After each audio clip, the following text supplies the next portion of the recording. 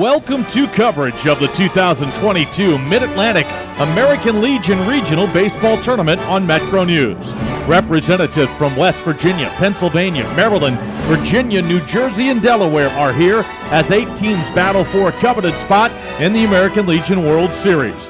Regional games are taking place at Dale Miller Field at Milan Park near Morgantown, West Virginia. Now let's head to the ballpark for play-by-play coverage of the Mid-Atlantic Regional on Metro News, the voice of West Virginia. And welcome everyone live to game number 12 of the 2022 American Legion Mid-Atlantic Regional Tournament. It's an elimination game between Phillipsburg, Pennsylvania, post 437, and Chesapeake, Virginia, post 280. Or excuse me, I should say Frederick, Maryland, post 211. Chesapeake plays next. It's Frederick, Maryland today against Philipsburg, Pennsylvania. The winner plays tomorrow at 1 p.m. The loser will head home for the rest of the season. So the stakes are literally as high as they can come in this one. Phillipsburg, a team that got here yesterday with a win over South Charleston behind Mike Kitko's dominant performance on the mound, 5+ innings, 10 strikeouts.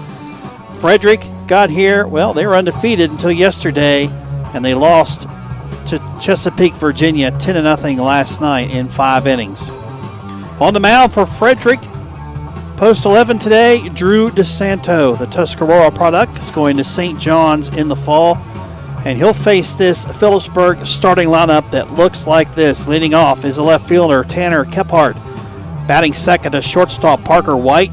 Batting third and catching, Nate Guskey. Batting fourth, the first baseman, I mentioned him just a second ago, Mike Kitko. Batting fifth, the third baseman, Colby Hahn. In the sixth spot, the center fielder, Zach Tiracorda.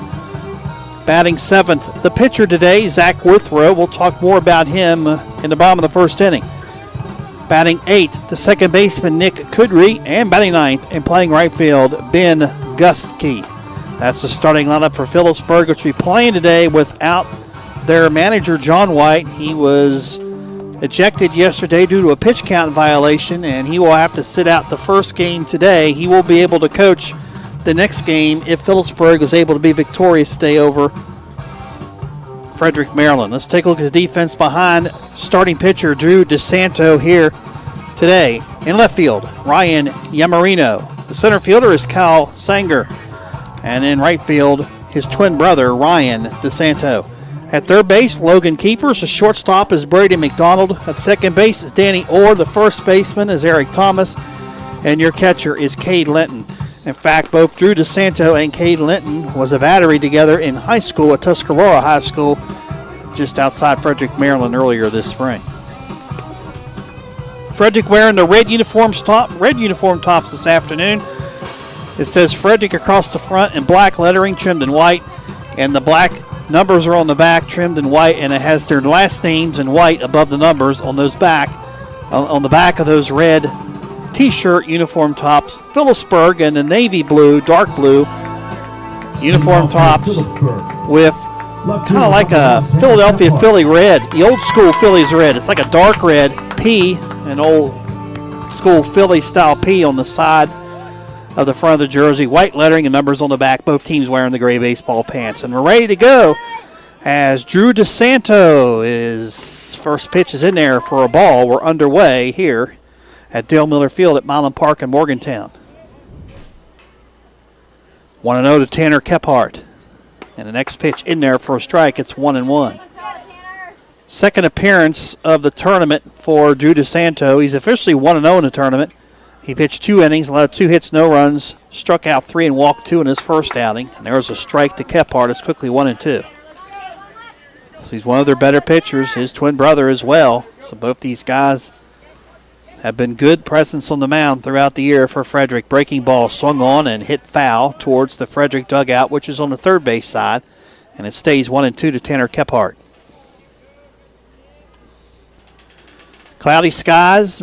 No rain yet. We should be okay, I think, for the most part today. Here's the 1-2, and there's a fly ball. Foul territory and out of play right side. Actually didn't quite get out of play. Hit the top row of the bleachers on the right side. It stays 1-2. No wind today. Temperatures in the low 80s. It'll get up to about 85 to 87 degrees today, I think. Probably around the 3 o'clock hour or so. 1-2 to count to Tanner Kephart. From the stretch, the pitch. Fastball up in the zone, 2-2. So it's interesting watching Drew DeSanto pitch. He pitches from the stretch exclusively. Does not go to the windup. He's tall. He's about 6'3", I'd say, 6'4". 2-2 pitch out in front, getting a piece of it as Kephart fouls it off. It's 2-2. And his twin brother, who is in right field, Ryan, is a left-handed thrower. Kephart on the tournament so far, 3 games, batting .222, 2 for 9 at the plate. The 2-2 pitch came with the high fastball and a swing and a miss, strike 3, 1 out. 1 down, that brings in Parker White, the shortstop, and White has had himself a heck of a tournament so far. He's batting .625 in 3 games. He is 5 out of 8 at the plate, has scored 3 runs. All 5 of his hits are singles. However, he has not driven in a run as of yet, but he has been red hot at the plate. The right-handed hitter steps in the batter's box, and DeSanto's first pitch in there for a ball, 1-0. Third baseman for Frederick, Logan Keepers, in on the grass at third. The 1-0 delivery. There's a line drive, hit the left field, base hit for Parker White. So his hot bat is continuing into this afternoon. A 1-out single to left brings in the catcher, Nate Guskey. Guskey is batting .100 in the tournament. 1 hit and 10 at-bats. He does have an RBI, scored 2 runs. Catcher number 28, Nate Guskey. Look at the team batting averages so far in this tournament through the first 11 games. Took a look at that in just a second. Let's get the first pitch here from DeSanto. It's fouled back to the netting for a strike to Nate Guskey. It's 0-1. Team batting-wise, Frederick is second in batting, and so far in this tournament, .329 average. Phillipsburg, meanwhile, towards the bottom, batting .238 as a team. Here's the 0-1 pitch in the dirt, breaking ball, missed. Count evens to Nate Guskey at 1-1.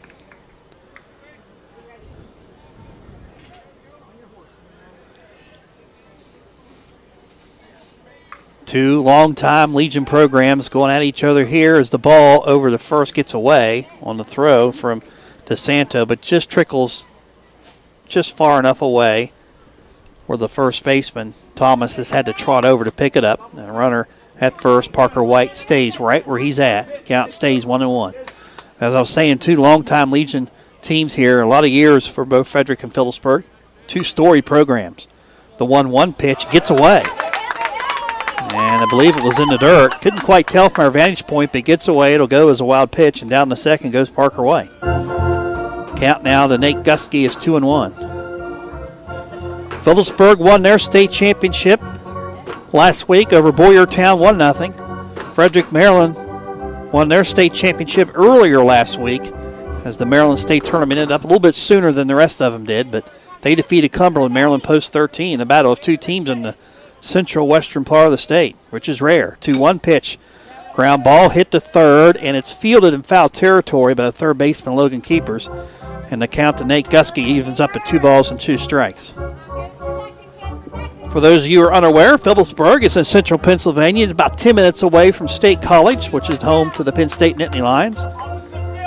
Frederick, Maryland, towards the western side of the state, more central, I guess you could say, but I would say closer to central, west central part of Maryland. 2-2 to count to Guskey, and the delivery downstairs. Good block that time by the catcher, Linton. And it's now full, 3-2.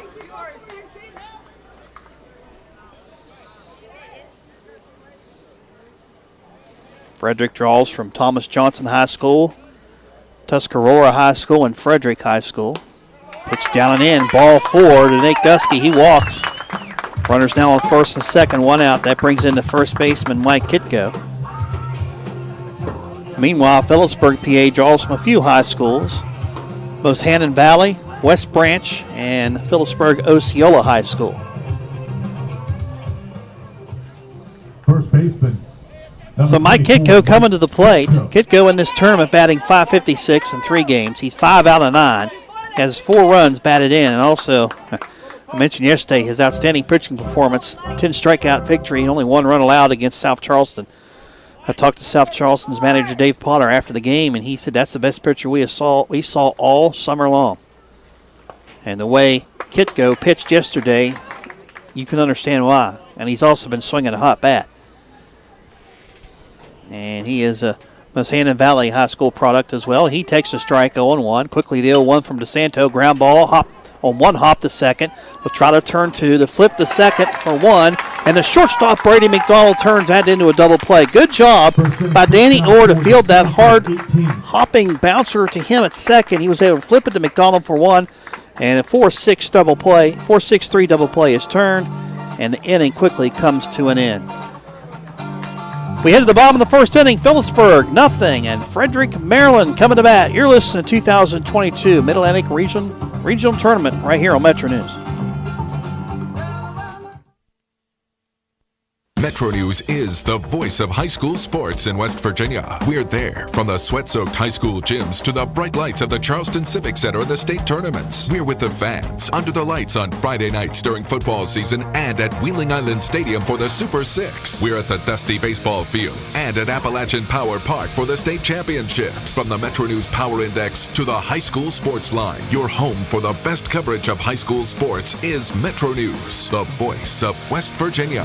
What you need to know today is just a click away. WVMetroNews.com has the latest statewide news stories from the capital city to your hometown. Follow your favorite sports teams from high school to the pros. Hunting and fishing information is always on the outdoors page. And never miss your favorite Metro News program with live streams and archived episodes. Wherever you are in the Mountain State, the information you need is at WVMetroNews.com.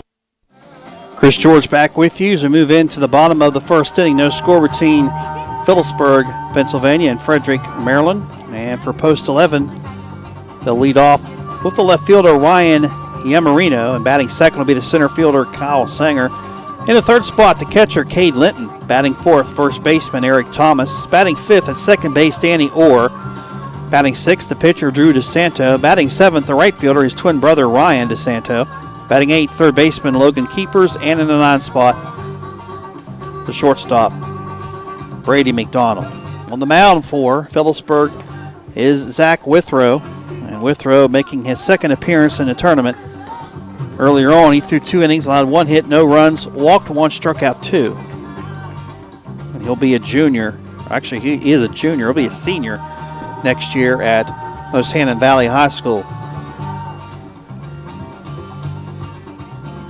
Defensively behind him in left field, Tanner Kephart. The center fielder, Zach Tiracorda. And right field, Ben Gusky. At third base, Kobe Hahn. The shortstop is Parker White. At second base, Nick Kudry. First baseman's Mike Kitko. And your catcher, Nate Gusky. Left fielder number 5, And Withrow is a right-handed thrower. Looks like he's about 5'10 or so. On the mound, ready to go is Ryan Yamarino. Leads it off here for Frederick in the bottom of the first in a scoreless tie. The pitch. Popped him up. Right center field. Over in right center is Ben Gusky. He's under it. Makes the catch. Quickly 1 out. And that brings in Kyle Sanger.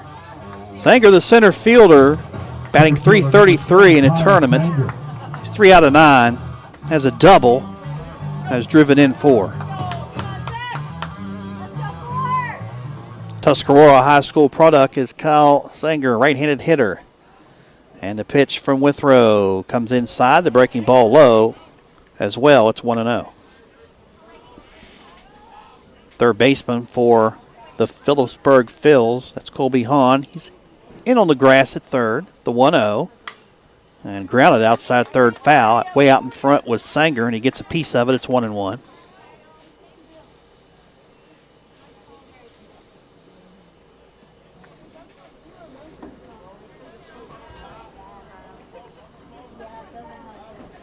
One from Withrow. Breaking ball outside, 2-1. Outfield playing straight away. 1 out here, bottom of the first, no score.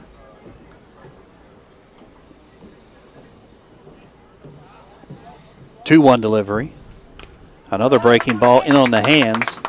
And getting a piece of it with Sanger, and he fouls it off. Count evens at 2 balls and 2 strikes. Decent crowd on hand here for these two out-of-state teams.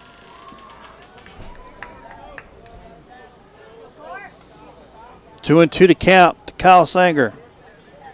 Withrow's ready. The pitch. In there for called. Strike 3 at the knees. Looked like he came again with another breaking ball, and it froze Sanger for out number 2. And that brings in the number 3 hitter, the catcher, Cade Linton. Another Tuscarora High School product. Linton in the tournament so far, batting .286, 2 out of 7 with 1 run batted in. The pitch from Withrow. Breaking ball in there for a strike, 0-1.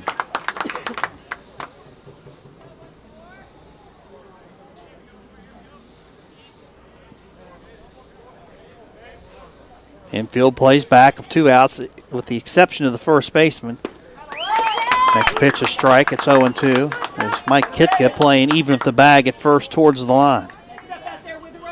0-2 the count to Cade Linston. Linton steps in there. Withrow's ready to pitch, and Linton takes a breaking ball inside, 1-2. Home plate umpire today is Mike Flabane. At first base, Tony Veltri. Second base umpire, Jim Clayton. And at third, Mark Mail. 1-2 pitch. Lined right to the shortstop on the hop. Parker White fires to first, pulls the first baseman, Kitko off the bag, but he's able to recover and tag the runner Linton before he touches the base at first for out number 3. 1-2-3 goes Frederick in the bottom of the first. Through 1 inning. No score between Frederick, Maryland, and Phillipsburg, Pennsylvania. We'll come back after this. You're listening to 2022 Mid-Atlantic Regional on Metro News. Hi, it's Tony Caridi, host of the CityNet Statewide Sports Line right here on Metro News. Join the Senator, Brad Howe, Coach Greg Hunter, and myself as we discuss the day's biggest sports stories, talking with coaches, former players, and sports writers from all over the state and across the nation, bringing you the latest from the high schools, colleges, and the pro game. So don't miss the CityNet Statewide Sports Line weeknights at 6:06 here on the Metro News Radio Network and streaming live at wvmetronews.com. Your source for what's happening in West Virginia is WVMetroNews.com. Get the latest statewide news, sports reports from WVU, Marshall, and your local high school teams. Explore the great outdoors with Chris Lawrence. Read Hoppy Kercheval's daily commentary and catch up on your favorite Metro News programs and podcasts. Stay informed anytime, anywhere with WVMetroNews.com. Metro News, for 36 years, the voice of West Virginia. Welcome back here to Dale Miller Field here at Milan Park in Morgantown, the site of the Mid-Atlantic Regional Tournament. We'll be back here again next year. Should be fun. It's been very eventful so far as well here. And I think the main thing is it's been fun, it's been eventful, it's been full of good talent, no doubt about that, but the weather has been pretty good. I mean, you looked at the forecast from Thursday, or from Friday on, I should say. It didn't look good. We got through yesterday. Looks pretty good today. The sun is out, mostly cloudy skies, and keep an eye on the radar. But we might get these 2 games in. We're hoping we can today without any interruptions. Leading off for Phillipsburg, Okay, for Phillipsburg, post 437 out of Pennsylvania. Here in the top of the second, I'll have hitters 5, 6, 7 to up. Kobe Hahn will lead it off. And Hahn in the tournament so far batting 111, 1 out of 9 with 1 run batted in. The pitch from DeSanto inside for the fastball, misses for a ball, 1-0. Third baseman Logan Keepers in on the grass at third, the 1-0 from Drew DeSanto, swung on a miss. There's the breaking ball. It's now 1-1. 1 ball, 1 strike to count to Colby Hahn. DeSanto's delivery in the dirt. 2-1.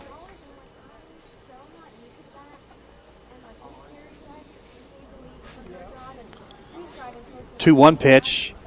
Fastball grounded to short. Up with it's McDonald. He throws across and plenty of time to retire Colby Hahn for the first out. One down. Here's Zach Tiracorda, the center fielder. So Tiracorda batted 143 in the tournament, 1 out of 7.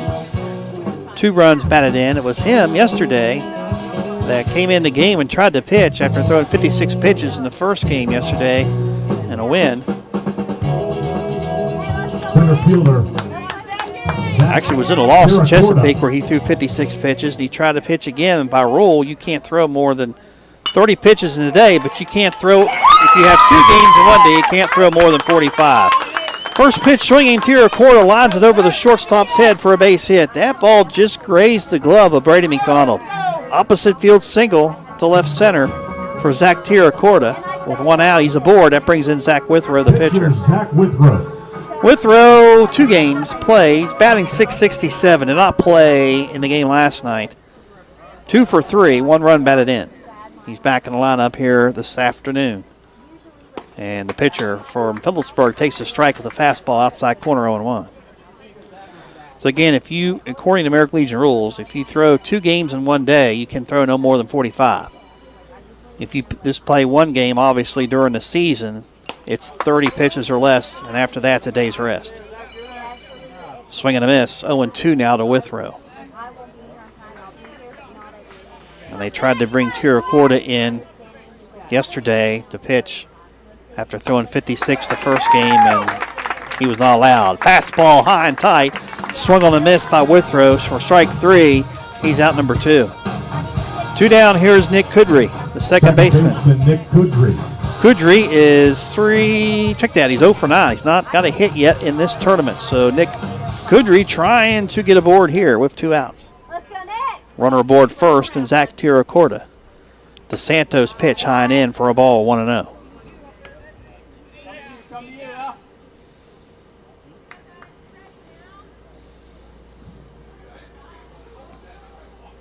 Drew DeSanto from the stretch, the 1-0 in there. Strike called at the knees, 1-1. Looks like from here, Drew DeSanto has a good fastball, breaking ball mix. But a little harder than his mound counterpart, Zach Withrow. 1-1 delivery. There's the breaking ball. Strike called on the outside corner, 1-2.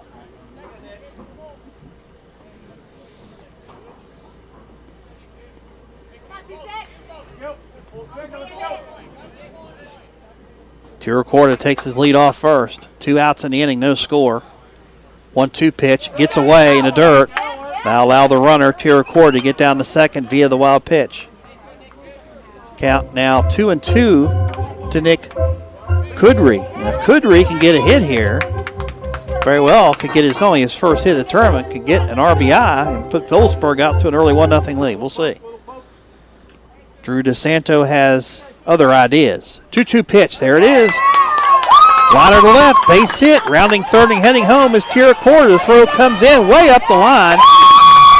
Scoring is Zach Tiracorda on a 2-out single from Nick Kudry, his first hit of the tournament. And Phillipsburg is out early to a 1-0 lead here, top of the second. There you go. What a way to pick up your first hit. Nick Kudry singles to left. Fielder number 8.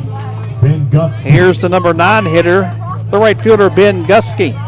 Gusky so far looking for his first hit. He's 0 for 8.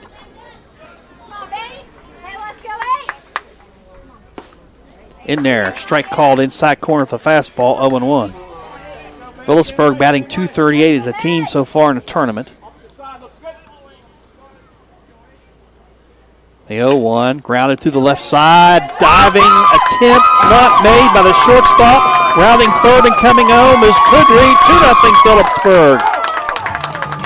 That ball literally had eyes. It just went off the outstretched glove of the shortstop McDonald. Third baseman as well. Logan Keepers tried to dive and get to it, could not do so. Single to left by Gusky, the 9-hitter, drives in the second run. 2-0 Phillipsburg. Top of the order, here's Tanner Kephart. He's 0 for 1. He struck out back in the first. Kephart takes downstairs for a ball, 1-0.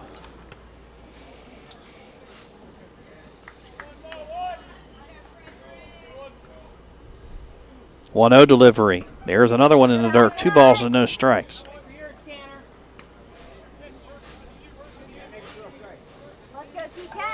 Phillipsburg showing you don't have to hit them hard. You just got to find some grass, and that's what they've done here in the second inning.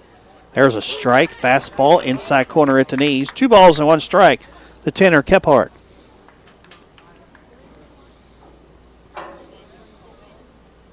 Two-one delivery. Chopper to plate, foul. 2-2.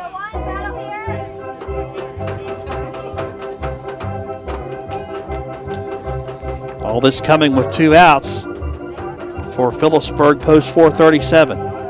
26-5 on the season is Phillipsburg. Meanwhile, Frederick enters the game with a 26-10 overall mark. 2-2 pitch from Drew DeSanto in the dirt. It's another wild pitch. And down the second, in scoring position goes Gusky. Count full to Tanner Kephart, 3-2. That's 4 wild pitches so far in the game for Drew DeSanto.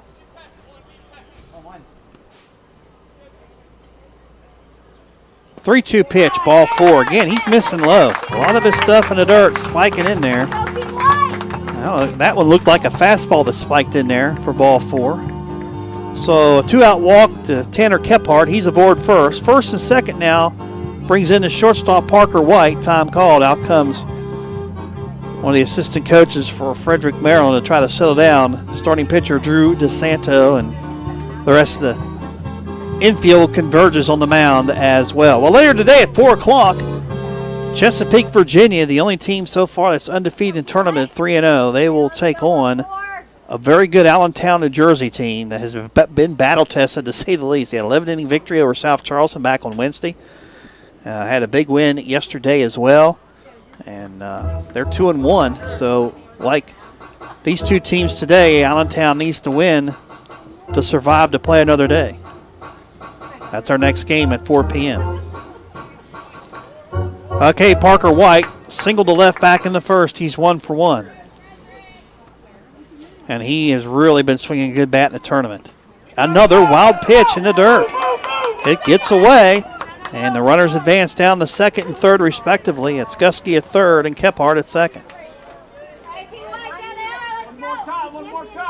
I feel for catcher Cade Linton. He's doing the best he can to try to block these up, but sometimes that's easier said than done. 1-0 the count to Parker White. Drew DeSanto's pitch in there. Fastball, strike called, 1-1.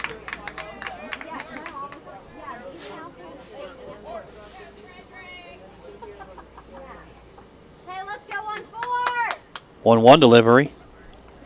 That went off the glove of Linton. 2-1 the count. That pitch was low. Another fastball from Drew DeSanto. Hey, let's go, P.Y. Base hit.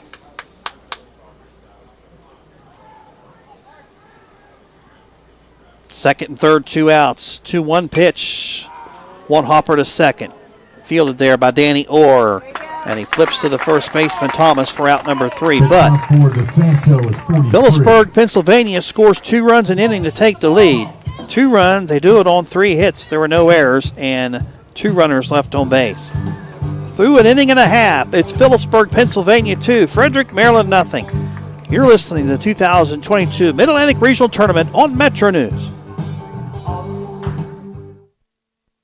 Hi, this is Hoppy Kercheval. West Virginia, in many ways, is a diverse state, often with different issues, challenges, and successes depending on where you live. But we're also a small state, and we're all connected by being West Virginians. Every day from 10:06 till noon, I talk about and provide insight into the events that shape who we are. My approach is tough but fair, and we may disagree, but together we'll stay abreast of what's going on in our great state. Successes, the hardships, the challenges, and of course the politics that contribute to making us who we are. So join me weekdays, 10:06 till noon for Metro News Talk Line. Nobody covers West Virginia like Metro News. Start each weekday at 6:06 a.m. with the Morning News. Veteran anchors Chris Lawrence and Carrie Hudasek deliver the day's biggest stories, along with in-depth reports from Jeff Jenkins, Alex Thomas, and Jake Flatley. The Morning News also brings you the latest in sports from Kyle Wiggs and Joe Braccato, Hoppy Kercheval's daily commentary, and the Entertainment Report. The Morning News on the Metro News Radio Network and at WVMetroNews.com. 2-0 Phillipsburg, Pennsylvania as we move into the bottom of the second inning.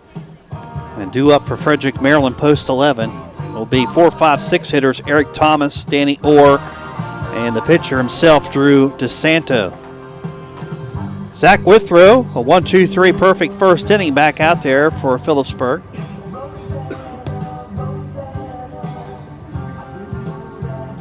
Sun out here at the ballpark. Beautiful day here for baseball.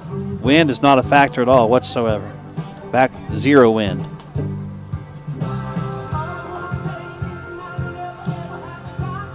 Looking at the radar, looks like we're okay for this game at least. There is some storms to the eastern part of the state, but they're moving off to the northeast. There is a cell moving through Parkersburg, but it's not really moving that fast, so we're pretty good right now. Ball 1, low to Eric Thomas. 1-0 the count. Withrow's 1-0 delivery. Another fastball, this one off the plate, 2-0.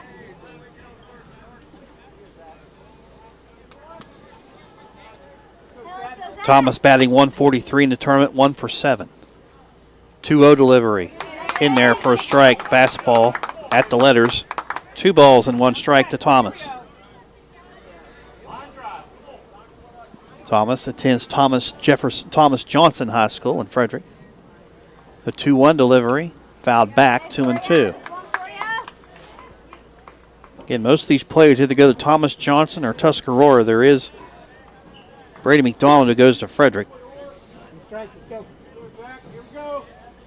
2-2 to count to Thomas. Withrow's ready. The right-hander's delivery. Low, 3-2.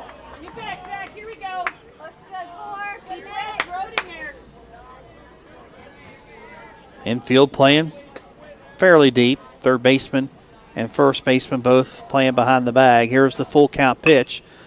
Off the glove on a comebacker. Withrow recovers. Does he have enough time? And he does. Strong throw. Retires Thomas for the first down of the inning. I wasn't sure if he was going to be able to get to it in time. That ball was lined right back at him off his glove. He had to go to the third base side of the mound in the grass to field it. But Thomas, not fleet of foot, was unable to beat that out. However, that was a strong throw from Withrow, the first to get him for the first out of the bottom of the second. Here's Danny Orr, second baseman. And he takes low for a ball, 1-0. Orr batting .500 in the tournament, 6 out of 12. 2 of his hits are doubles. The 1-0 pitch from Withrow, outside, misses with the fastball, 2-0.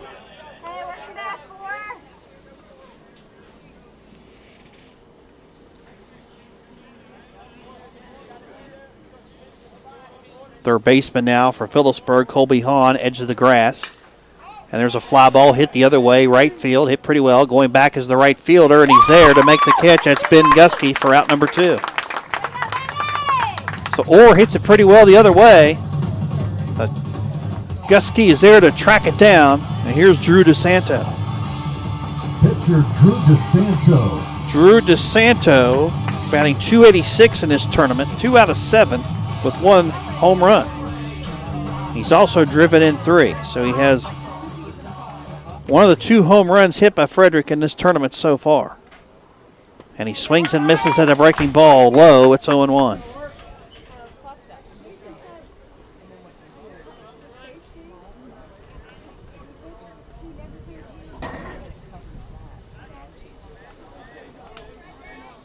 Oh, 1 pitch, another swing and a miss. Another breaking ball as well. It's 0-2.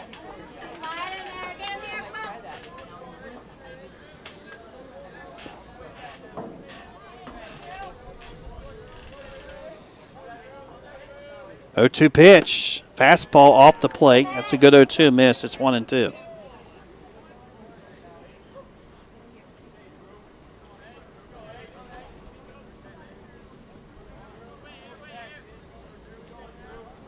One-two from Withrow. There's a ball hit the other way, right center field, and diving attempt by Gutsky. He can't get to it. It gets all the way to the outfield fence. And heading to third base is Drew DeSanto, and the throw comes in. Plenty of time for DeSanto to get in there for a stand-up triple. Nice attempt out there for Ben Gusky, but he could not get up to this one. It was an opposite field single to right center. that turned into a triple for Drew DeSanto. It will stay as a triple as well. Give Ben Gusky all the credit in the world to try to get to it, although he did make the diving attempt. If he maybe would have let it fall, maybe could have held him to a single or a double, but I think that was the right idea. If 2 outs, go ahead and make a diving attempt and try to catch that. DeSanto at third, 2 down, and a pitch to the batter, Ryan DeSanto, and a twin brother. The lefty takes low for, no, does not take low. It is a strike call. Excuse me, it's 0-1.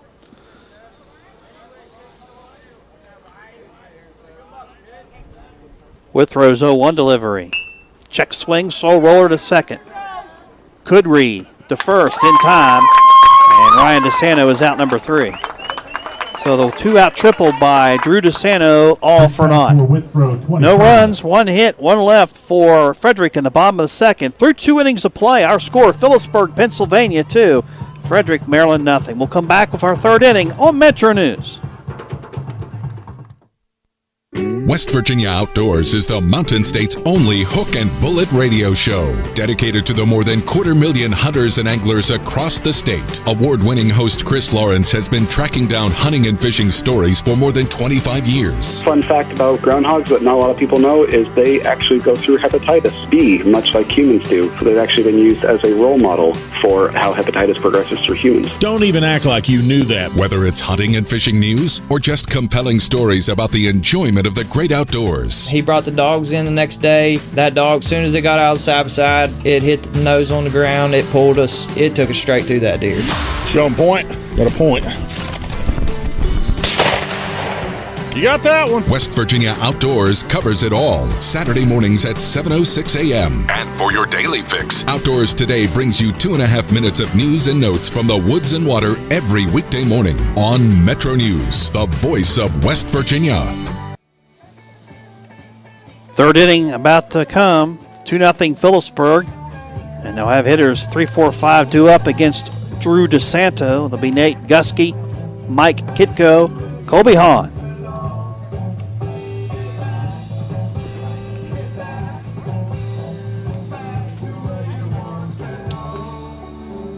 I tell you, I don't know when the last time, and maybe the first time, Phillipsburg won a state tournament. When you think of Central Pennsylvania baseball, you think of State College, you think of Mifflin County, Bellefonte, Clearfield, Beech Creek. How about Phillipsburg? I think it's a great story, it really is. It's a small town, not a great big town, just 10 minutes outside of State College. I've been there before, been to their field. In fact, last time we played there, back when I coached in 2006, there was no lights at Philipsburg High School. We played there, and unique field. It's a nice field up on a little bit of a hill there, and I enjoyed my trip there. Swing and a miss by Nate Gutsky. It's 0-1. He walked back in the first. Of course, Phillipsburg, the home of former Major Leaguer Matt Adams, who went to play his collegiate baseball at Slippery Rock, and of course, he had a great Major League career.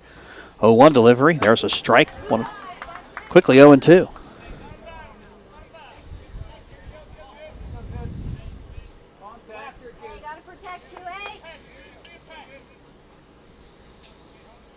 DeSanto's 0-2 delivery. He came right back and just missed the corner outside. It's 1-2.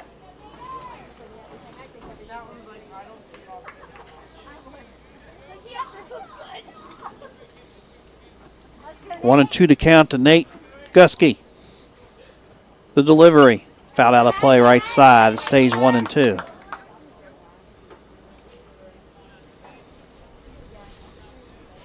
Gusky, a Phillipsburg Osceola High School product. DeSanto's 1-2. Came with the breaking ball. Popped up middle infield. Coming into shortstop McDonald. Edge of the grass. Makes the catch. 1 out. And that brings in the first baseman, Mike Kitko. He grounded into a 4-6-3 double play back in the first. He's 0 for 1. First baseman, Mike Kitko. And I'd mentioned the last time I was at Phillipsburg, they didn't have lights. I'm not sure now if they do or not, but a lot of the fields up in that area in Pennsylvania didn't have lights. First pitch outside a ball to Mike Kitko. In fact, we were there in 2006. Only Shaner Field there at State College was the only field we played on that had lights. Of course, that may have changed since. Fly ball hit the opposite way, right field. Ryan DeSanto towards the line, makes the catch. There's 2 outs. Kitco retired. That brings in third baseman Colby Hahn.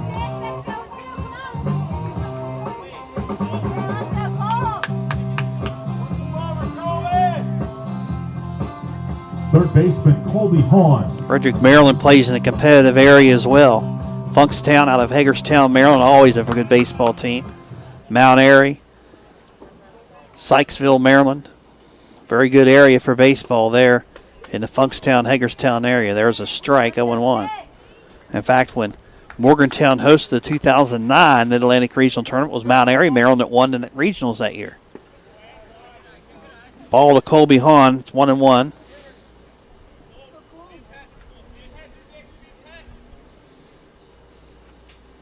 One from Drew DeSanto, upstairs a bit, misses. 2 balls and 1 strike. Frederick hosted the Maryland State Tournament this past year. 2-1 delivery inside. 3-1 now to Colby Hahn.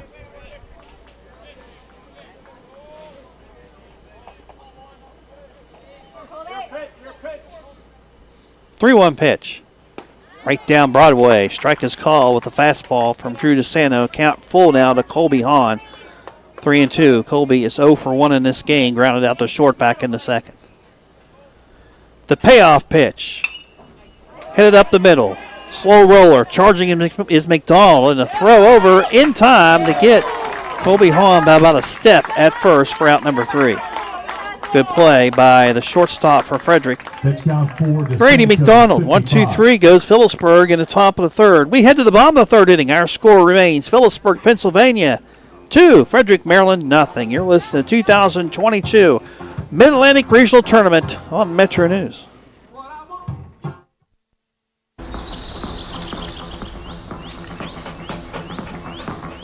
No weekend plans? Try some of ours. From unrivaled outdoor adventure you won't find anywhere else in the world, to hometown plates and platters that pair well with the local craft beers. The happiest hours start here. Mountaineer Country. Come, go wild.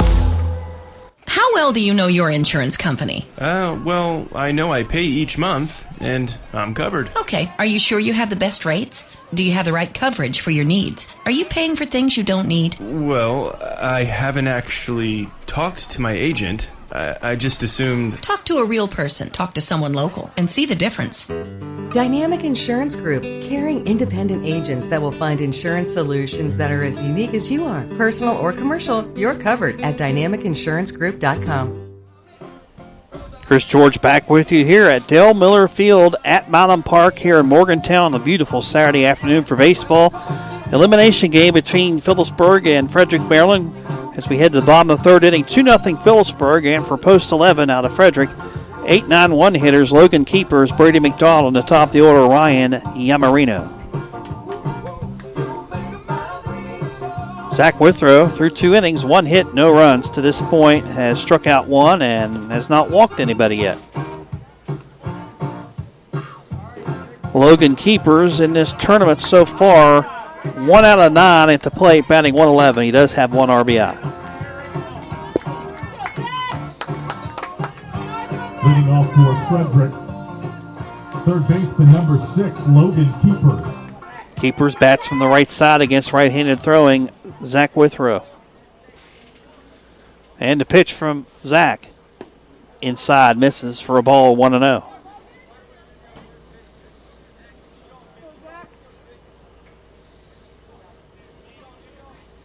One-0 pitch. In there for ball 2. Just missed the strike zone, down and away. 2-0 to Logan Keepers. Keepers goes to Thomas Johnson High School in Frederick, Maryland. 2-0 delivery. Ground ball headed up the middle. Shortstop behind the bag at second makes a fine play. And Parker White is able to throw out Logan Keepers at first. And that is a web gem right there. If you watched it on our camera online, you saw that beautiful play. Heading up the middle was a shortstop, McDonald, behind the bag, making that wonderful play for out number 1. Here's Brady McDonald. Shortstop number 12. We have seen some very good defensive plays in this tournament. Seen a lot of good outfield plays, but that one there from the shortstop, Parker White, was a dandy. There's a strike to McDonald, 0-1.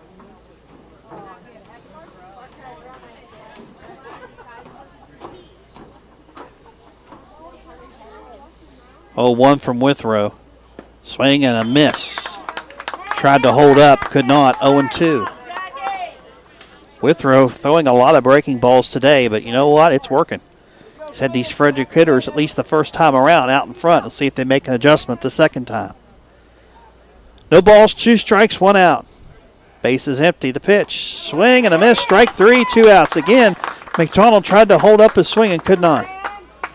That brings us to the top of the order, and Ryan Yamarino. Yamarino flew out to right back in the first. He's 0 for 1. That's one thing you want to do. When you see a lot of breaking balls, you tell your hitters to be patient and wait on it and take it the other way. Yamarino. And that's what Yamarino tried to do back in the first, but he flew out to the right fielder instead, Ben Gusky.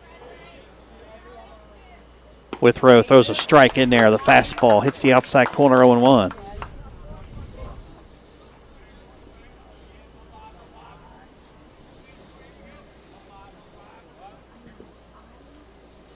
Oh, 1 from Withrow, swung on and missed.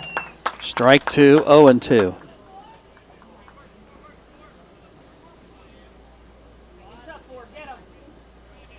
No balls, 2 strikes, 2 outs. Withrow trying to make a pitcher's pitch here on 0-2. The delivery. Out in front, and the ground ball hit to third. Fielded by Colby Hahn. Throws across in time to retire Yamarino for out number 3. Only 35 pitches thrown by Zach Withrow through 3 innings. We head to the bottom of the 3rd inning. Or check that, we head to the 4th inning. Excuse me. Our score, Phillipsburg 2. Frederick, Maryland, nothing. You're listening to 2022 Mid-Atlantic Regional Tournament on Metro News. Your source for news in the Mountain State is Metro News. Weekday mornings, start your day with the morning news. 3 hours of the biggest stories across West Virginia, along with sports, weather, and more. Stay updated throughout the day with reports at 1/2 each hour. And find all the info you need on your schedule at wvmetronews.com. The news you want from the name you trust. Metro News. For 36 years, the voice of West Virginia.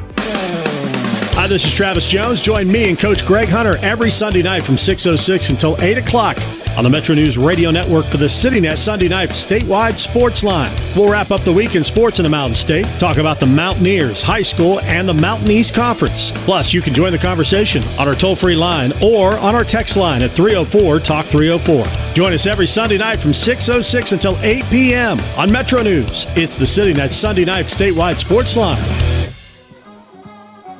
Top of the 4th inning we go, 2-0 Phillipsburg, and they'll head to the plate with their 6, 7, 8 batters, Zach Tiracorda, Zach Withrow, and Nick Kudry. Against starting pitcher Drew DeSanto. So far, DeSanto's line through 3 innings. He has allowed 4 hits, 2 runs. He has struck out 2 batters, and he's walked 2 as well.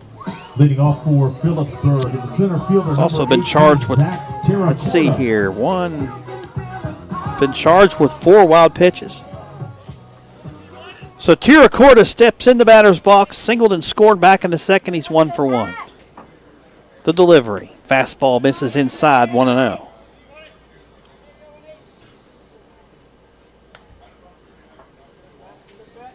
Tiracorda, versatile ball player, good outfielder. Saw him in center last night make a couple nice plays. The lefty takes a strike there, outside corner, 1-1. Also can pitch. He's pitched a couple times in this tournament. Successful there on the mound has been Tiracorda. The 1-1, Tiracorda misses, or actually DeSanto misses inside of Tiracorda, 2-1.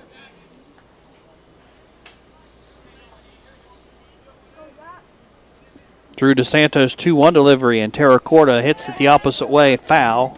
It's 2-2.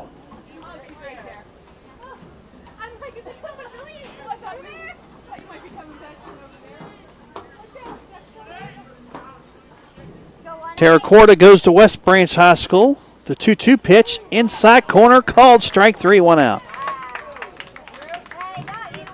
Fastball and on the hands of Terracorta is the first out in the fourth. That brings in Zach Withrow, the pitcher. He struck out back in the second. He's 0 for 1. Pitcher Zach Withrow.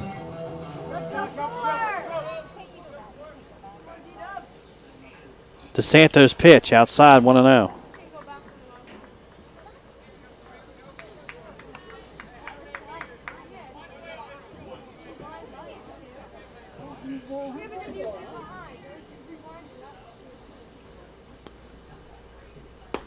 There's a strike. Nope, check that a ball. 1 count. 1 ball and 1 strike is the count now. Should be 2-0, right? Yeah, I was going to say umpire got it right. Now it's 3-0. I thought the first pitch was a ball. The scoreboard had 1-1. Now it's back to where it should be as the last pitch misses the strike zone as well. It's 3-0. 3-0 to Withrow, and he misses. Does DeSanto high and tight for ball 4. Withrow walks with 1 out. And that brings in the second baseman, Nick Kudry. Kudry singled and scored and drove in a run back in the second. All the runs for Phillipsburg in the second came with 2 outs. Kudry and Ben Gusky, the 8-9 hitters, had back-to-back RBI singles. That drove in the 2 runs for the Phils from Phillipsburg post 437. There's a strike on the outside corner, 0-1.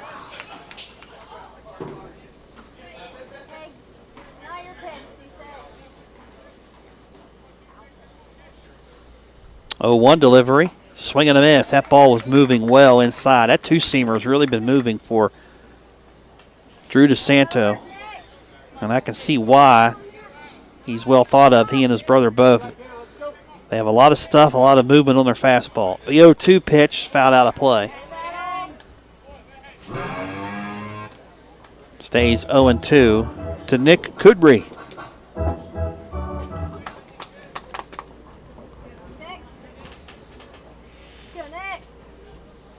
Oh, 2 pitch right there. Strike 3, 2 outs.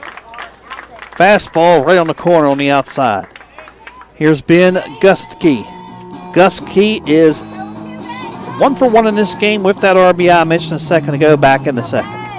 Right fielder Ben Gusky. He's made a couple fine plays defensively in right field for Phillipsburg earlier in this game. Gusky takes outside for a ball, 1-0. 4 strikeouts so far for Drew DeSanto in 3 2/3 innings of work. Withrow takes his lead from first. He is not going anywhere, and the next pitch low, 2-0 to Ben Gusky. On deck is Tanner Kephart, the left fielder.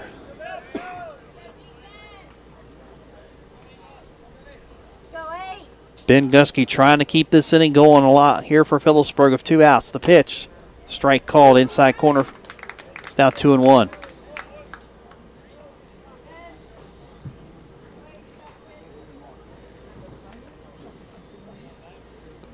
2-1 from DeSanto, backhanded by the catcher. Ball in the dirt, 3-1.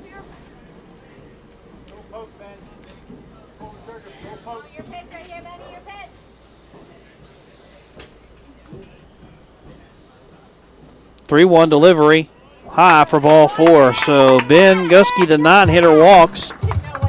Brings us back to the top of the order. 3rd time around now for Tanner Kephart. He's officially 0 for 1.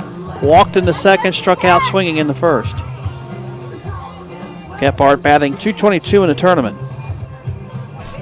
Top of the order, left fielder Tanner Kephart. Kephart trying to keep this inning going. They did back in the second with 2 out hits, and Kephart swings, sends a slow roller to second. And up with it is Danny Orr. He fires to first for out number 3. So no 2-out lightning here for Phillipsburg in the 4th. No runs, no hits, 2 runners left. Phillipsburg has now stranded 5 runners through the first 4 innings of play. We head to the bottom of the 4th inning. Our score, Phillipsburg, Pennsylvania 2, Frederick, Maryland nothing. You're listening to 2022 Mid-Atlantic Regional Tournament on Metro News.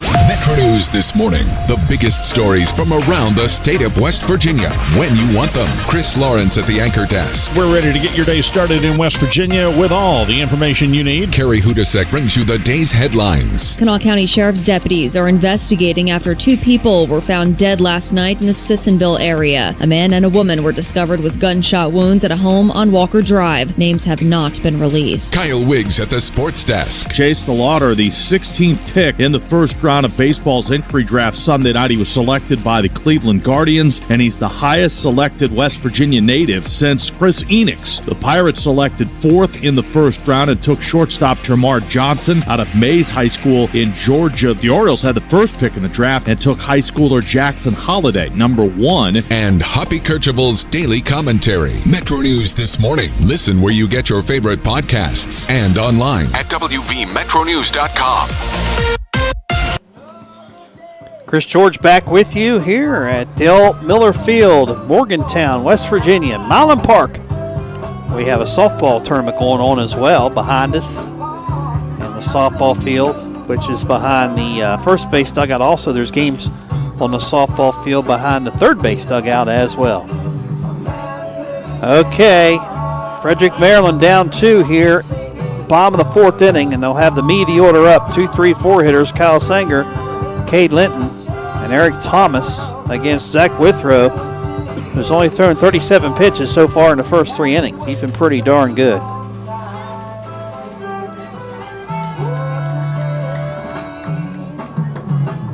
Sanger struck out looking back in the first. He's 0 for 1. 3 out of 10 in the tournament, and Sanger is batting .300. One of his 3 hits is a double, but Sanger leads his team in RBIs in this tournament with 4 so far. There's a strike on the inside corner to Kyle Sanger. It's 0-1. Sanger went to Tuscarora High School.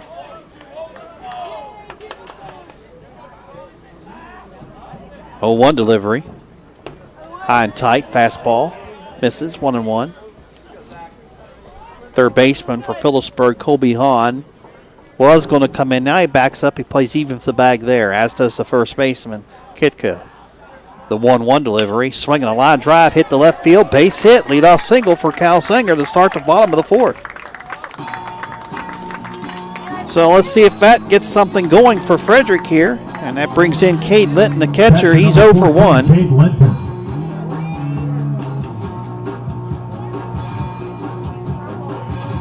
Linton 2 out of 8 in the tournament so far with 1 run batted in.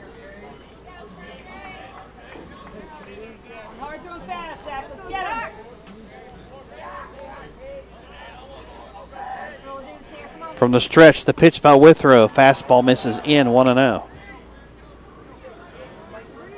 The winner of this game will play at 1 o'clock tomorrow. The loser, their season will come to a close. Withrow high set from the stretch. The pitch, breaking ball down and in, 2-0 to Cade Linton.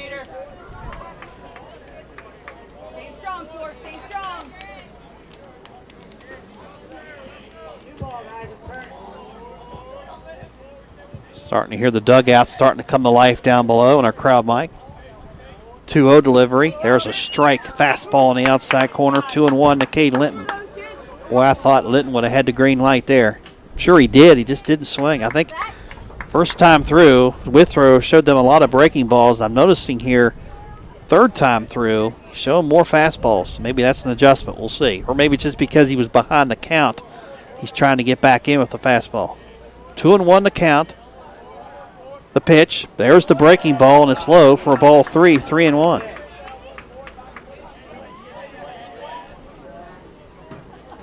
Two 2-0 Phillipsburg, bottom of the 4th.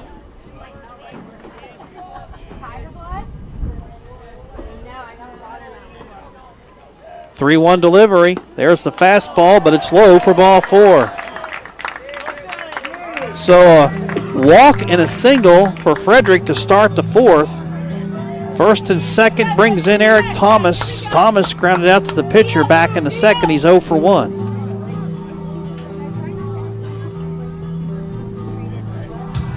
It's his second time against Zach Withrow. Does Thomas lay a bunt down here in the cleanup spot? Well, third baseman Colby Hahn's playing in, expecting that could be the case, as is the first baseman Kitko. And Thomas does square the bunt. Third base side, and there's no way they're going to get him out. And I'll explain in a minute the reason why the third baseman, his job in this bunt defense was to have the bag at third, so he went straight to the bag. And that bunt up the third base line from Eric Thomas was a dandy. In fact, the pitcher was responsible to go all the way over and get the ball. And by the time he got to it, Thomas had already beaten it out. Infield single. Not sure why that bunt defense was on, but, sometimes teams play it that way. I like having my third baseman come in an angle to have him the option to come in or go back. There's a pop-up middle infield, first pitch swinging from Danny Orr. And it's caught by the shortstop, Parker White. And just like that, we have one out. Pitcher Drew DeSanto. Here's the pitcher, Drew DeSanto. Had an opposite field triple back in the second. He's 1 for 1. Normally, like I said, in that situation, first and second, I like to bring, personally myself, I bring my third baseman in, edge of the grass. I have him angled looking at the pitcher. That way he can turn and pivot, go back to third, or charge on a ball up the third baseline. Swing and a miss by DeSanto. It's 0-1. However, Phillipsburg had the third baseman playing at the bag on that bunt defense in case of a force at the bag. 0-1 delivery. Check swing. Did he go? They appealed down to first. Tony Veltri says no swing. It's 1-1.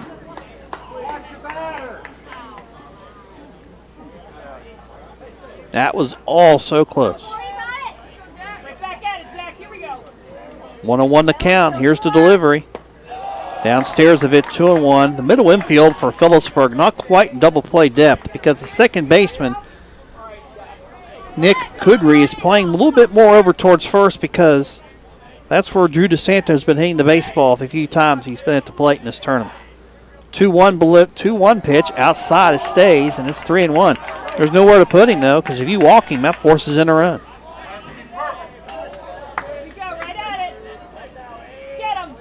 Let's see if Withrow comes to the fastball here, 3-1. And he does. It's a ground ball to short. It could be 2. The flip to second for 1. On to first, not in time. Safe at first. Fielder's choice RBI for Drew DeSanto. Scores Kyle Sanger. And it's now Phillipsburg 2, Frederick, Maryland 1 here in the bottom of the 4th. On the play, Linton goes to third. Thomas is erased, 6-4. At second. Right fielder Ryan DeSanto. Again, they weren't quite in double play depth. Second baseman had to come over there a little bit longer than if he was in more towards the middle. Maybe they could have turned it, but shortstop there had to wait just a second too long, I think, to turn to double play. Ryan DeSanto, the left-handed hitting right fielder, grounds it sharply to first. Mike Pitfield is there, and he takes it to the bag for out number 3. But Frederick, Maryland, right back in this. They scored 1 run. They do it on 2 hits. There are no errors and 2 runners left on base. Our new score through 4 innings of work. It's Phillipsburg, Pennsylvania 2. Frederick, Maryland 1. Our 2022 Mid-Atlantic Regional Tournament game number 12 continues right after this on Metro News. Your source for what's happening in West Virginia is WVMetroNews.com. Get the latest statewide news, sports reports from WVU, Marshall, and your local high school teams. Explore the great outdoors with Chris Lawrence. Read Hoppy Kercheval's daily commentary and catch up on your favorite Metro News programs and podcasts. Stay informed anytime, anywhere with WVMetroNews.com. Metro News for 36 years, the voice of West Virginia. Weekdays at 3 on Hotline, we talk about what you're talking about in sports, popular culture, tech, and more. We pepper our daily lineup with renowned local and national guests with authoritative perspectives on a wide variety of topics from high school sports to Hollywood and the financial markets. Every day, Coop and I have irreverent discussions with you using texts and tweets, plus our exclusive content like the question of the day, In or Out in Beer Friday. Metro News Hotline, weekdays on Metro News, the voice of West Virginia. Okay, we're back here. Chris George with you here at Dale Miller Field, Mountain Park in Morgantown. We move to the 5th. Phillipsburg 2, Frederick, Maryland 1. Parker White, Nate Gutsky, Mike Kitko. Hitters 2, 3, 4 due up for the Phils here in the 5th.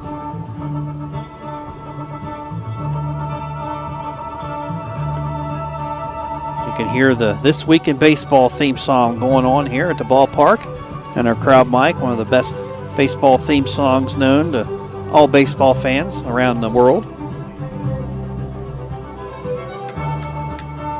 Parker White singled back in the first. He's officially 1 for 2. He grounded out the second in the second inning as well.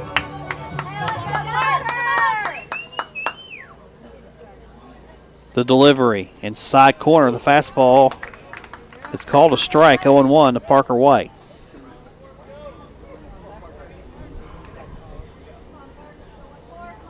Oh-1 from Drew DeSanto. Fly ball hit the other way, foul territory right side, and not enough room for the right fielder, Ryan DeSanto, to try to catch up to that. It falls for a strike. It's 0-2.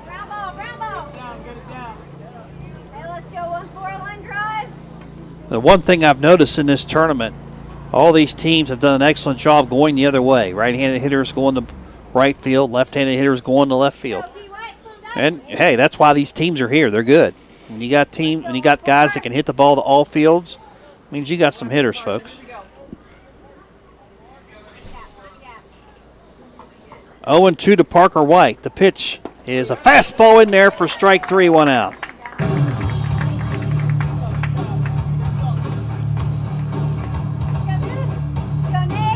Strikeout number 5 for Drew DeSanto. That brings in Nate Gusky. He's 0 for 1 of a walk here in this game. Catcher Nate Gusky.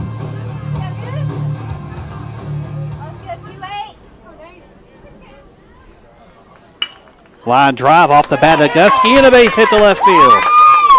Just past the glove hand of the shortstop Brady McDonald. 1 out single for Gusky. He's 1 for 2 now.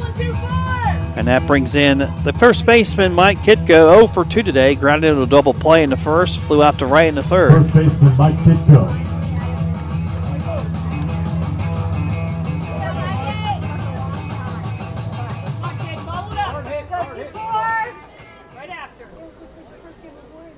Drew DeSanto's pitch and a fly ball opposite way, foul territory right side, and this one is over the fence and out of play. It's 0-1 to Mike Kitko.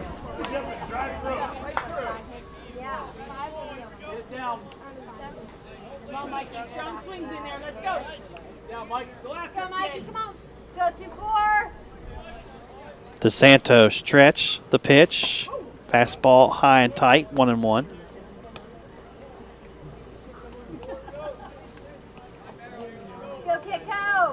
Gusky is the runner at first, 1 down. Top of the 5th, 2-1 Phillipsburg. There's a ball down and in to Mike Kitko, 2-1.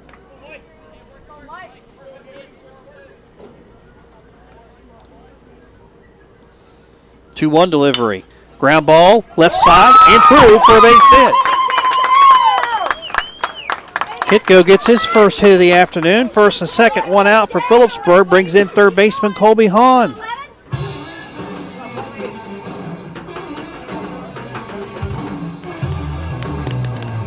Third baseman Colby Hahn.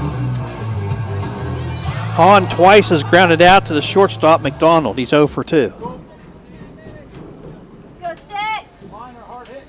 DeSanto's pitch, squaring the bunt and pulling it back and taking a ball is Colby Hahn. It's 1-0. So let's see the bunt defense from Frederick here. And it looks like the third baseman for post 11, Logan Keepers, is staying at the bag. No, he's angling himself. He's doing what I was talking about last inning. Ball bunted back to the screen foul, 1-1. What he's doing is, Keepers, he's angling himself. When he angles himself, he looks at the pitcher pretty much directly. That gives him the option to charge on the bunt, hit hard up the line at third, or be able to pivot and go right back to the bag for a possible force play. If it's not hard, right back to him. That's how you should play that, and he's doing it the right way. The 1-1 delivery. Another bunt. It's down in front of the plate. The catcher only plays at first, and a good job by the catcher, Cade Linton. Sacrifice 2-3, moves the runners up 90 feet with 2 outs. And that brings in the center fielder, Zach Tiracorda. Tiracorda, 1 for 2, singled and scored back in the second. And look what a hit will do here. Terracorda knows that. If he gets a hit again here, could drive in two and give his team a 3-run lead. Drew DeSanto wants to get him here for the final out. The delivery, outside corner of the fastball, in there for a strike, 0-1. Terracorda in this tournament, 2 hits so far. Fastball way outside, 1-1.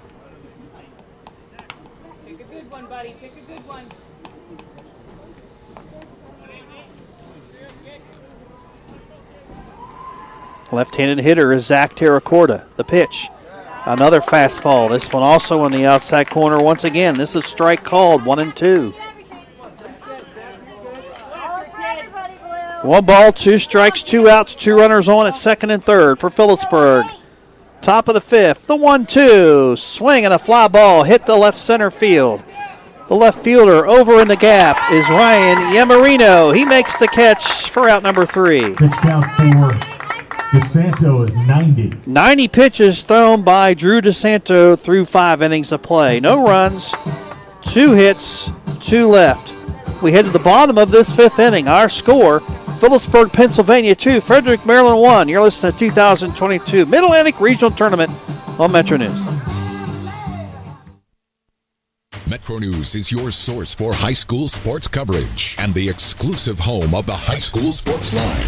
Fred Persinger, Dave Jecklin, and Joe Braccato bring you the latest scores and news, along with player and coach interviews and in-depth stories. Get your high school sports fix every Wednesday night starting at 7:06 p.m. And follow your favorite team all season long. The High School Sports Line, here on the Metro News Radio Network and online at wvmetronews.com. Friday nights in the fall are reserved for high school football, and the 20-year tradition continues on Metro News. It's Summit Community Bank High School Game Night with Fred Persinger and Dave Jecklin, celebrating 20 years of bringing you up-to-the-minute scores, conference standings, player and coach interviews, and more. Tune in all season long to follow your favorite school.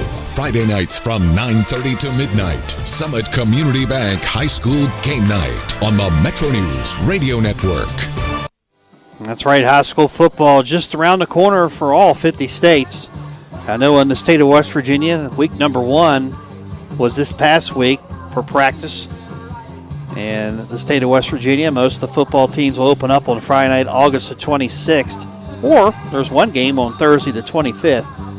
For Maryland, however, they will start their football a week later. They're usually 1 week behind West Virginia. Pennsylvania, I believe they're right on the same schedule as West Virginia when it comes to football in PA. Okay, stepping into batter's box for Frederick, Maryland, post 11 here in the bottom of the 5th is the third baseman, Logan Keepers. He is 0 for 1 and grounded out to short back into third. And he swings and sends a slow roller to short. Barehanded on the charge. What a play by the shortstop, Parker White. A barehanded play on a slow roller off the bat of Logan Keepers, and he was able to pick it up with the bare hand and fire a strike across to get the first out. Well, that's pretty. Parker White's a player. Brady McDonald. Here's a shortstop, Brady McDonald. He's 0 for 1 off a strikeout, back in the third. Man, Parker White, what a player. He swung the bat well in this tournament, and defensively, can't really call that a web gym. You got to call it a gym, period, because he used the bare hand instead of his glove. There's a strike, breaking ball to McDonald, 0-1.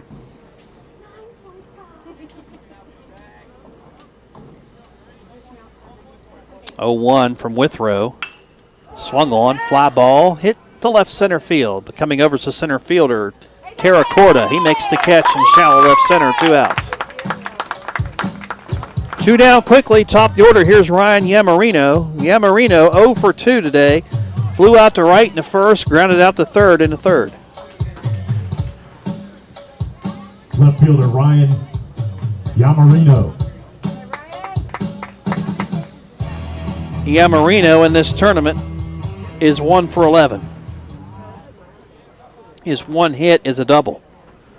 And he swings at the first pitch and fouls it off towards the third base dugout. Or one of his teammates fields the ball off the front screen. It's 0-1.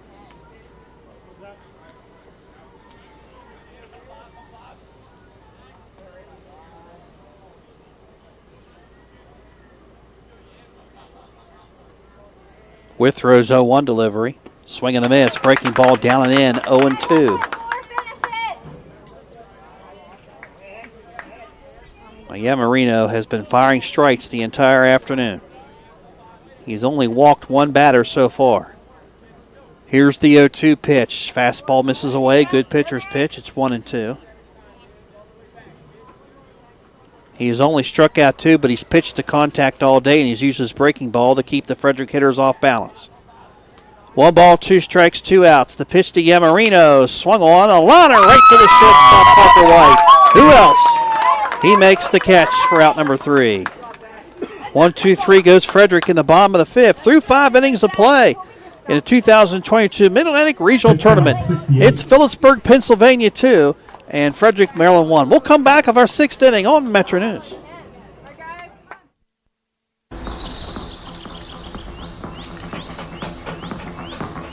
No weekend plans? Try some of ours. From unrivaled outdoor adventure you won't find anywhere else in the world, to hometown plates and platters that pair well with the local craft beers. The happiest hours start here. Mountaineer Country. Come, go wild. How well do you know your insurance company? Well, I know I pay each month, and I'm covered. Okay, are you sure you have the best rates? Do you have the right coverage for your needs? Are you paying for things you don't need? Well, I haven't actually talked to my agent. I just assumed... Talk to a real person. Talk to someone local and see the difference. Dynamic Insurance Group, carrying independent agents that will find insurance solutions that are as unique as you are. Personal or commercial, you're covered at dynamicinsurancegroup.com. Chris George back with you here as we move into the top of the 6th inning. Philipsburg, Pennsylvania, leading Frederick, Maryland 2-1. And how did we get here? Well, Phillipsburg with 2 outs in the 2nd inning scored 2 runs from the bottom of their order. Nick Kudry and Ben Gusky back-to-back RBI singles. And then for Frederick, they scored their lone run in the 4th. Leadoff hit by Kyle Sanger. He came across on a fielder's choice ground out for Drew DeSanto. And that's where we're at right here, 2-1. Drew DeSanto back out to work the 6th. Now his pitch counts at 90. Keep in mind, 105 is the daily limit for pitchers in American Legion Baseball. So, see if DeSanto can get through this 6th inning. Zach Withrow, the batter, and a pitch over his head for a ball, 1-0. Withrow has walked and struck out today. He's 0 for 1. It's the bottom of the order for Phillipsburg here in the top of the 6th. 2-1 delivery, swung on, popped up, right side, first baseman in foul territory. That's Eric Thomas. He makes the catch behind first in foul territory, 1 out. That brings in second baseman Nick Kudry. Kudry, I mentioned he had one of those RBI singles back in the 2nd. He's 1 for 2. His other at-bat was a strikeout looking back in the 4th. Second baseman Nick Kudry. Again, the winner plays at 1 o'clock tomorrow. In there, fastball for a strike, 0-1. And that could be for the or for the regional championship tomorrow. We'll just have to wait and see what happens next game. Strike 2 called to Kudry.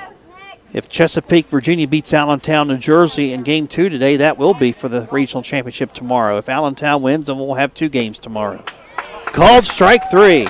3 pitches, 2 outs as Kudry strikes out looking. And that brings in Ben Gusky, the right fielder. Gusky today, 1 for 1. Walked in his only other at bat in the 4th. Right fielder Ben Gusky. We go to the bottom of the 6th inning. Frederick will have 2, 3, 4 hitters due up against Withrow.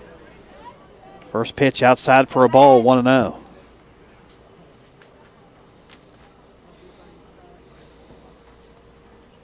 Strike right down Broadway. 1-1 to Ben Gusky. So if he can get Gusky here for the final out, DeSanto will probably still be under 105. He's only thrown right now 3, 4, 5, 6, 7, 8 pitches by my count. We'll get the official pitch count when the inning's over. 1-2 to Ben Gusky.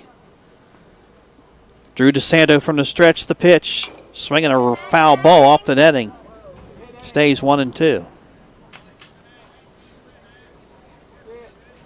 Hey, need you on here, 8. 1 ball, 2 strikes, 2 outs, bases empty. DeSanto's pitch. Fastball high and tight. 2-2 the count.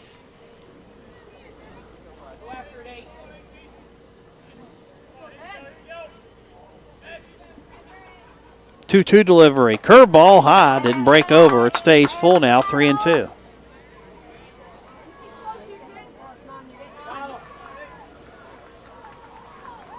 The payoff. Fisted to the shortstop on a hop. Fielded by McDonald. He throws across in time to get Gusky for out number 3. So DeSanto is at 102, so he can start the next inning if they want him to. 1-2-3 goes Phillipsburg, Pennsylvania in the top of the 6th. We head to the bottom of the 6th. It's still Philipsburg, PA 2, Frederick, Maryland 1. You're listening to 2022 Mid-Atlantic Regional Tournament on Metro News.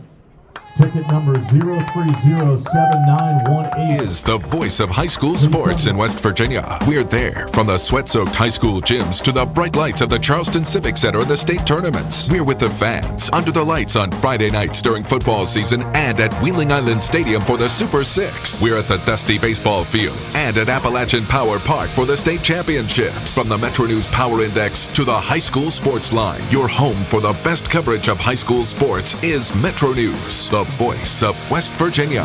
What you need to know today is just a click away. WVMetroNews.com has the latest statewide news stories from the capital city to your hometown. Follow your favorite sports teams from high school to the pros. Hunting and fishing information is always on the outdoors page. And never miss your favorite Metro News program with live streams and archived episodes. Wherever you are in the Mountain State, the information you need is at WVMetroNews.com.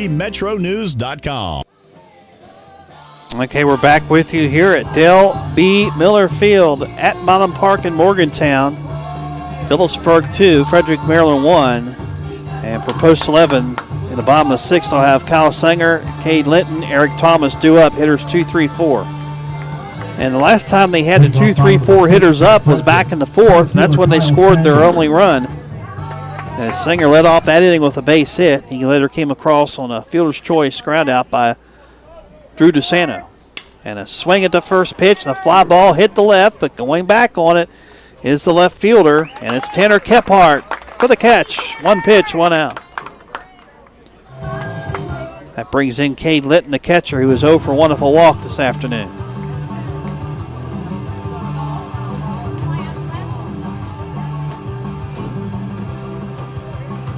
Catcher Cade Linton.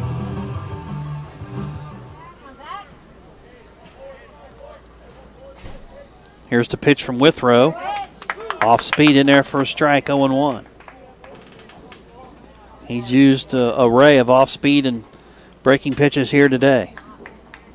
But it's worked, and he's pounding the strike zone. The 0-1, another off speed pitch in there for strike 2 to Linton. It's 0-2.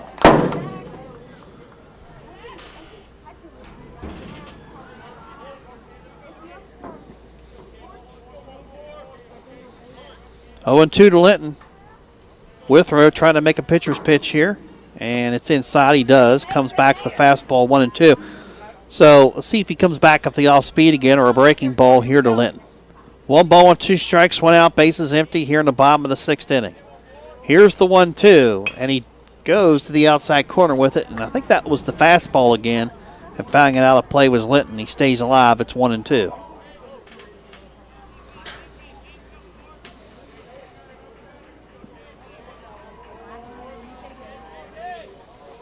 Zach Withrow's 1-2 pitch, low. There's the breaking ball, missed outside, 2-2.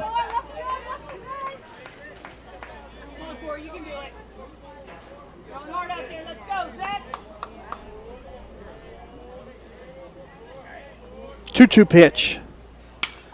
Swung on, hit well, left field. Going back is the left fielder, Kephart. Goodbye, home run, Cade Linton. It was a hanging breaking ball, and Linton was sitting on it, and he hits a solo home run to left field. And for Cade Linton, the catcher, his first home run of the tournament. and is also his second RBI as well. And folks, we're tied up at 2. Critical home run there, and for Cade Linton, a hanging breaking ball, and he deposits over left field fence. And that deposit is open on Saturday, no doubt. Here's Eric Thomas. Thomas 1 for 2 today.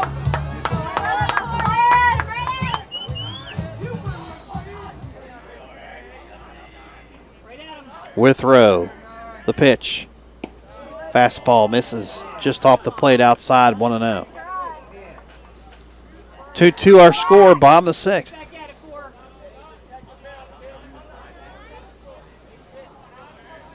1-0 delivery. Curveball inside corner. It's a strike called. It's 1-1.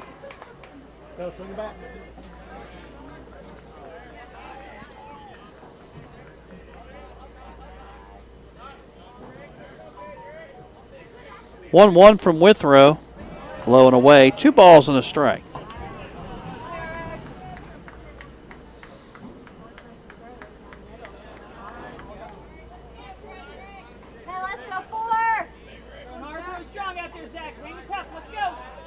Zach Withrow's 2-1 pitch to Eric Thomas. Swinging a ground ball outside third.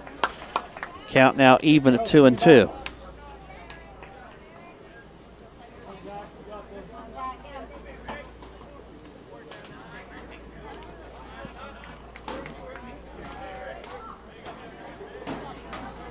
Two delivery, swing and a comebacker to the mound, fielded by the pitcher Withrow. Underhand toss to first, 2 outs. That brings in second baseman Danny Orr. Orr is 0 for 2, and he's only seen 3 pitches today. He flew out to right on the second pitch he saw back in the second. And on the first pitch, back in the fourth, he popped up to the shortstop, Parker White.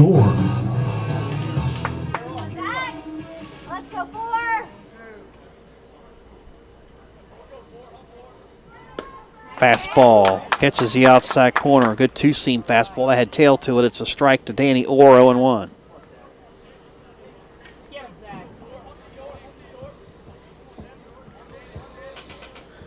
Oh, 1 delivery. Fastball again. This one just off the plate. 1-1. Third baseman for Phillipsburg, Colby Hahn, in on the grass at third with 2 outs. Something you don't normally see. Usually you're deep at third base. The 1-1 staying outside but missing the strike zone with the off-speed pitch was Zach Withrow. It's 2-1 now to Orr.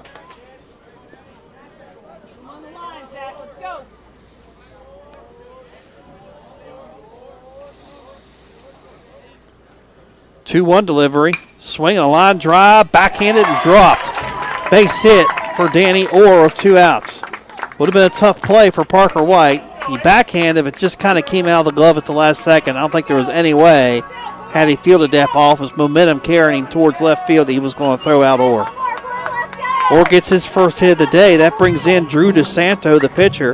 DeSanto tripled back in the second to right center, and he grounded into, or he reached on the fielder's choice, I would say, and drove in a run back in the fourth, or I should say.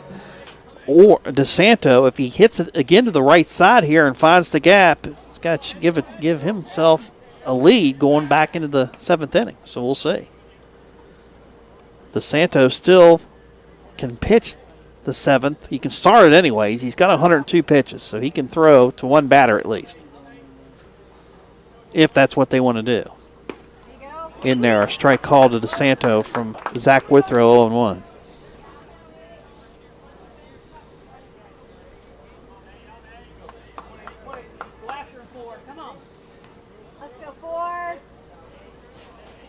Oh, 1 delivery. Floats inside for ball 1, 1-1.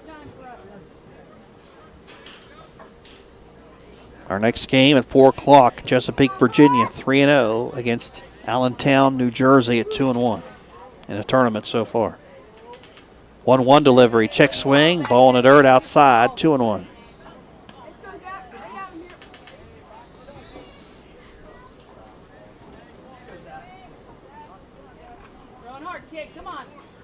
Drew DeSanto trying to keep the inning going, trying to help out himself as well.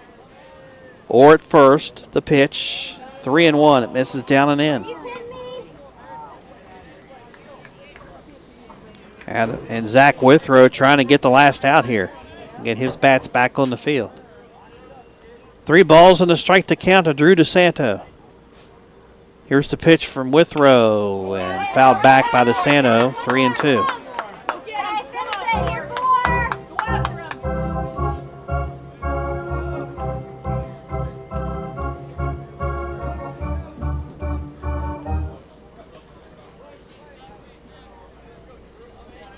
Three balls, 2 strikes, 2 outs. Or at first, the pitch.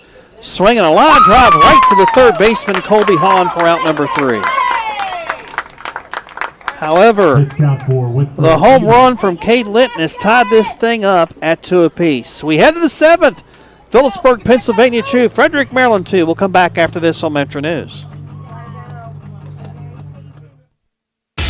Hi, it's Tony Caridi, host of the CityNet Statewide Sports Line right here on Metro News. Join the Senator, Brad Howe, Coach Greg Hunter, and myself as we discuss the day's biggest sports stories, talking with coaches, former players, and sports writers from all over the state and across the nation, bringing you the latest from the high schools, colleges, and the pro game. So don't miss the CityNet Statewide Sports Line weeknights at 6:06 here on the Metro News Radio Network and streaming live at WVMetronews.com.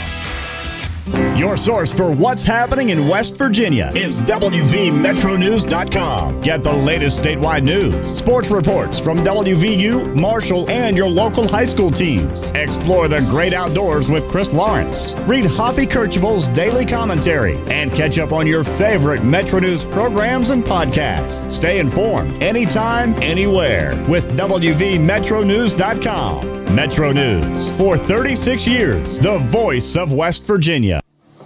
Okay, we're back here as we move into the 7th inning in Phillipsburg, Pennsylvania, and Frederick, Maryland are tied at 2. For Phillipsburg, they have not scored since the 2nd inning, but they have the bats up that they want right now. Top the order, Tanner Kephart, Parker White, and Nate Gusky. So it will be Drew DeSanto. He'll start the inning, and then again, he's at 102. Now, you can finish the batter. So let's say if he throws 3 pitches here, gets to 105, by rule, you can finish the batter. So if it ends up being 107 or 108, it's okay as long as you start the batter before 105 pitches. Which is that what he'll, and that's exactly what he'll do here if Tanner Kephart. Kephart 0 for 2 today off a walk. Phillipsburg loves to bunt. So let's see how they play this. You got the leadoff guy up who's got some speed. Third baseman Logan Keepers to see where he's playing here. If he's playing even or deep, I guarantee you, Kephart may be thinking about bunting the ball up the third base line. See how they play it here. They may try something unconventional here to try to get something started. And right now you look at the third baseman, Logan Keepers, he's even with the bag at third. The pitch inside for a ball to Kephart, 1-0. And you got to figure Phillipsburg, usually in the 7th inning in a tie game like this, you always tell your guys get a little bit closer to the plate, try to take that inside corner away from the pitcher and get on base any way you can. There's a strike, 1-1. 1-1 delivery. Downstairs, 2-1.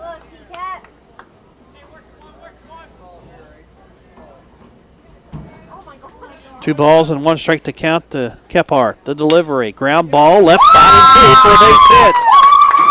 There you go. Leadoff single for Tanner Kephart to start the 7th.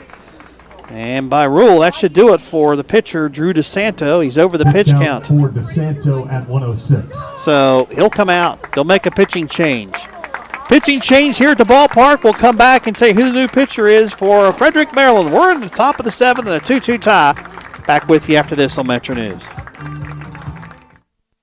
Hi, this is Hoppy Kercheval. West Virginia, in many ways, is a diverse state, often with different issues, challenges, and successes depending on where you live. But we're also a small state, and we're all connected by being West Virginians. Every day from 10:06 till noon, I talk about and provide insight into the events that shape who we are. My approach is tough but fair, and we may disagree, but together we'll stay abreast of what's going on in our great state. Successes, the hardships, the challenges, and of course the politics that contribute to making us who we are. So join me weekdays, 10:06 till noon for Metro News Talk Line. Nobody covers West Virginia like Metro News. Start each weekday at 6:06 a.m. with the morning news. Veteran anchors Chris Lawrence and Carrie Hudasek deliver the day's biggest stories, along with in-depth reports from Jeff Jenkins, Alex Thomas, and Jake Flatley. The morning news also brings you the latest in sports from Kyle Wiggs and Joe Braccato, Hoppy Kirchhoff's daily commentary, and the entertainment report. The morning news on the Metro News Radio Network and at WVMetroNews.com.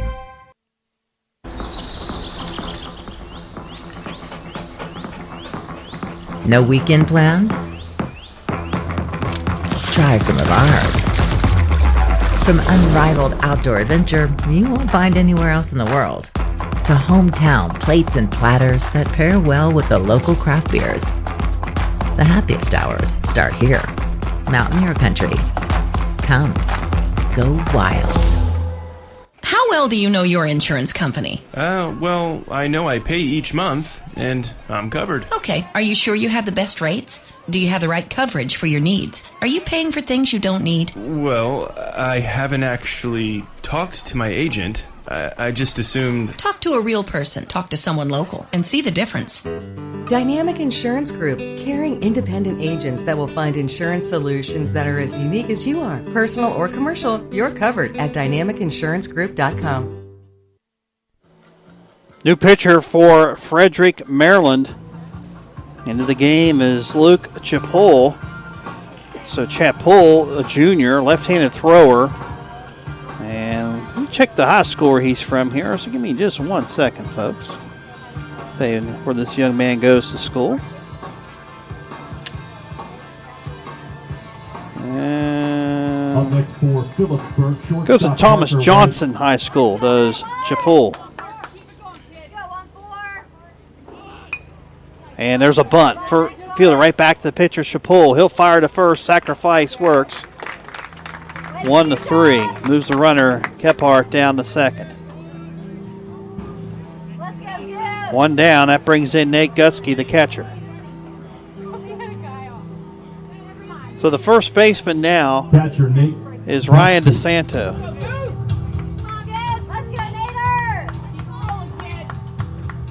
And then his twin brother, Drew, went to right. So I'm not sure who exactly came out of the game. We'll check that. And the pitch up a bit, 1-0 to Nate Gutsky. Gutsky singled in the fifth. He's officially 1 for 2 today with a walk. Chapul's ready. The pitch. Swing and a pop-up. It's playable behind the mound. Second baseman, Orr, makes the catch. 2 outs. And that brings in first baseman Mike Kitko. Kitko today 1 for 3.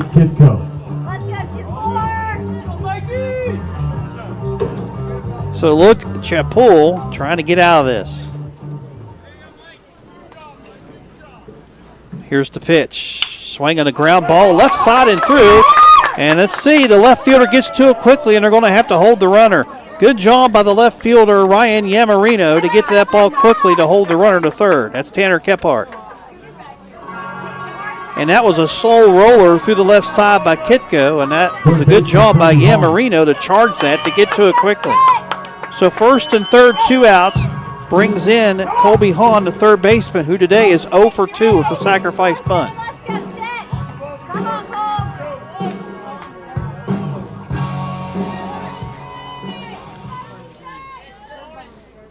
Okay, let's see how Phillipsburg plays this of 2 outs, first and third. The lefty on the mound, Luke Chapul. The pitch, swing and a fly ball, hit the center. And right there is the center fielder for Frederick, Maryland, Kyle Sanger. He makes the catch for out number 3. No runs, 1 hit, 2 left for Phillipsburg in the top of the 7th. We head to the bottom of the 7th inning. Our score, Frederick, Maryland 2, Phillipsburg, Pennsylvania 2. You're listening to 2022 Mid-Atlantic Regional Tournament on Metro News. West Virginia Outdoors is the Mountain State's only hook and bullet radio show, dedicated to the more than 250,000 hunters and anglers across the state. Award-winning host Chris Lawrence has been tracking down hunting and fishing stories for more than 25 years. Fun fact about groundhogs that not a lot of people know is they actually go through hepatitis B, much like humans do. So they've actually been used as a role model for how hepatitis progresses through humans. Don't even act like you knew that. Whether it's hunting and fishing news or just compelling stories about the enjoyment of the great outdoors. He brought the dogs in the next day. That dog, as soon as it got out of the side, it hit the nose on the ground. It pulled us. It took us straight to that deer. Show him point. Got a point. You got that one. West Virginia Outdoors covers it all. Saturday mornings at 7:06 a.m. And for your daily fix, Outdoors Today brings you 2.5 minutes of news and notes from the woods and water every weekday morning on Metro News, the voice of West Virginia. Okay, we're back here at Dale Miller Field here at Milan Park in Morgantown. On the mound, still pitching for Phillipsburg is Zach Withrow. 6 innings, he's allowed 2 runs. And only 5 hits as well. So he'll face the bottom of the order, Ryan DeSanto, Logan Keepers, and Brady McDonald.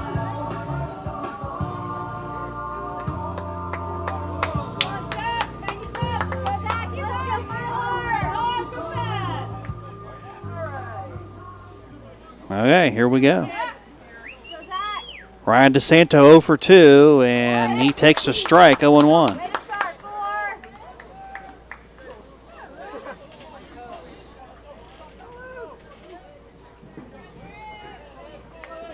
He's got 1 hit in the tournament so far, does Ryan.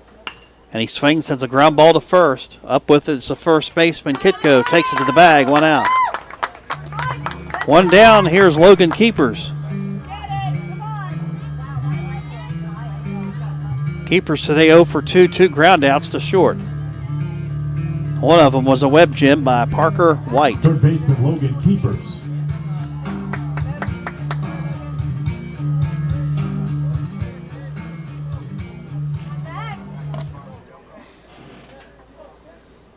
Keepers swings, ground ball, base hit down the third baseline. This could be a double. He's going to head his way to second, and it is fumbled out there a little bit. It's a double. With 1 out by Logan Keepers.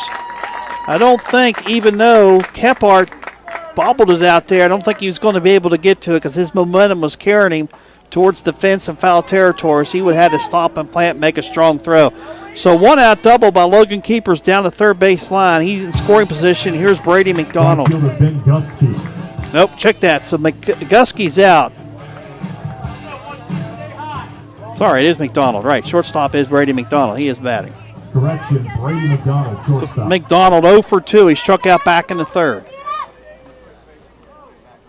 Corners are in, and McDonald sends a line drive just foul down the left field line by about 6 or 7 feet. 0-1 to McDonald.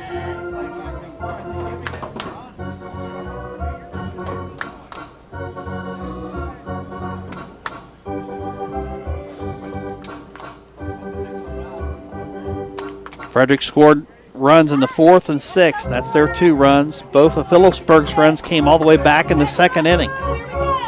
2-2 the score, 1 out, bottom of the 7th. Keepers at second base. Withrow from the stretch, the pitch. Down and away, 1-1.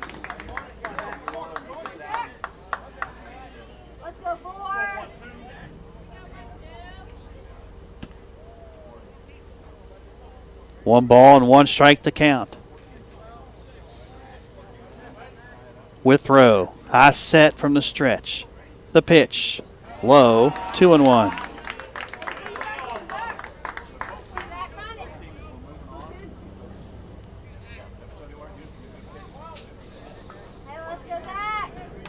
Top of the order, and Ryan Yamarino is on deck if it gets to that point. 2-1 to Brady McDonald. The pitch, 3-1, misses down and away. McDonald came in 5 out of 6 in this tournament. He's now 5 for 8, but he's still been swinging a good bat. He's ahead of the count, 3 balls and 1 strike. Zach Withrow's ready. The 3-1. There's a ground ball, base hit, left side and through. They're going to send the runner around third. The throw comes in. It's in plenty of time. What a throw by Tanner Kephart. And out at home is Logan Keepers by a good 15 feet. What a throw by the left fielder, Tanner Kephart. 2 outs. On the play, McDonald goes to second. Okay, top of the order. Here's Ryan Yamarino. Frederick gave it a chance there. Sent the runner. We knew that the left fielder that you could see on your screen if you're watching it, Kephart got to it quickly. And the third base coach for Frederick knew, okay, it's a chance, but I want to make him execute the throw. And boy, did he ever execute the throw. The credit there is Brady McDonald, though, getting the second base on the throw home. So keep that in mind. He's in scoring position with 2 outs. Had he not gotten the second base on the throw home, he would not be in scoring position. He'd be sitting at first. So keep that in mind. He's at second base of 2 outs. And Ryan Yamarino is the batter. He's 0 for 3 in this game. Only 1 hit in the tournament so far. He's 1 for 12 so far.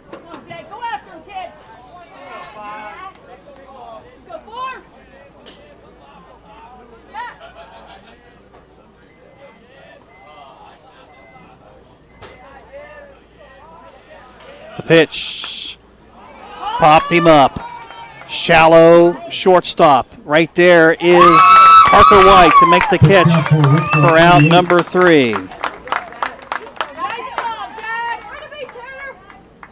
Okay, so we'll have extra innings. No runs in the inning. There were 2 hits and 1 left on base. We head to the 8th. Our score, Phillipsburg, Pennsylvania 2, Frederick, Maryland 2. You're listening to 2022 Mid-Atlantic Regional Tournament on Metro News.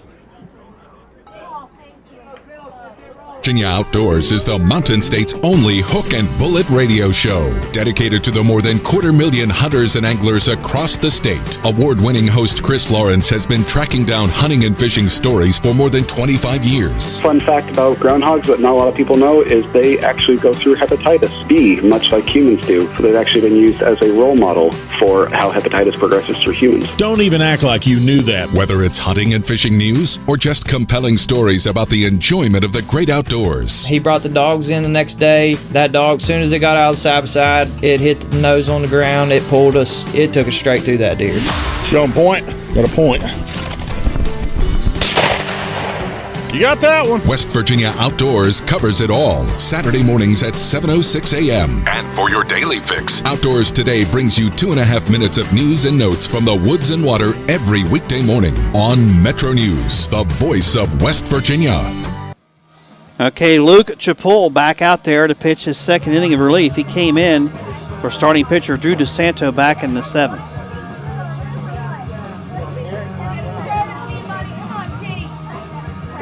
And for Phillipsburg here in the top of the 8th, they'll have hitters 6, 7, 8 to up. Zach Terracorda, Zach Withrow, and Nick Kudry. Unless we see some pinch hitters, well, let's have to wait and see. 8 innings right now, getting ready. Our second extra inning game of the tournament.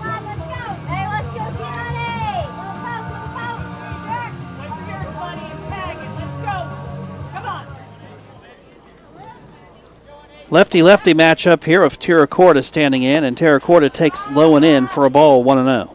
Center fielder Zach Terracorda.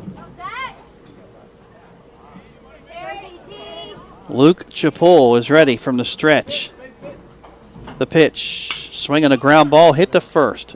Up with it, and dropping it is DeSanto, but he was able to get it to the pitcher covering in time, 1 out. Good job by Chapul to get over there and cover, 1 down. And that brings in Zach Withrow, the pitcher. Pitcher Zach Withrow.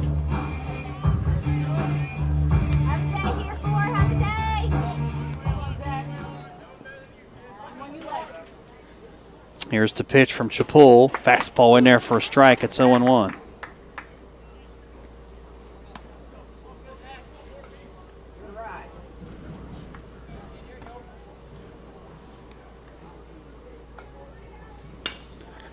Fly ball, right center field, down for a base hit.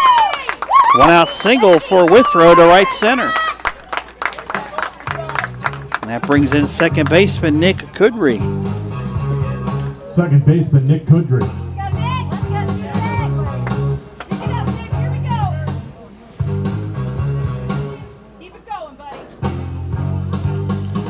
Kudry today is 1 for 3, an RBI single back in the second, and he struck out in the fourth and sixth. And he tried to bunt, but it's foul to plate for a strike, 0-1. Hey, let's go 2-6. Good idea, good idea.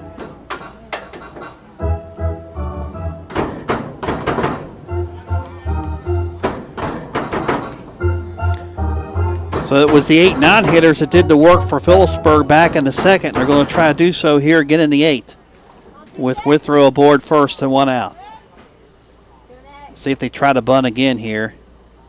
Chapul is ready to pitch. It is bunted third base side of Dandy into the grass. Chapul picked it up and dropped it. Picked it up and then dropped the ball. Did the pitcher Chapul. And it's now first and second with one out. Should be an error charged on the pitcher, you would think. Right fielder Ben Gusky. And that brings in the right fielder, Ben Gutsky. They're going to give it a base hit, so first and second, one out.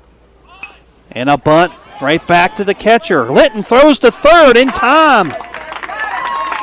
Good job by the catcher, Cade Linton, as the ball was right out in front of the plate. A bad bunt from Gutsky, and Gutsky needed to get that to either first or third. It was right back in front of the catcher, and a good job by the third baseman for Frederick staying there. That's keepers. They get the force of Withrow for the second out. First and second remain. Fielder's choice by Gutsky brings us to the top of the order, and Tanner Kephart.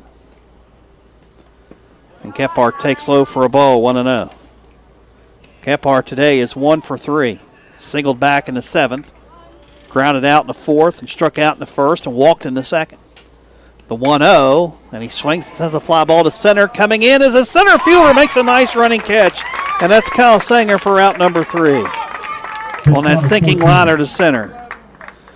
So for Phillipsburg in the eighth, no runs. They had 2 hits, 2 left. Bottom of the eighth inning we go. 2-2 our scoreboard team, Phillipsburg, Pennsylvania, and Frederick, Maryland. We'll come back after this on Metro News. Metro News this morning. The biggest stories from around the state of West Virginia. When you want them. Chris Lawrence at the anchor desk. We're ready to get your day started in West Virginia with all the information you need. Carrie Hudasek brings you the day's headlines. Kanawha County Sheriff's deputies are investigating after 2 people were found dead last night in the Sissonville area. A man and a woman were discovered with gunshot wounds at a home on Walker Drive. Names have not been released. Kyle Wiggs at the sports desk. Chase DeLauder, the 16th pick in the first round of baseball's entry draft Sunday night. He was selected by the Cleveland Guardians, and he's the highest selected West Virginia native since Chris Enix. The Pirates selected 4th in the first round and took shortstop Termar Johnson out of Mays High School in Georgia. The Orioles had the first pick in the draft and took high schooler Jackson Holliday, number 1. And Hoppy Kercheval's daily commentary. Metro News this morning. Listen where you get your favorite podcasts and online at WVMetroNews.com. Bottom of the eighth inning we go. Chris George back with you here at Dale Miller Field at Milan Park in Morgantown, the site for the 2022 Mid-Atlantic Regional Tournament. It'll be a site for the 2023 Mid-Atlantic Regional Tournament as well next year. But this year is not over with, nor is this game. Bottom of the eighth inning, Frederick, Maryland and Phillipsburg, Pennsylvania tied at 2. And for post 11, they'll have hitters 2, 3, 4 due up. Kyle Sanger, Cade Linton, Eric Thomas. So they have the bats up that they want right now. Center fielder Kyle Sanger. Kyle Sanger, the center fielder who recorded the last out. Well, a nice running catch in that sinking liner to center, is officially 1 for 3 today. Singled and scored back in the fourth.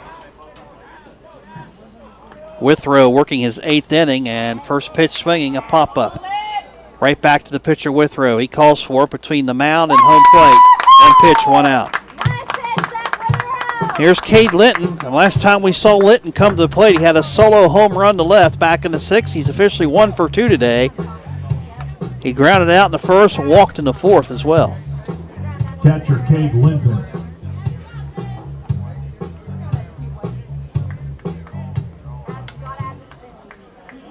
So Frederick looking for another home run, possibly for Linton here. And the pitch. Off speed, in there for a strike. It's 0-1.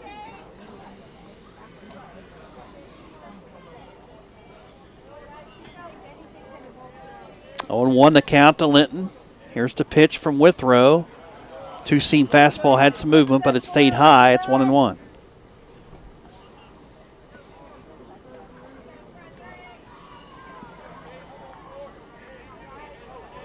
Infield deep, except for the first baseman, Mike Kitko. He's in there. Next pitch, breaking ball outside, 2-1 to Linton.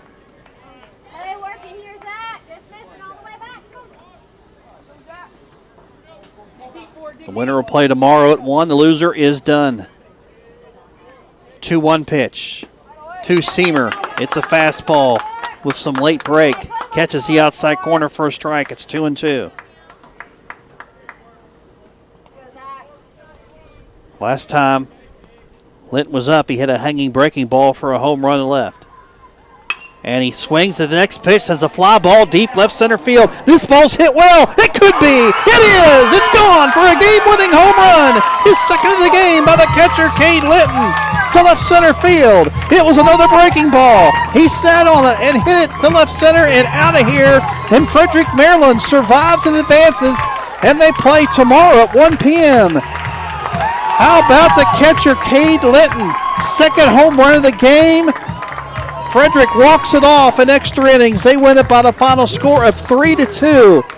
We'll come back and wrap it up on Metro News.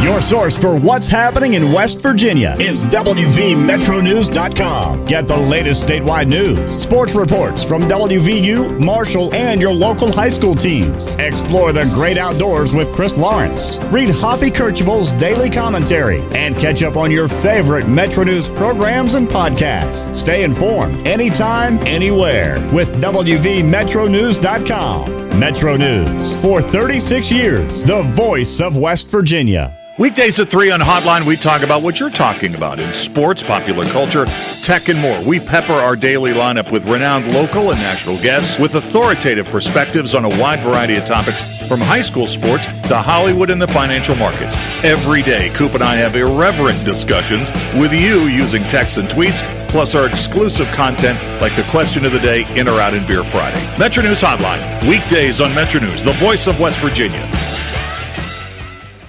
Nothing like a walk-off home run to end a game. But you got to feel for Phillipsburg, Pennsylvania. Hate to see your season come to an end like that, but credit Cade Linton. Second home run of the game. This one was a shot to left center in the bottom of the 8th inning of 1 out to win this one for Frederick, Maryland, 3-2. So that sets up tomorrow. Frederick, Maryland improves to 27-10 overall. They will play at 1 o'clock tomorrow. And who they play, we don't know, because our next game coming up at approximately 4 o'clock is between Chesapeake, Virginia, who is undefeated in the tournament at 3-0, against Allentown, New Jersey, who is 2-1. So, if Chesapeake wins our next game, they will play Frederick tomorrow for the regional championship at 1. Frederick would have to beat them twice. If Allentown, New Jersey wins this game, then Frederick, Maryland will take on Allentown, New Jersey tomorrow at 1, an elimination game with the winner playing Chesapeake for the regional championship at 4. There you go. That sets the stage for tomorrow. And, of course, our next game coming up here at approximately 4 o'clock, it'll be Chesapeake, Virginia against Allentown, New Jersey. Again, the final score in 8 innings, Frederick, Maryland 3, Phillipsburg, Pennsylvania 2. Congratulations, Phillipsburg, PA, post 437 on an outstanding season. You were the state champions of Pennsylvania. That is something that is a huge accomplishment, no doubt. With 200-plus teams in the state of Pennsylvania, anytime you win the states and PA, that's big. So again, final 3-2. We'll talk to you here in about an hour or so. This is Metro News, the voice of West Virginia.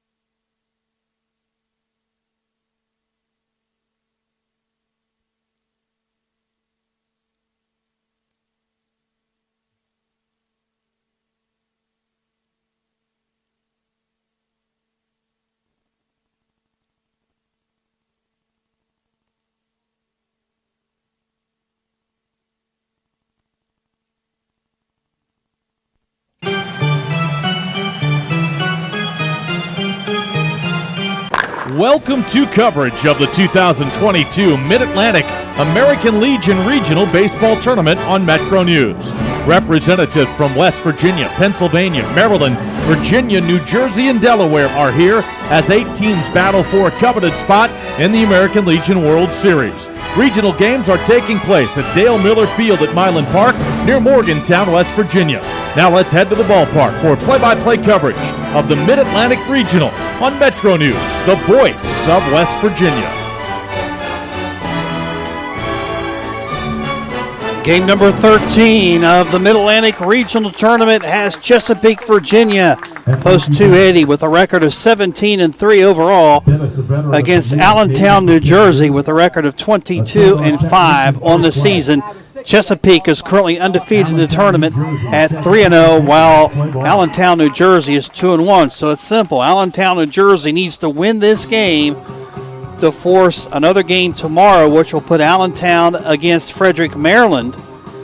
And Chesapeake will await the winner at 4. If Chesapeake wins this game today, then Chesapeake will take on Frederick, Maryland tomorrow at 1 for the regional championship, and Frederick will have to beat Chesapeake twice. That is the scenario we have for you.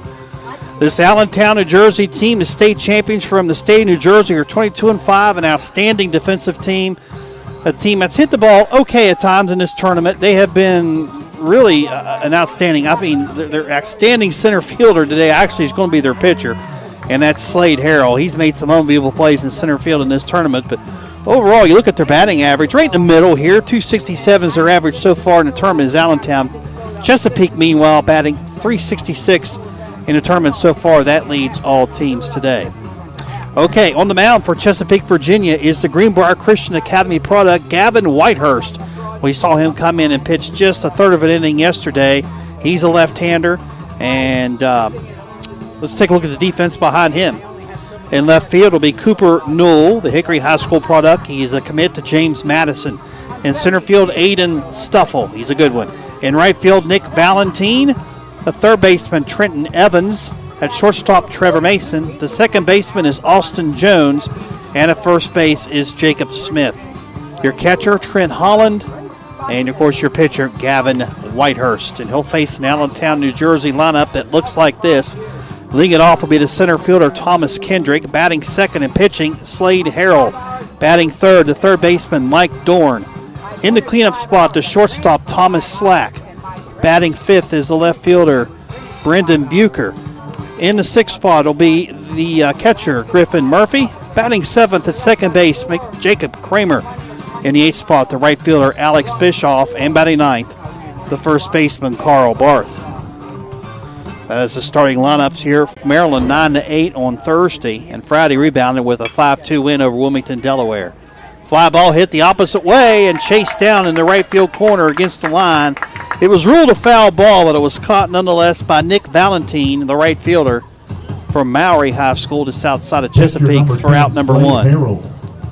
And that brings in the pitcher, Slade Harrell. Harrell in the tournament batting 308. He is 4 for 13. One of his hits is a double. Did you play last year? No.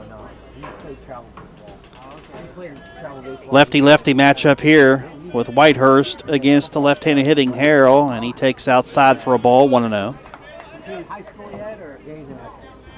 He'll be a senior this year. Committed to play baseball at VMI. 1-0 the count to Slade Harrell, today's pitcher. Whitehurst's delivery, another pitch right there on the outside corner. It's a strike, 1-1. Valentine was in the regionals last year, too.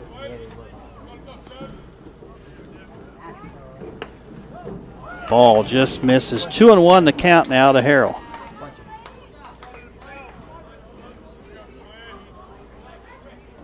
Whitehurst will be attending Lincoln Memorial for his college. Swing and a miss. Fastball upstairs to Harrell. 2 balls and 2 strikes.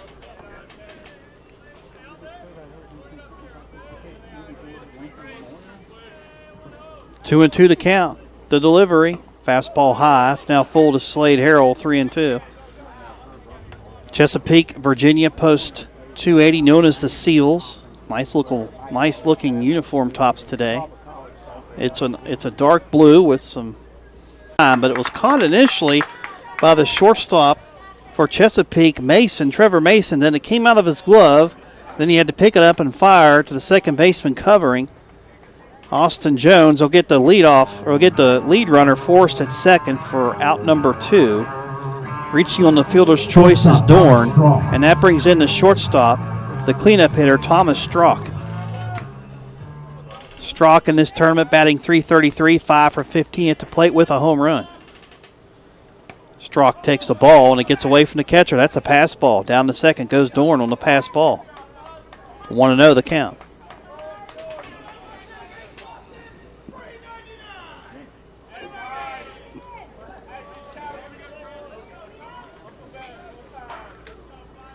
Whitehurst is ready, the 1-0.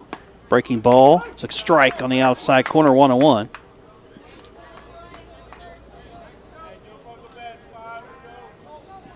Whitehurst likes to work quick. 1-1 delivery. Swinging a ground ball outside third towards the dugout. Chesapeake's dugout, which is on third base side in this game. And it's 1-2 to Strock.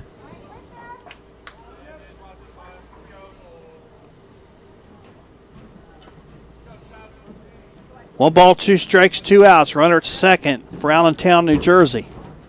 Here's the pitch from Whitehurst. Swinging a ground ball in the hole at short. Fielded by the shortstop and safe at first. What a play by Trevor Mason just to get to it. But beating it out is Thomas Strock. On to third goes Mike Dorn. Infield single. It's going to be a tough play, but how about the range at short by Trevor Mason? He was able to get to that slow roller hitting the hole, and he got an off-balance throw off, but not in time. Here's Brendan Bucher. Bucher batting .154 in the tournament with runners on first and third and 2 down. The first pitch outside for a ball, 1-0. Bucher went to Notre Dame High School, just outside of Allentown, New Jersey. Several schools on both these teams' enrollments right around 7,000. Several different high schools on these teams where the kids come from in the area. I mean, 5, 6, or 7 of them to be honest with you on both teams. Here's the 1-0. There's a liner right to the second baseman, Austin Jones. He makes the catch for out number 3. Bucher hit it hard, but right to Jones. No runs in the inning for Allentown. They had 1 hit and 2 runners left on base. We head to the bottom of the first inning. It's Allentown, New Jersey, nothing. And Chesapeake, Virginia coming to bat. You're listening to 2022 Mid-Atlantic Regional Tournament on Metro News. Metro News is the voice of high school sports in West Virginia. We're there from the sweat-soaked high school gyms to the bright lights of the Charleston Civic Center and the state tournaments. We're with the fans under the lights on Friday nights during football season and at Wheeling Island Stadium for the Super 6. We're at the dusty baseball fields and at Appalachian Power Park for the state championships. From the Metro News Power Index to the high school sports line, your home for the best coverage of high school sports is Metro News, the voice of West Virginia. What you need to know today is just a click away. WVMetroNews.com has the latest statewide news stories from the capital city to your hometown. Follow your favorite sports teams from high school to the pros. Hunting and fishing information is always on the outdoors page. And never miss your favorite Metro News program with live streams and archived episodes. Wherever you are in the Mountain State, the information you need is at WVMetroNews.com.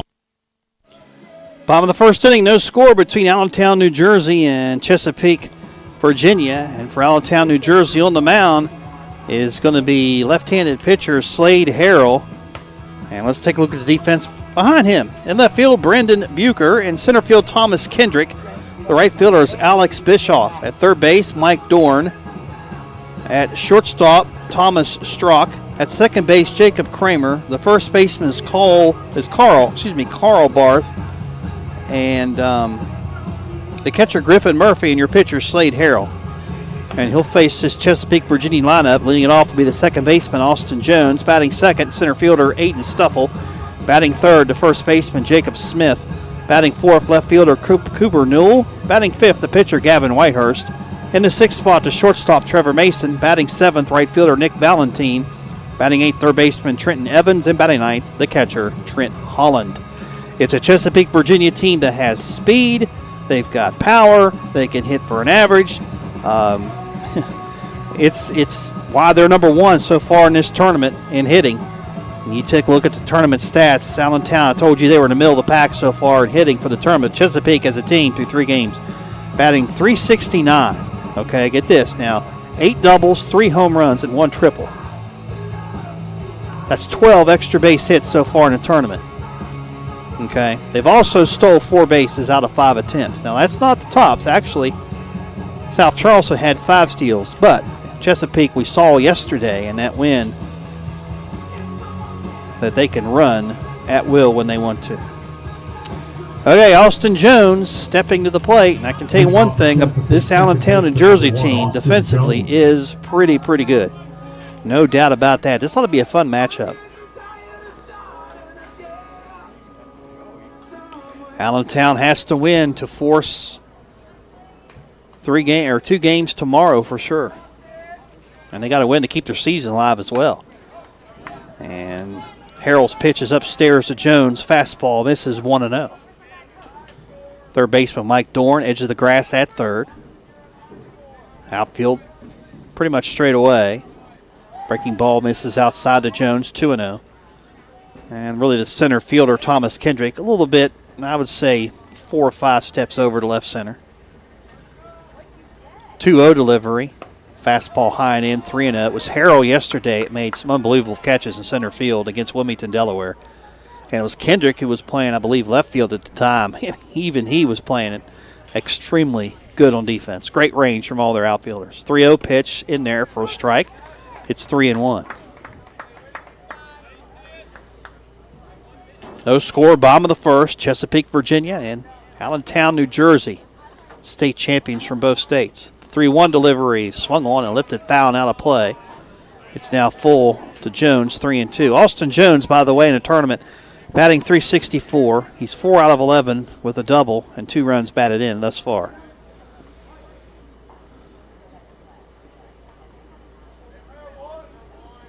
Payoff pitch. Check swing. Did he offer? No swing, according to the first base umpire, Jim Clayton. So Jones walks. It's a breaking ball in the dirt. He did check a swing, so he's aboard. For the center fielder, Aiden Stuffle. Stuffle batting .556 in the tournament, 5 out of 9 at the plate with a triple and a home run, and 4 runs batted in for Aiden Stuffle. And a throw to first. Back in safely there is Jones. Stuffle goes to Nonsman River High School in the Chesapeake, Virginia area. He bats left hand against left-hand throwing Slade Harrell. The pitch, it gets away. It's off the glove of the catcher, and to the backstop it goes, and down the second, making a wide turn on the pass ball, is Austin Jones. And the count 1 ball and no strikes to Aiden Stuffle. And I think that was a mix-up in signs as the catcher, Griffin Murphy, goes out to talk to Slade Harrell. I think he was thinking breaking ball, and he got a fastball up, and he wasn't prepared for it. And they'll get their signs figured out, and we'll get ready to go here in just a second. The jerseys I mentioned that Chesapeake's wearing, it's a blue jersey. It's got light blue trim around the sleeves and neck. It's got a fluorescent yellow number on the back, and it says post across the front in white and the 280 below it in that fluorescent yellow. Pretty jerseys. And he got gray baseball pants with the yellow stripe down the side outlined in blue. Pretty pants, pretty uniform combination. Here's the 1-0. Fastball in the outside corner to Aiden Stuffle. It's a strike, 1-1. Allentown's New Jerseys have grown on me as well. It's an all-white jersey with the cursive A on the front. It's a big A. And they have the blue stripe down the side and blue trim across the top of their jerseys. 1-1 to count. To Stuffle. Here's the pitch from Harrell. Nice off-speed pitch in there for strike 2. It's 1-2. Allentown, New Jersey, 22-5. Chesapeake, Virginia, 17-3. Allentown beat the legendary Brookline, New Jersey in the state championship game last week, while Chesapeake, Virginia beat Leesburg. 1-2 to count. Slade Harrell steps off the rubber, looks the runner at second back. That's Austin Jones.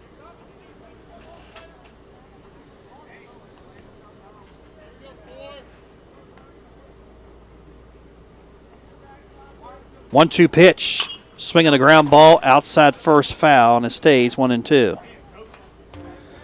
Well, sun is out here at the ballpark, mostly cloudy skies. I'm looking at the radar. We have a system just to the south of us, and I wouldn't say a system, a storm cell, moving through Fairmont. It looks like if it keeps on its track, it may clip us. It's not going to hit us directly, but it looks like it may clip us or just miss us altogether to the east. So we'll keep an eye on that. We can see it in our backdrop behind foul territory down the left field line. Again, it may just miss us. We'll keep an eye on it. There's a ball in the dirt. Sweeping breaking ball misses 2-2.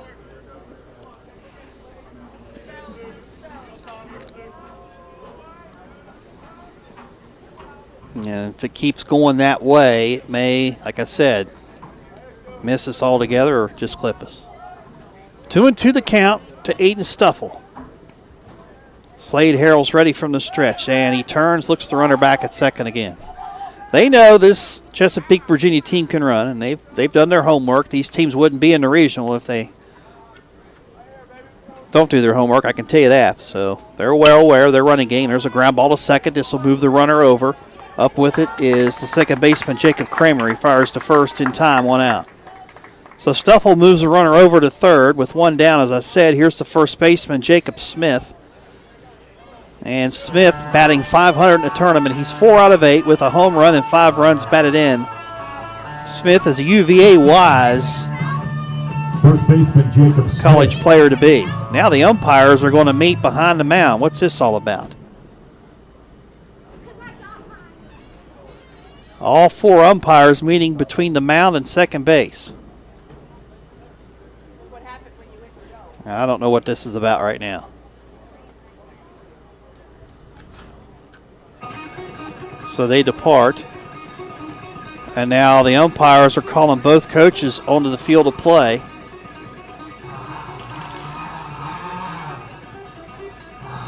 Barry Bowles and Sahil Thacker come out.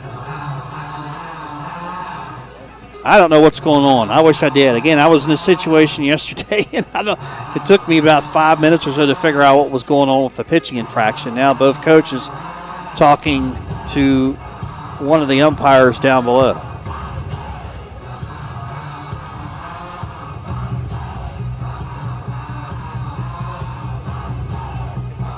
I don't know if it's unsportsmanlike issues or what. I don't want to guess because I don't know. Okay, right now, currently situation here.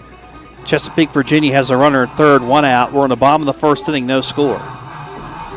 And this lengthy conversation continues down below between both coaches and the umpires.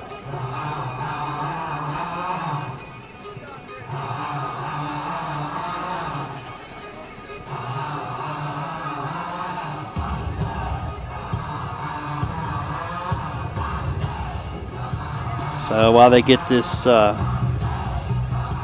conversation going here and both coaches shake hands, and I don't know, maybe something was said. I did hear both teams were chirping pretty good down below. Maybe the umpires wanted to get both coaches together and put that to bed. Again, I'm guessing. I don't know. So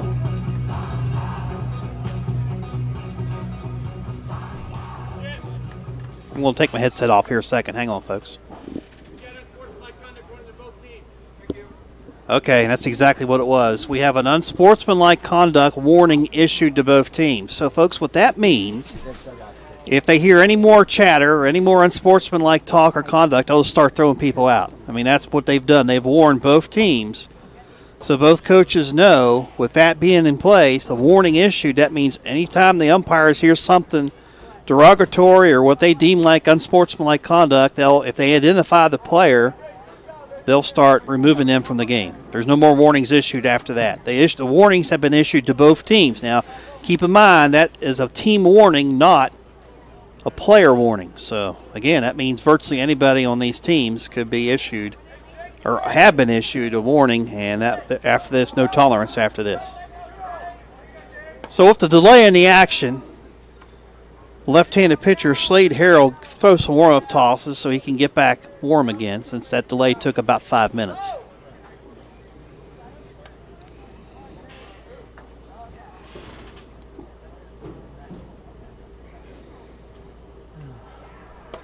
Give me a chance to look at the radar. We can see that system off to the southeast right now.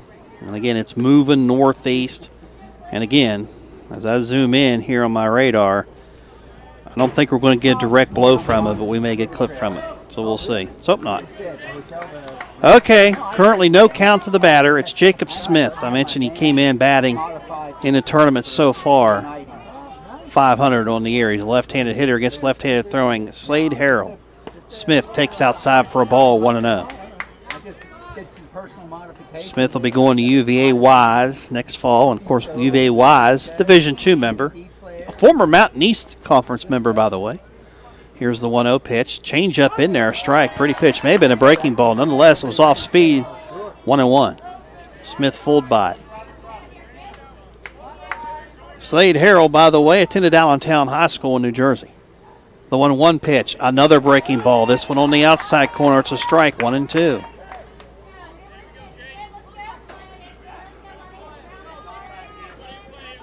One ball, two strikes to count to Jacob Smith. Harrell's ready. The delivery. Way outside. Sweeping breaking ball misses the zone. 2-2.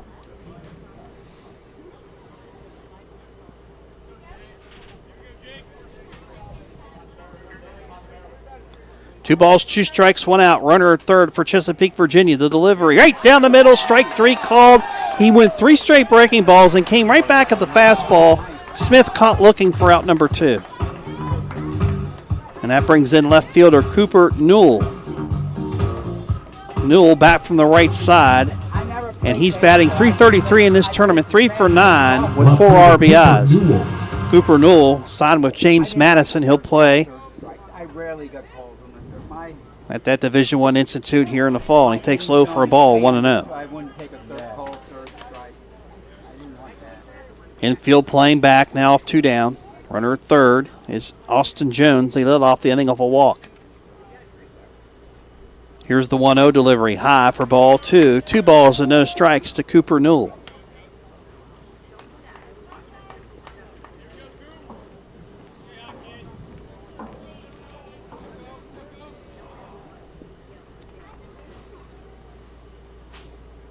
Slade Harrell's ready.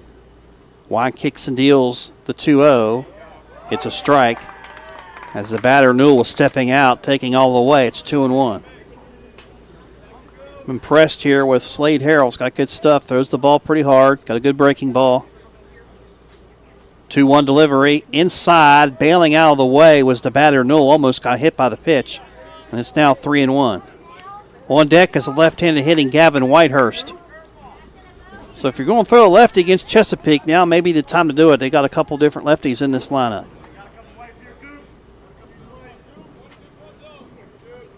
3-1 pitch. Off speed. Pretty pitch on the outside corner. Called strike. It's now 3-2. Actually, Whitehurst, my apologies. Whitehurst throws left-handed, but he does bat right-handed, so my mistake. 3-2 the count to Cooper Newell. Slade Harrell is ready from the windup. Here's the payoff pitch. Fouled back. Newell stays alive. It's 3-2.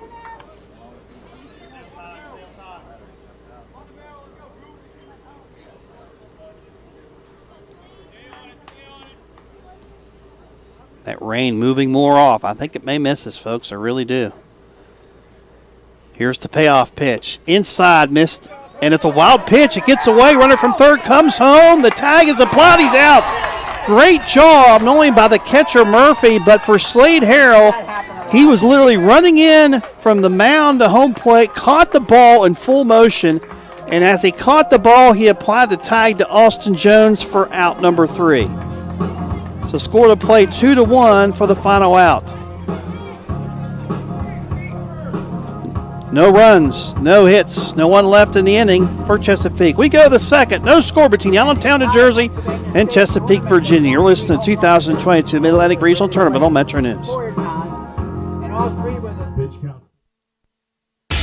Hi, it's Tony Caridi, host of the CityNet Statewide Sports Line right here on Metro News. Join the Senator, Brad Howe, Coach Greg Hunter, and myself as we discuss the day's biggest sports stories, talking with coaches, former players, and sports writers from all over the state and across the nation, bringing you the latest from the high schools, colleges, and the pro game. So don't miss the CityNet Statewide Sports Line weeknights at 6:06 here on the Metro News Radio Network and streaming live at WVMetronews.com.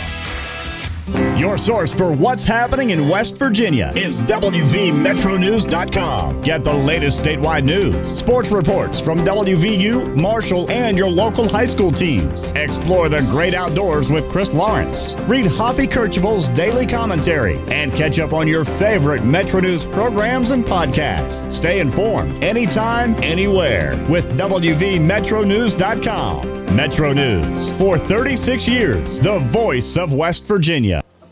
And we're back here at Dale Miller Field at Allen Park in Morgantown, site of the Mid-Atlantic Regional Tournament. No score between these two very good teams, Allentown, New Jersey, and Chesapeake, Virginia. For Allentown, New Jersey, here in the top of the second, hitters 6, 7, 8 do up. Griffin Murphy, Jacob Kramer, and Alex Bischoff against Gavin Whitehurst. Okay, I'm taking a looking at the radar here. That cell we can see off to the distance. It's going to, I think from here, it looks like it's going to miss us to the southeast.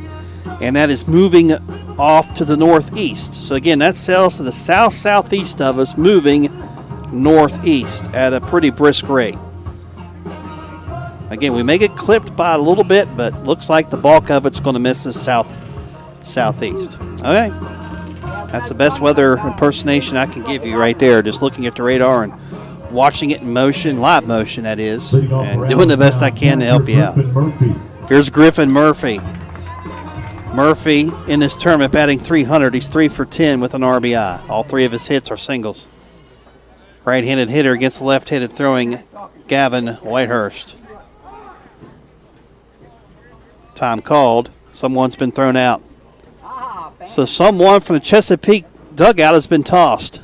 If it's a player, coach, I'm not sure who. So there has been an ejection. Again, I mentioned the umpires got together and issued a team warning. So as soon as the umpires hear something derogatory or whatever they deem unsportsmanlike, they'll throw someone out. And it's actually a coach. It's been a coach from Chesapeake, Virginia that's been ejected from this game. Okay, so we have our first ejection, which hopefully that's it, but I have a feeling there'll be more to come. Here's the pitch. Nice breaking ball in there by Whitehurst. It's a strike, or is 0-1 to Griffin Murphy. Murphy, the catcher from Freehold High School in the Allentown, New Jersey area. 0-1 pitch. There's a strike, 0-2.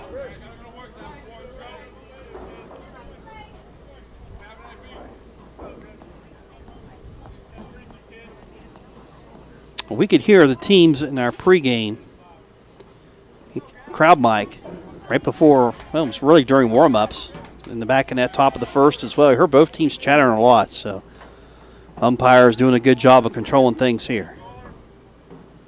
Here's the 0-2 pitch. Check swing. Did he go? No swing, according to the first base umpire, Jim Clayton. And it's a ball, 1-2.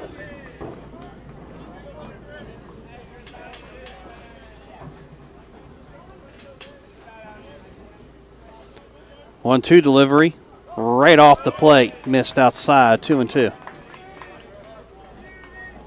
Outfield literally playing straight away from left to right.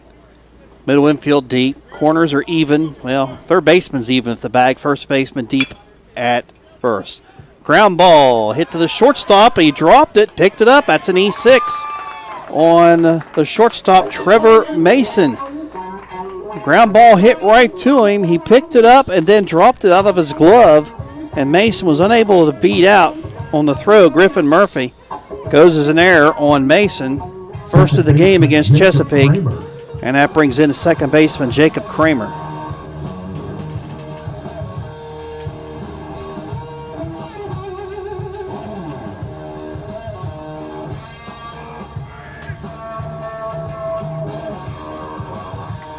Kramer looks down to his coach at third for the signs. They had to get him repeated to him again. So he has the sign he wants. Corner infielders. What first base is Jacob Smith, he holds on the runner, swinging all the way in a fly ball, foul territory. Right side, diving attempt in right field by Nick Valentine comes up empty.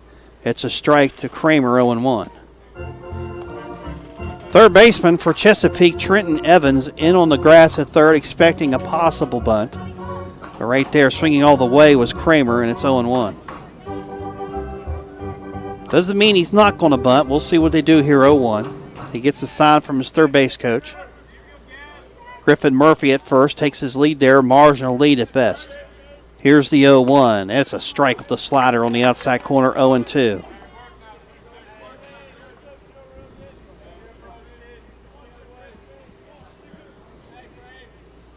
Whitehurst steps off, and he'll restart things. 0-2 delivery. High for a ball. Snap throw down the first. Back in safely is Murphy. And again, I mentioned Murphy doesn't have a big lead, but what Murphy's doing is getting an extra step or two on his secondary lead. And that is why the catcher for Chesapeake, Trent Holland, snap throw down there to try to get him picked off the bag, but all to naught. 1-2 to count to Jacob Kramer. In this tournament, Kramer batting .286, 4 for 14, including a double as well. Ground ball head up the middle, could be two. The flip to second for one. The throw to first, in the dirt, not in time. Scooped nicely by the first baseman, Jacob Smith. But Kramer is able to beat it out. He reaches on the fielder's choice. So Griffin Murphy erased on the play, 6-4, 1 out. And that brings in the number 8 hitter, the right fielder, Alex Bischoff. Bischoff 0 for 7 in the tournament with 1 RBI. Right fielder Alex Bischoff.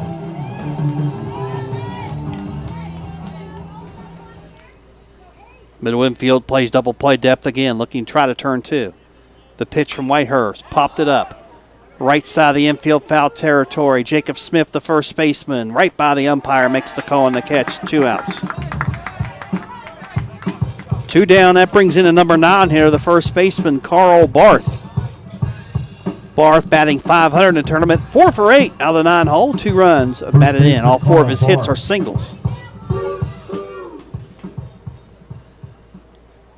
Barth attends Jackson Liberty High School in the Allentown, New Jersey area. And the pitch outside misses 1-0. Sun's still out here at the ballpark. That storm cell is missing us to the south-southeast and moving off to the northeast.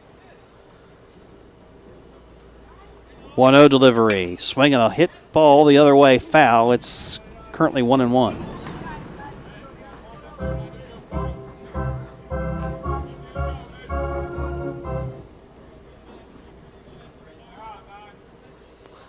One delivery, fastball up a bit. 2 balls and a strike to Carl Barth.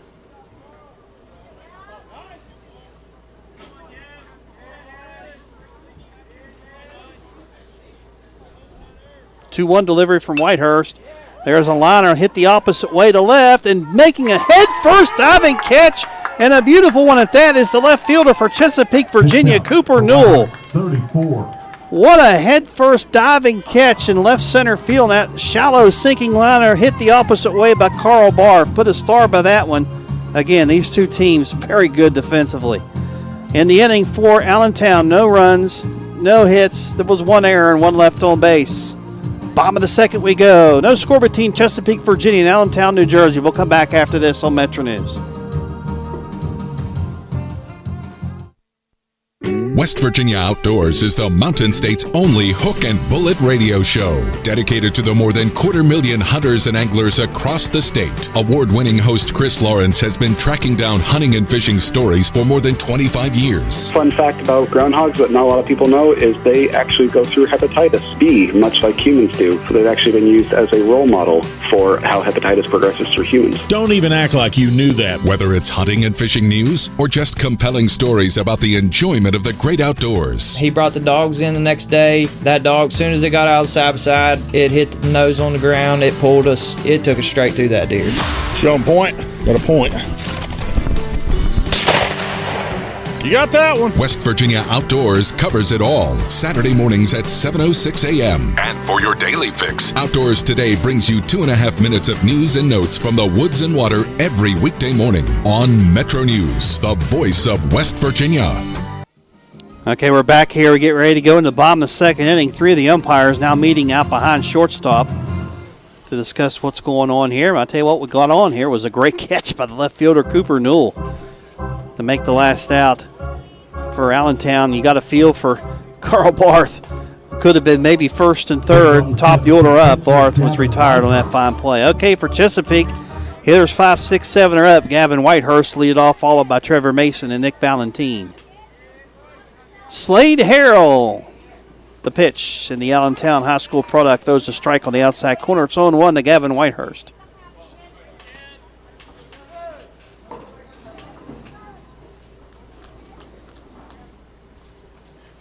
Oh, 1 delivery.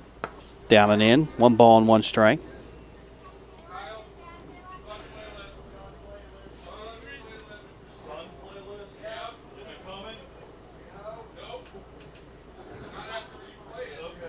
Here's the 1-1 delivery. Ground ball, head up the middle, and the shortstop.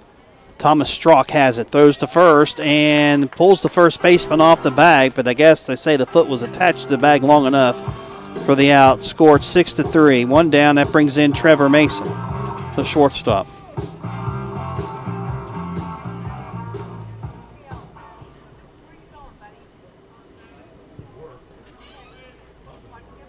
Mason batting .250 in the tournament so far, 1 out of 4. Does have a home run. That came last night. Mason takes down and in, 1-0.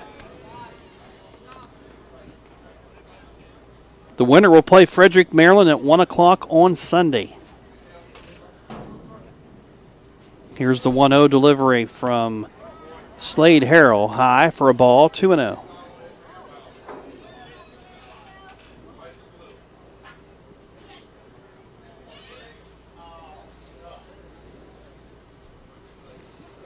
Harrell's 2-0 pitch. Nice breaking ball in there for a strike. 2-1.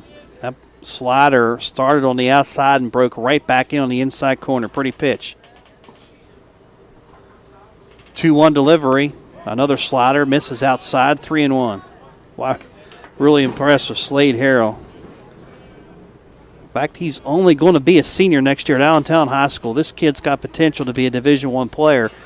And simply because of how well he plays in the outfield. Now I'm watching him throw. He's just a heck of a baseball player. There's ball 4. So Mason walks with 1 out. That brings in the right fielder, Nick Valentine. The Maori High School product, Valentine, is batting .400 in the tournament, 4 out of 10 with a double as well. Right fielder, Nick Valentine.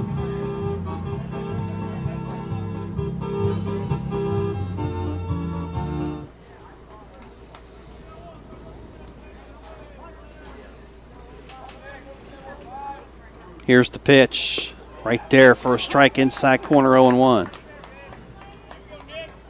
Sun has now went behind the clouds for the time being. Again, though, that storm cell we talked about is moving off to the northeast. It's going to miss us. Here's the 0-1 pitch. High for a ball. Fastball misses, 1-1. Doesn't mean we won't get clipped by a little bit of rain, but the majority of that heavy cell missed us, which is good. 1 ball, 1 strike, 1 out. Runner at first is Mason. No score here in the second. Throw to first. Back in safely is Mason without a tag. Frederick defeated Philipsburg, Pennsylvania earlier today, 3-2 on a walk-off home run in the bottom of the 8th inning by Cade Linton. The 1-1 pitch. Check swing. Ball outside, no swing. The old PO anyway, still no swing. Is the call, 2-1. A little bit of breeze blowing in as we speak. It's blowing in from the third base side. 2-1 to count to Valentine. The pitch. Check swing again. Ball in the dirt. It was a breaking ball. And they say no swing. 3-1. So Harrell really falling in love with that slider in this first, now second inning. And I can understand it. It's got a good breaking ball. He knows how well this team can hit as well, so he's going to try to keep him off balance and make him hit the crooked stuff more than the straight stuff. Time called by the batter, Valentine. He steps out.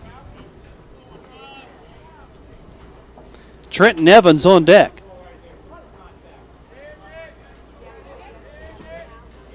Three-one pitch, ball 4 upstairs, missed with the fastball, did Harrell. Valentine walks, that puts runners on first and second with 1 out. Here is Trenton Evans. Evans in this tournament has played 2 games, started 1. He's 1 out of 5 with a run scored. Evans is a Great Bridge High School product. Third baseman Trenton Evans.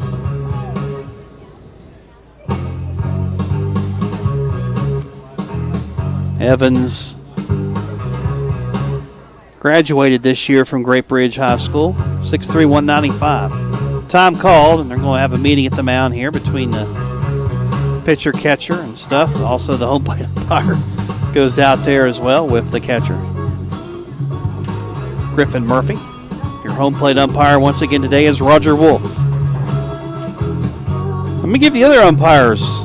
First base is Jim Clayton. Second base, Mark Mail. Third base, Tony Veltri. Tony Veltri and Mark Mail are from North Central West Virginia. Trenton Evans stands in. Corner infielders are a little behind the bag, both at first and third. The pitch, scoring the bunt and pulling it back is Evans. He takes down and away for ball 1, 1-0. And now that'll enable Mike Dorn to play at an angle at third in case of a sacrifice bunt. First baseman now comes in. That's Carl Barth in front of the runner. Scoring the bunt and taking a strike is Evans. It's count now even at 1-1.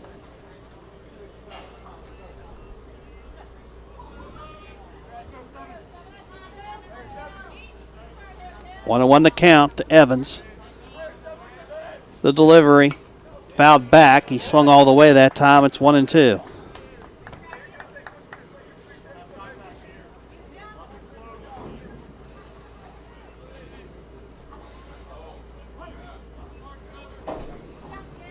One out in the inning. Runners on first and second. We're in the bottom of the second. No score between Chesapeake, Virginia and Allentown, New Jersey.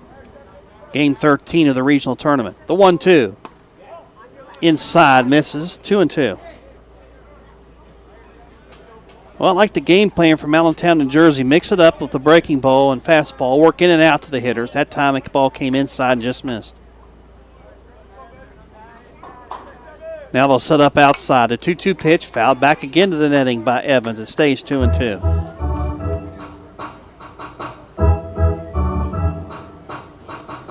On deck's the 9-hitter Trent Holland, the catcher.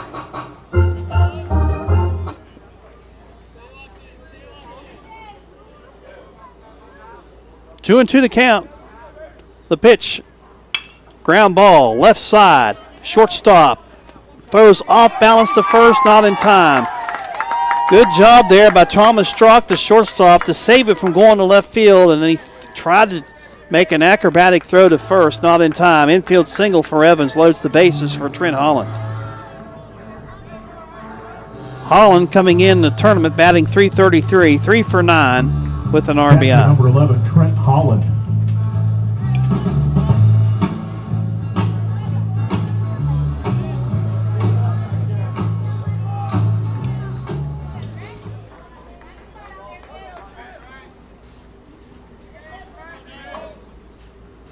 Holland takes down and in for a ball, 1-0. Middle infield for Allentown, New Jersey. Thomas Strock and Jacob Kramer playing double play depth. Corners are in at first and third. Here's the 1-0 delivery. Again, down and in, 2-0. On decks atop the order and Austin Jones.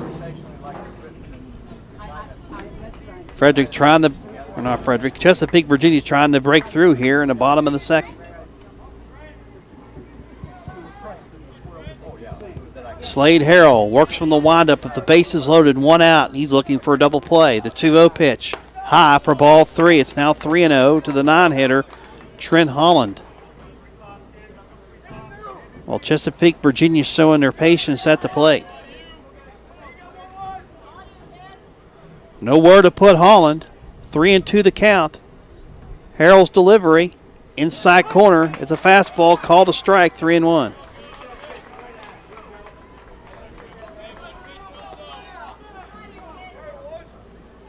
Three balls, 1 strike, 1 out, bases juiced.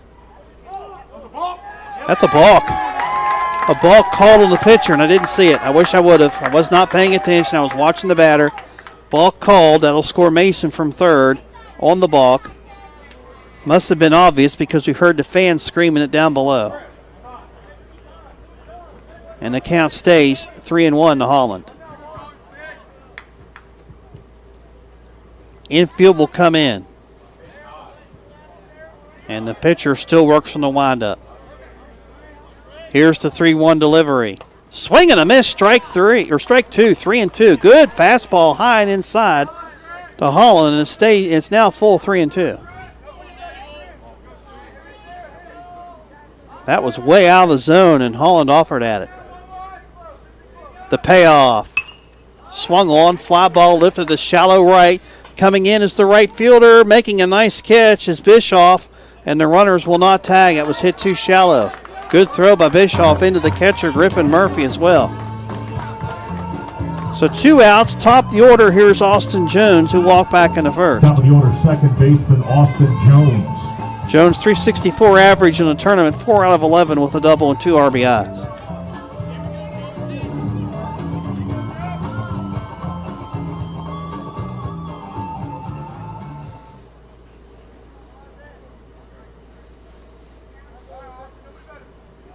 Jones squares the bunt, pulls it back, and takes the ball outside, 1-0. Corner infielders are deep with 2 outs. So maybe Jones is thinking, you know what, maybe I can push one down the third and maybe get that run home and be able to beat out the throw since the third baseman's playing deep. And he does just that, third base side. The pitcher, Harrell, fields it and nowhere to go. However, it ends up being a bunt hit.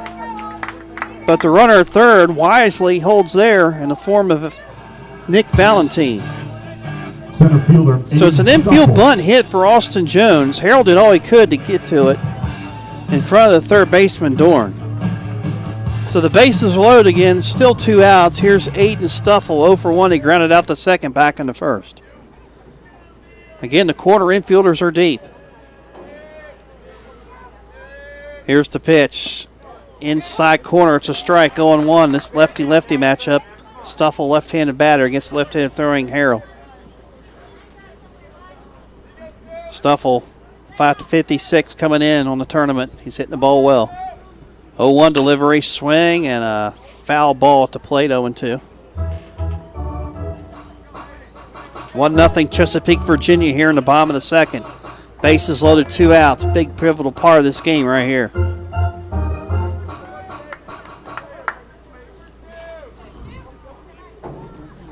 Catcher wants it up. Here's the 0-2. Outside, 1-2. That may just be a decoy. He wanted it up. Actually, he did want it up. He's looking at his dugout and saying, I wanted that up, not out there. And we'll do it again. 1 ball, 2 strikes, 2 outs. Bases loaded. Slade Harrell trying to get the final out. Stuffle trying to extend the inning. Breaking ball outside. Check swing. No swing. According to the third base umpire, Tony Veltri, and the count evens at 2-2.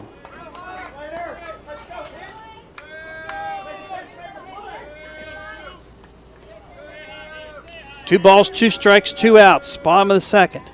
They say deuces are wild, right? Breaking ball. I tell you, if it would have been a strike, he would have froze him, but the ball was low. And the count evens. The count now, is full at 3-2. I don't think Stuffle expected that pitch. Okay, 3 balls, 2 strikes, 2 outs. Runners go. The pitch. Outside, ball 4. And that'll score Valentine from third, and Chesapeake now leads 2-0. Bases remain loaded. RBI, bases loaded walk issued to Stuffle, and that brings in Jacob Smith, who struck out looking back in the first. He's 0 for 1. Smith's dangerous at the plate now. He's got a home run so far in this tournament, has driven in 5. It's 4 out of 9. Lefty-lefty matchup again, though. Harrell's delivery, high fastball, swung on a miss, strike 1, 0-1.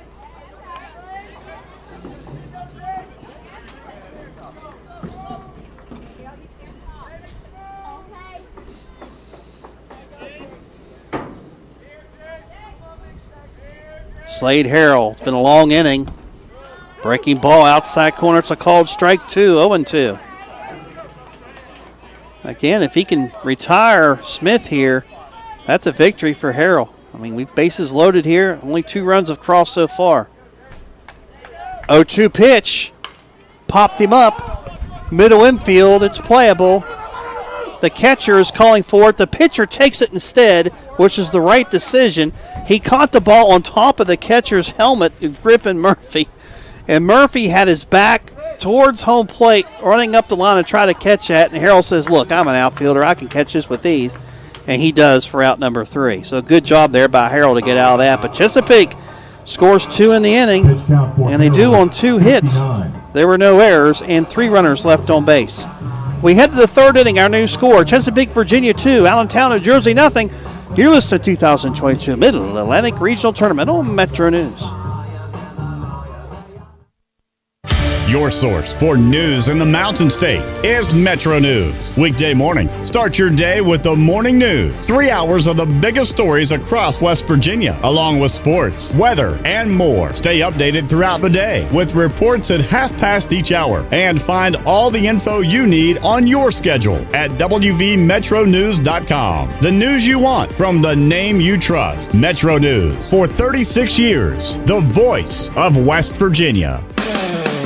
Hi, this is Travis Jones. Join me and Coach Greg Hunter every Sunday night from 6:06 until 8 o'clock on the Metro News Radio Network for the CityNet Sunday Night Statewide Sports Line. We'll wrap up the week in sports in the Mountain State, talk about the Mountaineers, high school, and the Mountain East Conference. Plus, you can join the conversation on our toll-free line or on our text line at 304-TALK-304. Join us every Sunday night from 6:06 until 8 p.m. on Metro News. It's the CityNet Sunday Night Statewide Sports Line. Okay, we're back with you. Chris George with you here at Dale Miller Field at Milam Park in Morgantown. And for Allentown, leadoff hitter will be leading it off here in the 3rd. Center fielder Thomas Kendrick. He'll be followed by the 2-3 hitters and Slade Harrell and Mike Dorn. Kendrick 0 for 1, flew out to right back in the 1st. He takes a breaking ball in there for a strike, 0-1. Chesapeake, Virginia leads here 2-0, top of 3.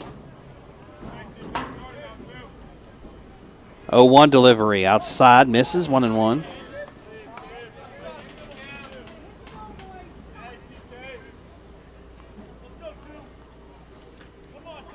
One pitch. Breaking ball in there for a strike, 1-2.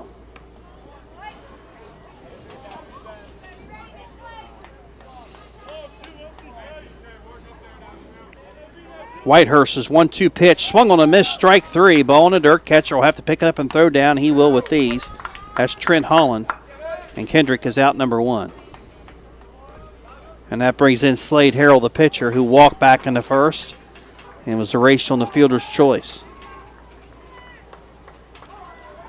Sun is still out. That storm system moved off to the northeast. We should be good for a while. I'll check the radar in a second. Here's the pitch. Ball 1, bounced out there, 1-0 to Slade Harrell.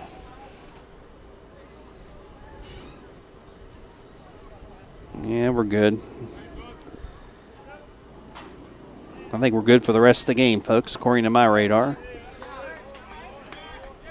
Ball 2, low to Harrell, 2-0. Slade Harrell came in batting .308. There's a strike, 2-1.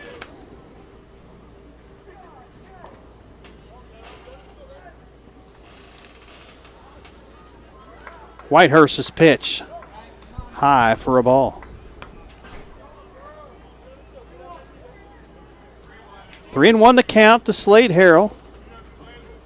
Lefty-lefty matchup. The pitch from Whitehurst. There's a strike on the outside corner, 3-2.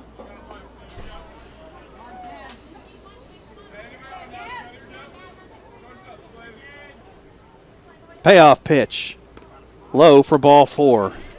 So Harrell walks for the second time in this one. Are they going to say foul ball? I've got ball 4. Slade Harrell agrees with me.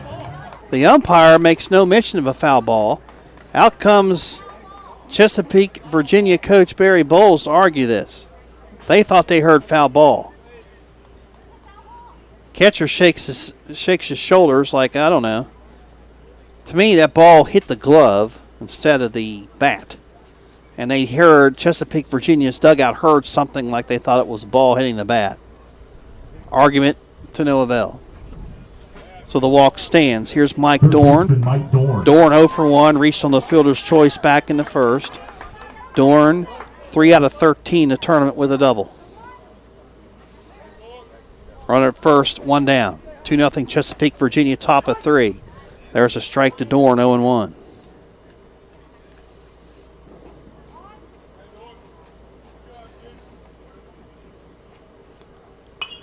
Dorn fouls it back out of play, 0-2.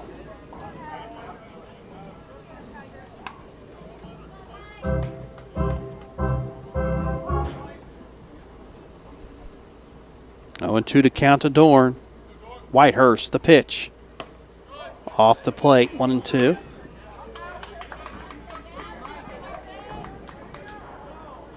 Dorn went to Allentown High School in the spring.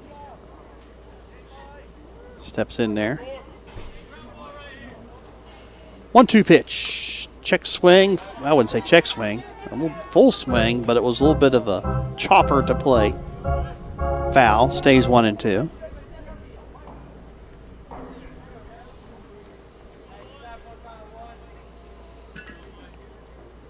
One-two delivery from Whitehurst. Line drive right back to the mound on a hop. They'll throw to second for 1, and the throw to first, a double play, score at 1-6-3. Good turn at short by Thomas Strauch. The ball was lined back to the pitcher on 1 bounce, and Whitehurst is able to turn into a 1-6-3 double play to end the inning. For Allentown, the third, no runs, no hits, no one left. Bottom of third we go. Chesapeake, Virginia 2, Allentown, New Jersey nothing. You're listening to 2022 Mid-Atlantic Regional Tournament on Metro News.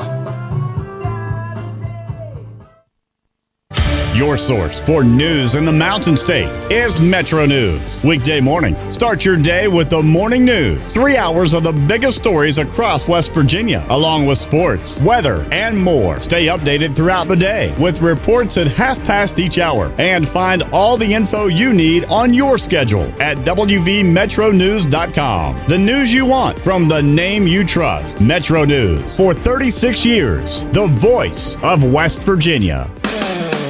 Hi, this is Travis Jones. Join me and Coach Greg Hunter every Sunday night from 6:06 until 8 o'clock on the Metro News Radio Network for the CityNet Sunday Night Statewide Sports Line. We'll wrap up the week in sports in the Mountain State, talk about the Mountaineers, high school, and the Mountain East Conference. Plus, you can join the conversation on our toll-free line or on our text line at 304-TALK-304. Join us every Sunday night from 6:06 until 8 p.m. on Metro News. It's the CityNet Sunday Night Statewide Sports Line. Okay, we're back. Here's moving to the bottom of the third inning. Chris George with you here. Cooper Newell, Gavin Whitehurst, Trevor Mason to face Slade Harrell in this bottom of the third, with Chesapeake, Virginia leading Allentown, New Jersey, 2-0. The winner plays at 1 tomorrow against Frederick, Maryland, which eliminated Philipsburg, Pennsylvania just a little bit ago, 3-2. On a walk-off home run in the bottom of the 8th inning by catcher Cade Linton, which, by the way, was the second home run of that game. Newell walked back in the first. And the James Madison left fielder Cooper Newell product is batting currently in this tournament .333, 3 for 9 with 4 runs batted in. And the first pitch is outside corner. Fastball, strike called, 0-1.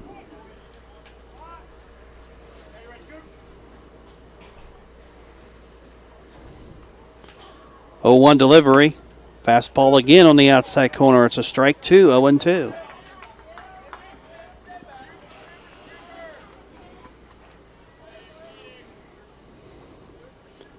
.02 pitch.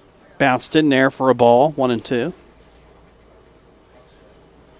You think of New Jersey, you think of Brookline, right? That's right, Brookline, New Jersey, many, many times they've won the state championship. They won back-to-back national championships as well back in the mid-2000s, and didn't win it this year. Allentown was able to beat them. Here's the 1-2 pitch, ground ball past the mound into center field for a base hit. So Cooper Newell singles to center with nobody out to lead off the bottom in the third inning. And that brings in the pitcher, Gavin Whitehurst. Whitehurst 0 for 1. He grounded out to short back in the second. So anytime you beat Brooklawn in the state tournament, you know you're pretty good. And that's what Allentown, New Jersey did. Pitcher Gavin Whitehurst. Allentown, New Jersey, from the central part of the state as well. I think they're close to Trenton, if I'm not mistaken. If I'm wrong, I apologize, but I'm pretty sure last time I looked, that's where they're at. Here's the delivery. Low for a ball, 1-0.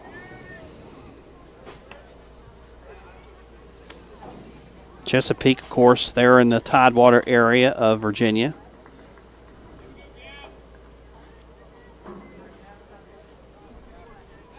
Snap throw to first. Back in safe is Newell.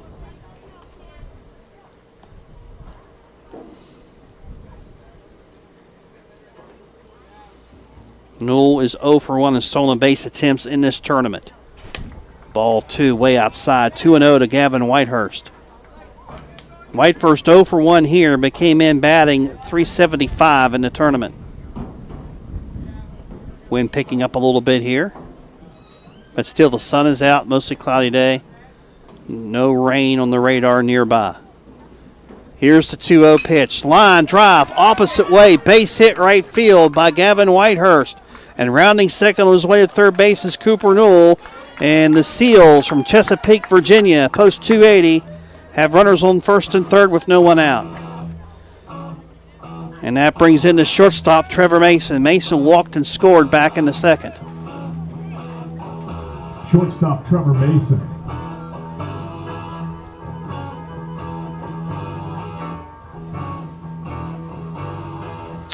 See what Chesapeake does here. Third base coach giving the signs down below to his runners and batter. Mason, as I mentioned, walked and scored, came in batting .250 in the tournament. Slade Harrell's delivery. Nice pitch on the outside corner. It's a strike, 0-1.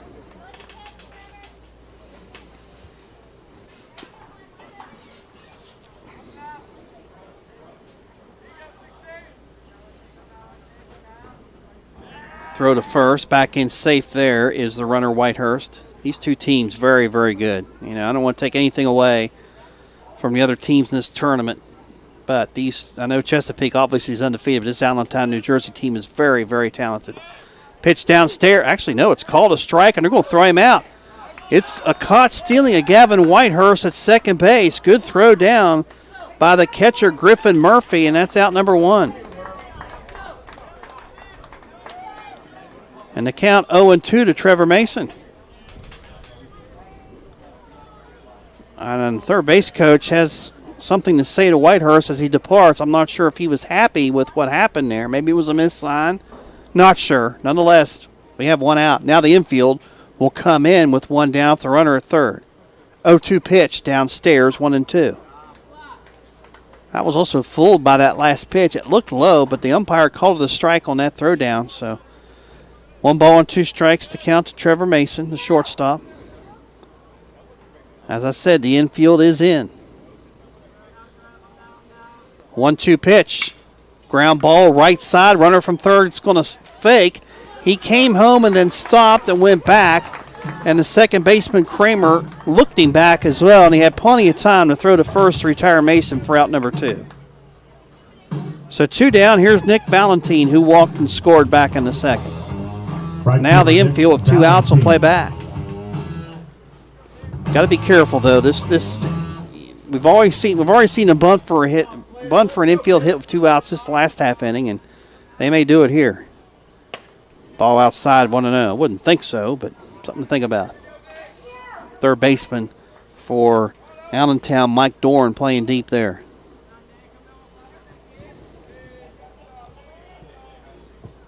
Here's the 1-0 delivery.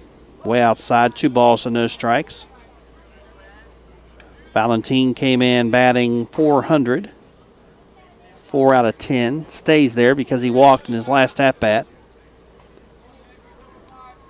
Chesapeake, Virginia leads 2-0 here, bottom of 3.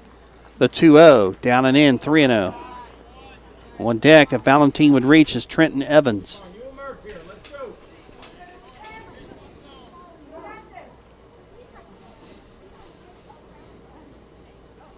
3-0 pitch.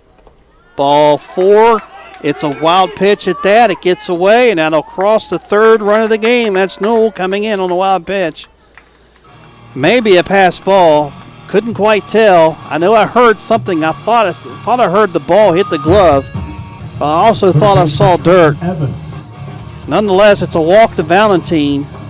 Run scores from third on the errant pitch. 3-0 our score. Here's Thomas Evans, the third baseman, who singled back in the second. He's 1 for 1. And you got to thank Slade Harrell.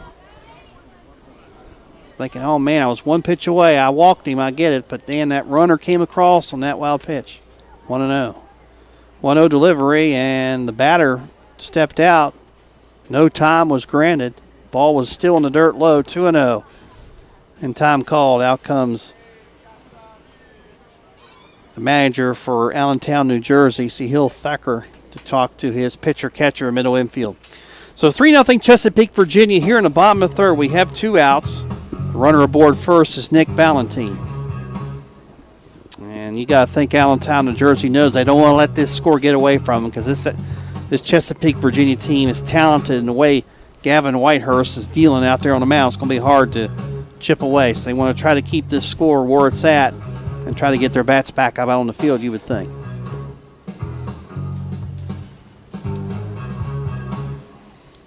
Count 2-0 to Trenton Evans.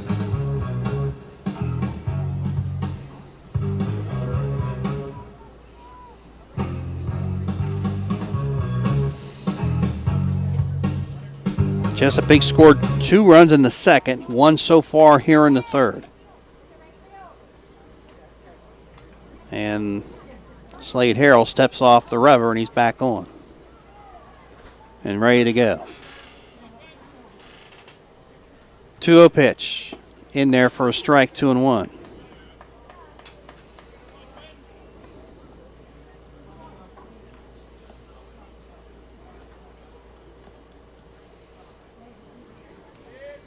Runner goes, pitch is outside for a ball, throw down, not in time. Stolen base for Nick Valentine.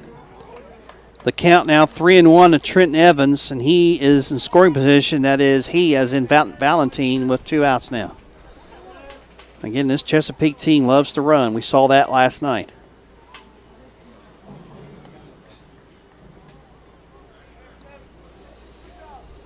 (3-1) from Harrell. In there, nice pitch on the outside corner. It's a strike, 3-2. So 3 balls, 2 strikes, 2 outs. Slade Harrell from the stretch, set at the belt.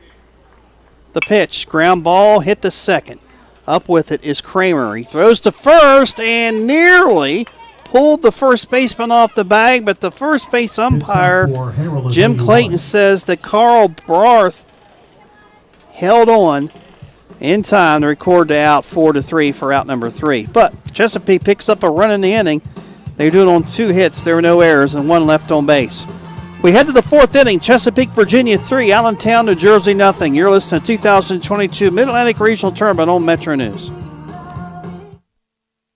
Your source for what's happening in West Virginia is WVMetroNews.com. Get the latest statewide news, sports reports from WVU, Marshall, and your local high school teams. Explore the great outdoors with Chris Lawrence. Read Hoppy Kercheval's daily commentary and catch up on your favorite Metro News programs and podcasts. Stay informed anytime, anywhere with WVMetroNews.com. Metro News for 36 years, the voice of West Virginia. Weekdays at 3 on Hotline, we talk about what you're talking about in sports, popular culture, tech, and more. We pepper our daily lineup with renowned local and national guests with authoritative perspectives on a wide variety of topics, from high school sports to Hollywood and the financial markets. Every day, Coop and I have irreverent discussions with you using texts and tweets, plus our exclusive content like the question of the day, In or Out in Beer Friday. Metro News Hotline, weekdays on Metro News, the voice of West Virginia.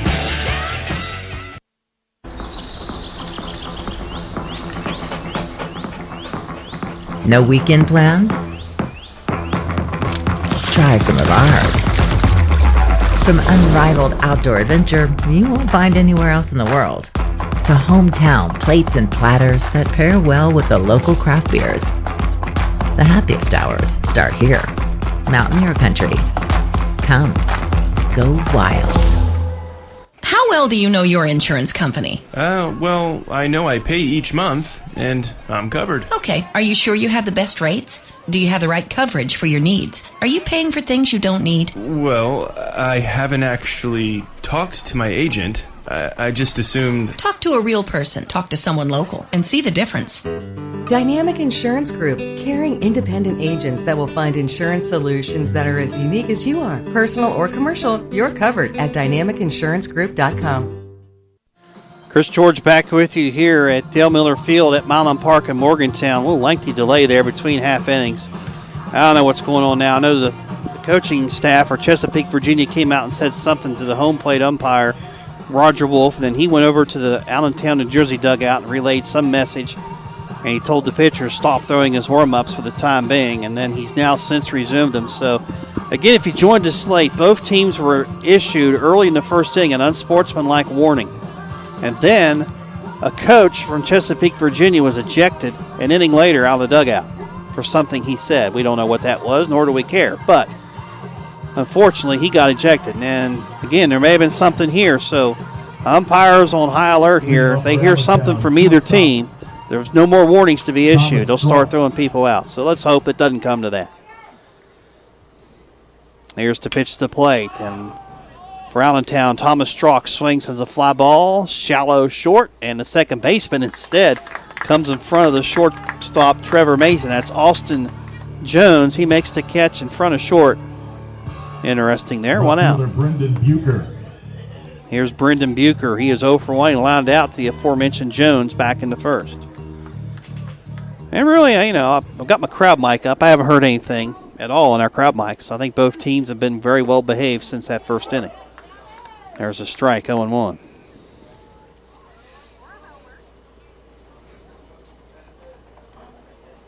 Oh, 1 delivery, strike 2. Gavin Whitehurst dealing 0-2. Can't say enough about these two teams, folks. They're as talented as anybody I've seen this year. Of course, I don't want to take anything away from Frederick, Maryland. They'll await the winner of this game. They, too, are talented. Some good baseball this week in Morgantown. 1-2 pitch. Fouled at the plate towards the Chesapeake dugout off the bat of Brendan Bucher. It's 1-2 still. Bucher, 154 coming in. That's dropped a little bit. So officially he's 2 for 14 now in the tournament. The 1-2, high for ball 2. It's 2-2. Fastball misses the zone from Gavin Whitehurst. The lefty's 2-2 pitch. Pop fly, shallow right field, and what a catch. What a catch, racing in behind second, Nick Valentine, 2 outs. What can you say? The outfield play from both these teams has been tremendous in this tournament. 2 down, here's Griffin Murphy, 0 for 1. He reached on an error back in the second. Yeah, I said that. They are human. They do make errors, but very few and far between for both these teams. Catcher Griffin Murphy. 3-0 Chesapeake, Virginia, top of 4. 2 outs, base is clear. Whitehurst's pitch, strike on the inside corner, 0-1. Gavin Whitehurst attended Greenbrier Christian Academy in the Chesapeake area. There's strike 2, 0-2.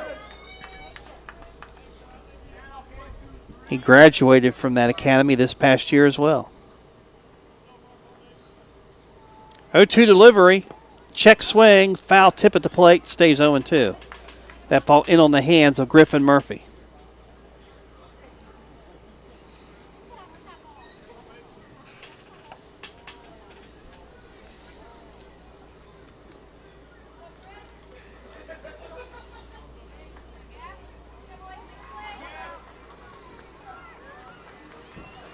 No balls, 2 strikes, 2 outs. A delivery. Ground ball hit to third off the bat of Murphy.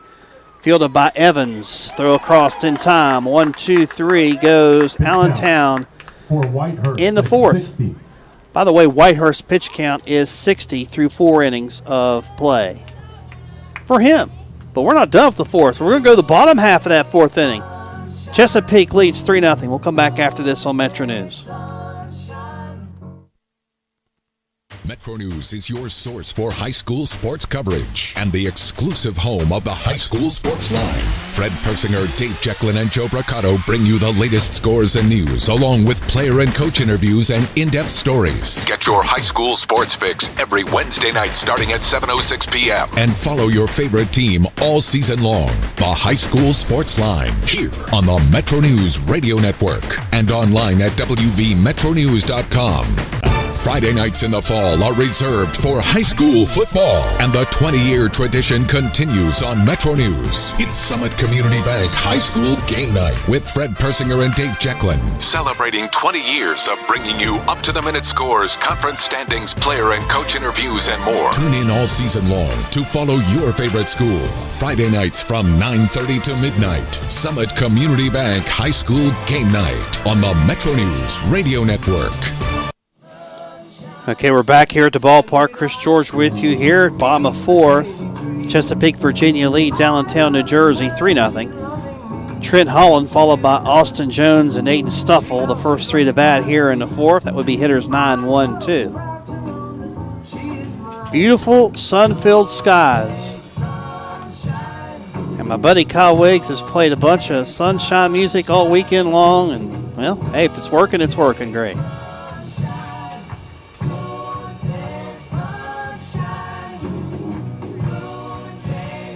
It's also warm out there. Temperatures in the mid to upper 80s today here at the ballpark.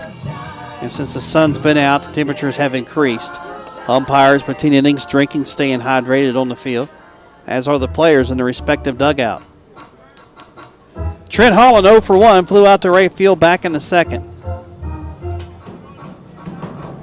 Holland attended the Isle of Wight Academy this past year, and he graduated from there as well. The pitch from the lefty. Check swing, slow roller to first. Easy play for the first baseman, Barth. One out. One down. Top of the order, Austin Jones. Jones 1 for 1. Singled in the second, walked in the first.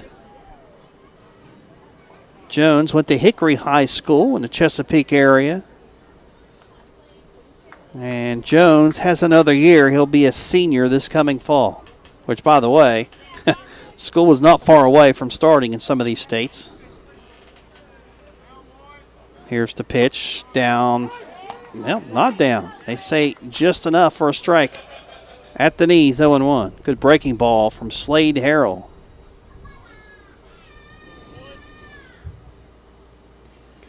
Oh, 0-1 delivery. Ground ball outside third, foul. Stopped by the third base coach. It's now 0-2. Well, Slade Harrell has been impressive today. I know he's given up 3 runs. He's walked a few, probably more than his liking, but he's got some good stuff, and he's only going to be a senior next year. This kid's going to pitch in college somewhere. If not, be a two-way player. Here's the 0-2. Down and inside and hit him in the foot. The ball hit Jones in the foot, so he's aboard on the hit batsman. Still one out. Here's the center fielder, Aiden Stuffle. Stuffle 0 for 1 with a walk and an RBI. That was on the bases loaded walk back in the second, where Chesapeake scored 2 of their 3 runs that inning.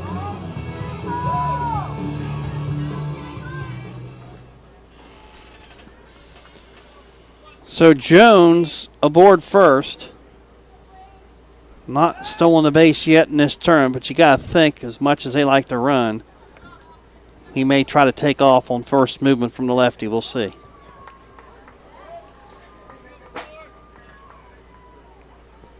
Aiden Shuffle came in batting an impressive .556 in the tournament. He takes high for a ball, 1-0.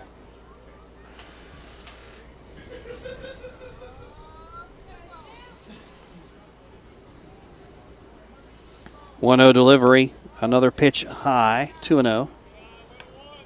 I think Harrell's getting a little tired out there. He's thrown a lot of pitches. I don't have his pitch count with me. I know it's more than the 60 pitches that his mound counterpart has thrown. It's been tough for him through 3+. Runner goes, pitches a strike. Late throw down, not in time. Stolen base for Jones. So the count now 2-1 to Aiden Stuffle.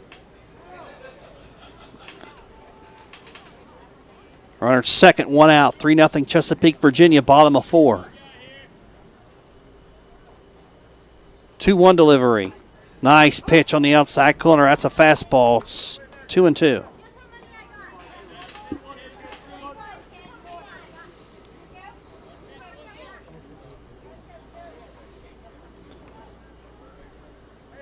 Two balls, 2 strikes, 1 out. Runner second. Harrell's pitch. Breaking ball. Hit him, I guess. So he's aboard. First and second now, 1 out. And here's first baseman Jacob Smith. Smith 0 for 2 against the lefty. So it's a lefty-lefty matchup. Smith, one of their top hitters on the year. And in the tournament, he came in batting .500. Does have a home run and has driven in 5 prior to this game. So first and second, 1 down.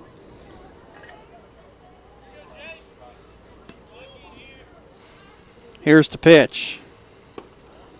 Slider in there for a strike, 0-1.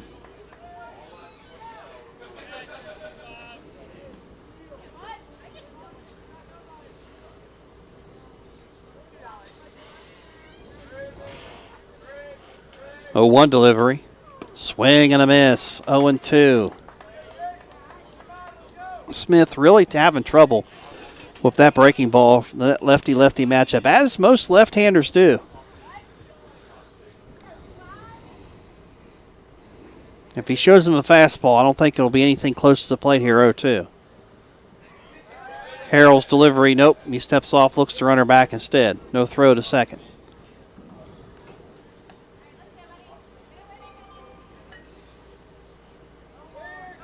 Oh, 2 pitch. Stayed with the breaking ball, missed down away, 1-2.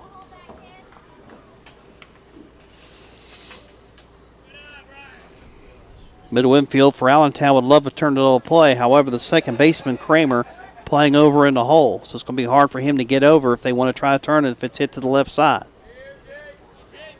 1-2 to count. The pitch. High for a ball, 2-2.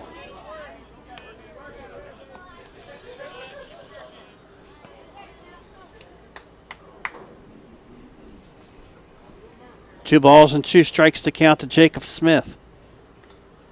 Smith crowding the plate. Catcher sets up outside. The 2-2 down. I had 2-2. Scoreboard had 2-2. Smith tossed the bat like it was ball 4, and it's ball 3. 3-2.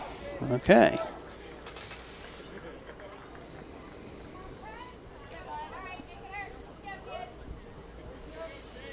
Three balls, 2 strikes, 1 out. First and second, or were the runners from Chesapeake are positioned here in the bottom of the 4th. They're up 3-0. And again, Slade Harrell steps off, looks the runner back.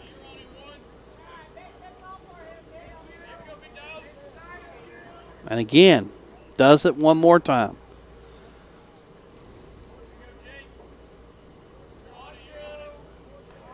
Three-two pitch.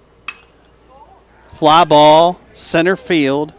Kendrick is there, comes in about 3 steps, makes the catch, 2 outs, runners hold. And that brings in Cooper Newell. Newell today 1 for 1, singled and scored back in the 3rd, walked in the 1st. The James Madison product steps in the batter's box. Newell attended high school at Hickory High School. He graduated this past year. In fact, all the kids on this Chesapeake team are 18 and under. They have no 19-year-olds on this team this year. Runners go. Pitches a ball. Throw down to 3rd in time. What do they say? Never make your 1st or 3rd out at 3rd, right? Yep, that's exactly what they did. Austin Jones caught stealing 2-5. Nice throw down by the catcher, Griffin Murphy. That's the 2nd time he has thrown out a Chesapeake would-be base stealer today. 98 pitches thrown as well for Slade Harrell through 4. We head to the 5th. Chesapeake, Virginia 3, Allentown, New Jersey nothing. We'll come back after this on Metro News. Your source for news in the Mountain State is Metro News. Weekday mornings, start your day with the morning news. 3 hours of the biggest stories across West Virginia, along with sports, weather, and more. Stay updated throughout the day with reports at 1/2 each hour. And find all the info you need on your schedule at wvmetronews.com. The news you want from the name you trust. Metro News. For 36 years, the voice of West Virginia. Hi, this is Travis Jones. Join me and Coach Greg Hunter every Sunday night from 6:06 until 8 o'clock on the Metro News Radio Network for the CityNet Sunday Night Statewide Sports Line. We'll wrap up the week in sports in the Mountain State, talk about the Mountaineers, high school, and the Mountain East Conference. Plus, you can join the conversation on our toll-free line or on our text line at 304-TALK-304. Join us every Sunday night from 6:06 until 8 p.m. on Metro News. It's the CityNet Sunday Night Statewide Sports Line. Moving to the fifth inning, 3-0 Chesapeake, Virginia. Allentown, New Jersey has the bomb. The order up. It's Jacob Kramer to lead off, followed by Alex Bischoff and Carl Barth against Gavin Whitehurst, who has thrown right around that 60 pitches so far through the first 4 innings of play.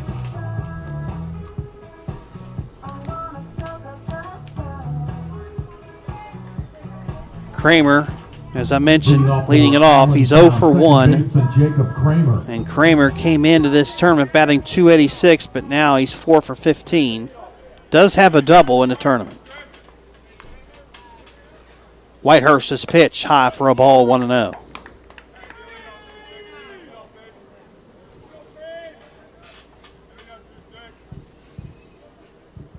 Kramer attended New Egypt High School in Allentown, Virginia area. He swings and misses at the next pitch. Fastball blew it by him, 1-1.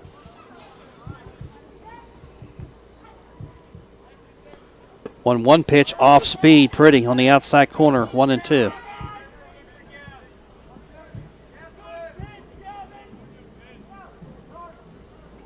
Time called. The batter Kramer steps out. Whitehurst from the stretch. 1-2 pitch. Chopped at the plate, foul, stays 1-2.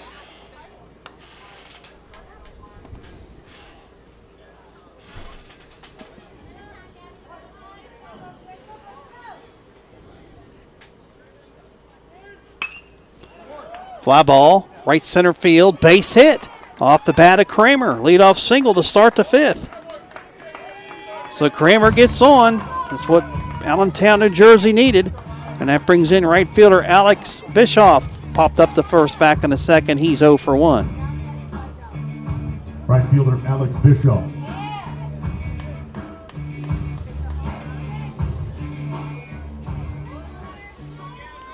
All right, back to the radar. We've literally had some storms flare up in the last 15 minutes or so, and they're moving from southwest to northeast. We'll get to that in a second. Sacrifice bunt attempt fielded by Whitehurst, and the runner is safe, we think, as a second baseman late to cover. And the ball did get away, so first and third, nobody out. Good sacrifice bunt by Bischoff. He beats it out. And it's going to be interference on the second baseman, Austin Jones. He tried to come over and cover that sacrifice bunt attempt, and he ran in and collided with Alex Bischoff. So Bischoff will take second on the interference on the second baseman, Jones covering. So first and third, nobody out, and Coach Bowles comes out to have a talk with the first base umpire, Jim Clayton, on that call. It's the right call because what happened there was Bischoff laid down the bunt, and as he was running down the line, the ball got away, which I did not see until the last second. As the ball got away, he collided as he was turning the bag to go to second with the second baseman covering, Austin Jones. So Jones, with him colliding with Bischoff, that did not allow Bischoff to get to second. Therefore, base interference is called. So second and third, no one out. That's the main thing right now in this game. And Carl Barth, the batter, he's 0 for 1. Lefty-lefty matchup. Whitehurst's pitch. Strike called, 0-1. Carl Barth. How about small ball? Small ball is the reason why this is happening. Good bunt by Bischoff. And he just wanted to get the runner over, but ended up getting a base hit plus another 90 feet. Sharp hit ground ball to short. They're going to get the out at third. Yes, the out at third, but it is an RBI as Bischoff is out on the play. Scored 6-5, 1 out. Barth reaches on the fielder's choice. He'll get credit for the RBI that drives in Kramer. And Allentown, New Jersey has their first run. It's 3-1. That's a bad base running play, though, however, by Bischoff. Bischoff, as that ball was hit to short, the shortstop, Trevor Mason, was ranging to his right towards third. And in the process, his momentum carried him to the bag, and all he had to do was throw over there, and that was an easy out. Line drive opposite way, base hit right field by the leadoff hitter, Thomas Kendrick. It's Allentown, New Jersey. Runners now on first and second, 1 out. And here's the pitcher, Slade Harrell. Back to that base running mistake. What you're supposed to do there with nobody out or 1 out, you want to see that ball through. You don't want to take off for third unless the ball gets through. And they're going to have a meeting at the mound to talk to Gavin Whitehurst, see if he's okay. And Gavin, in frustration, walks away from the meeting like, I'm okay. But see what they do here. I'm thinking they're going to stick with him, obviously, but we'll see. 3-1 our score. Allentown getting something going here in the fifth.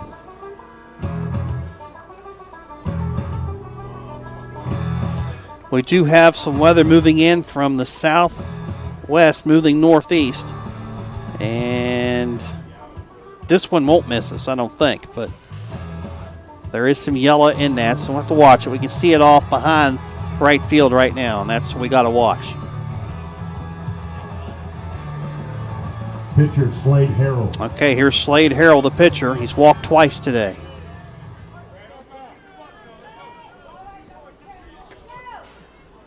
Whitehurst from the stretch, the pitch. Strike call on the outside corner, 0-1.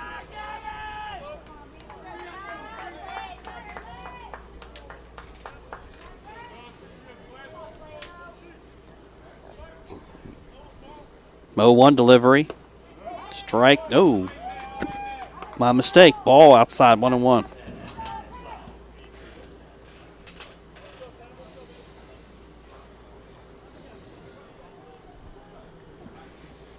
Here's the 1-1 delivery.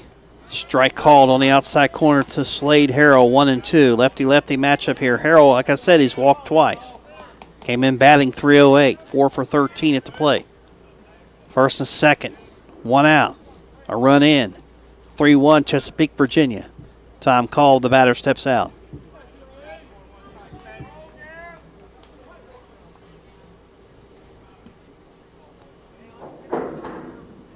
Here's the 1-2.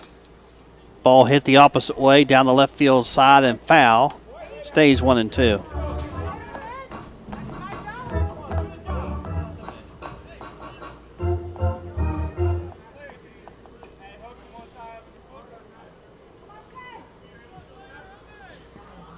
One-two pitch again. Inside, misses. 2 balls and 2 strikes to Slade Harrell.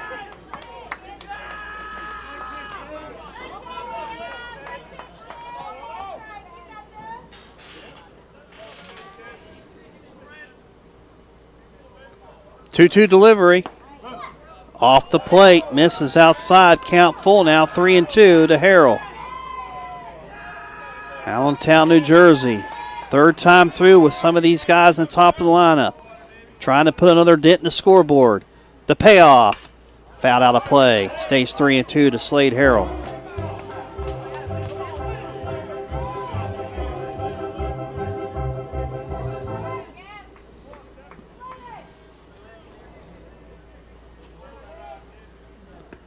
And there's ball 4. Down and in. So the bases are now loaded. 1 out, and that brings in number 3 hitter Mike Dorn. Dorn today is 0 for 2, ground into a double play in the third. Reached on the fielder's choice in the first.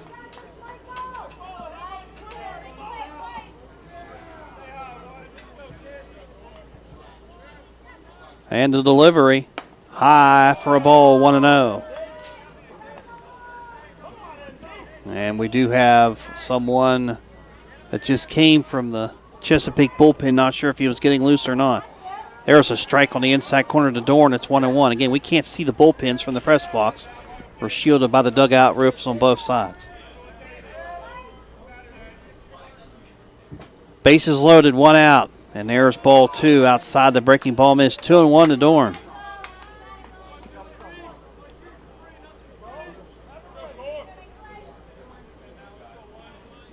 Two-1 from Whitehurst. Fly ball hit the other way, foul. It's now 2-2.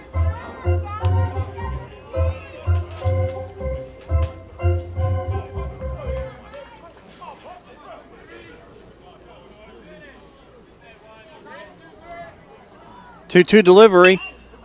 Hit it back up the middle and through for a base hit. This will score 1, and they're going to hold Kendrick at third. Bases remain loaded, 1 out. On the base hit to center by Mike Dorn, it's 3-2 Chesapeake, Virginia. RBI single for Dorn brings in the shortstop, Thomas Strock. Strock singled back in the first. He's 1 for 2, and this may be it for Gavin Whitehurst. Out comes, they're pointing to someone here. And we'll see what the change is going to be. New pitcher coming on for Chesapeake, Virginia. Our score here in the top of the 5th. Chesapeake 3, Allentown, New Jersey 2. Stay tuned. We'll tell you who the new pitcher is. We'll come back after this on Metro News. Metro News is the voice of high school sports in West Virginia. We're there from the sweat-soaked high school gyms to the bright lights of the Charleston Civic Center and the state tournaments. We're with the fans under the lights on Friday nights during football season and at Wheeling Island Stadium for the Super Six. We're at the Dusty Baseball Fields and at Appalachian Power Park for the state championships. From the Metro News Power Index to the high school sports line, your home for the best coverage of high school sports is Metro News, the voice of West Virginia. What you need to know today is just a click away. WVMetroNews.com has the latest statewide news stories from the capital city to your hometown. Follow your favorite sports teams from high school to the pros. Hunting and fishing information is always on the outdoors page. And never miss your favorite Metro News program with live streams and archived episodes. Wherever you are in the Mountain State, the information you need is at WVMetroNews.com.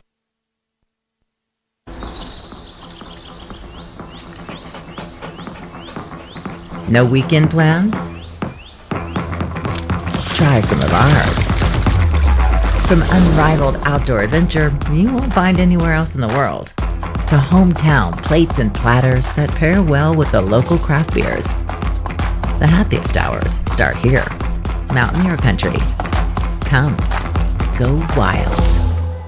How well do you know your insurance company? Well, I know I pay each month, and I'm covered. Okay, are you sure you have the best rates? Do you have the right coverage for your needs? Are you paying for things you don't need? Well, I haven't actually talked to my agent. I just assumed... Talk to a real person. Talk to someone local and see the difference. Dynamic Insurance Group, caring independent agents that will find insurance solutions that are as unique as you are. Personal or commercial, you're covered at dynamicinsurancegroup.com. The new pitcher for Chesapeake, Virginia is Aiden Stufel, the center fielder, has come in now to pitch for Chesapeake, Virginia. Gavin Whitehurst, the starting pitcher, moves out to center field. Again, a weather update. We see behind left field getting dark, and looking at the radar here, I pulled up once more as the first pitch coming on a line drive down the third baseline fair. Off the bat of Thomas Strock. This will score 2, and Allentown, New Jersey has a 4-3 lead on the base hit down the third baseline for Thomas Strock. That'll score Kendrick and Harrell. On the play, Dorn stops at second. And that brings in Brendan Bucher, the left fielder, who is 0 for 2. Again, that rain moving towards us, and it's got some yellow in it on the radar, and there's a first pitch, a strike to Bucher, 0-1. It looks like it's going to hit us, but looks like the heaviest part may miss us a little bit to the west. We'll keep an eye on it. Ball in the dirt, 1-1 the count now to Bucher. So all 4 runs for Allentown, New Jersey have come here in the top of the 5th.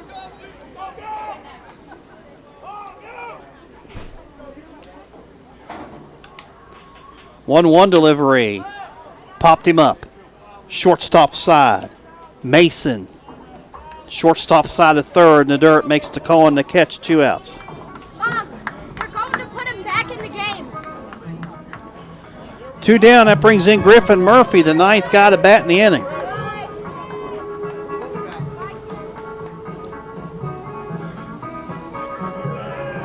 Murphy 0 for 2 today, reached on an error back in the 2nd, grounded out to 3rd in the 4th. 1st and 2nd for Allentown, 2 outs. They lead 4-3 for the first time today. The delivery down 1-0. Aiden Stufel, as I said, the new pitcher.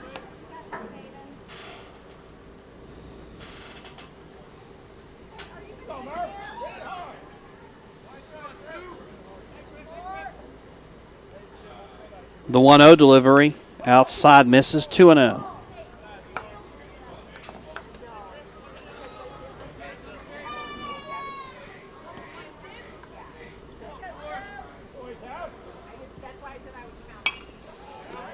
Pop flying out of play off the bat of Murphy. It's now 2 balls and 1 strike.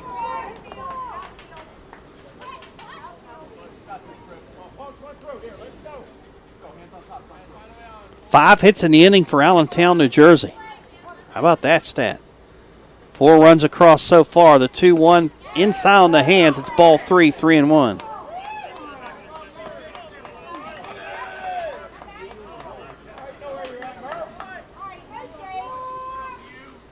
Three and 1 to count to the batter, the catcher Griffin Murphy.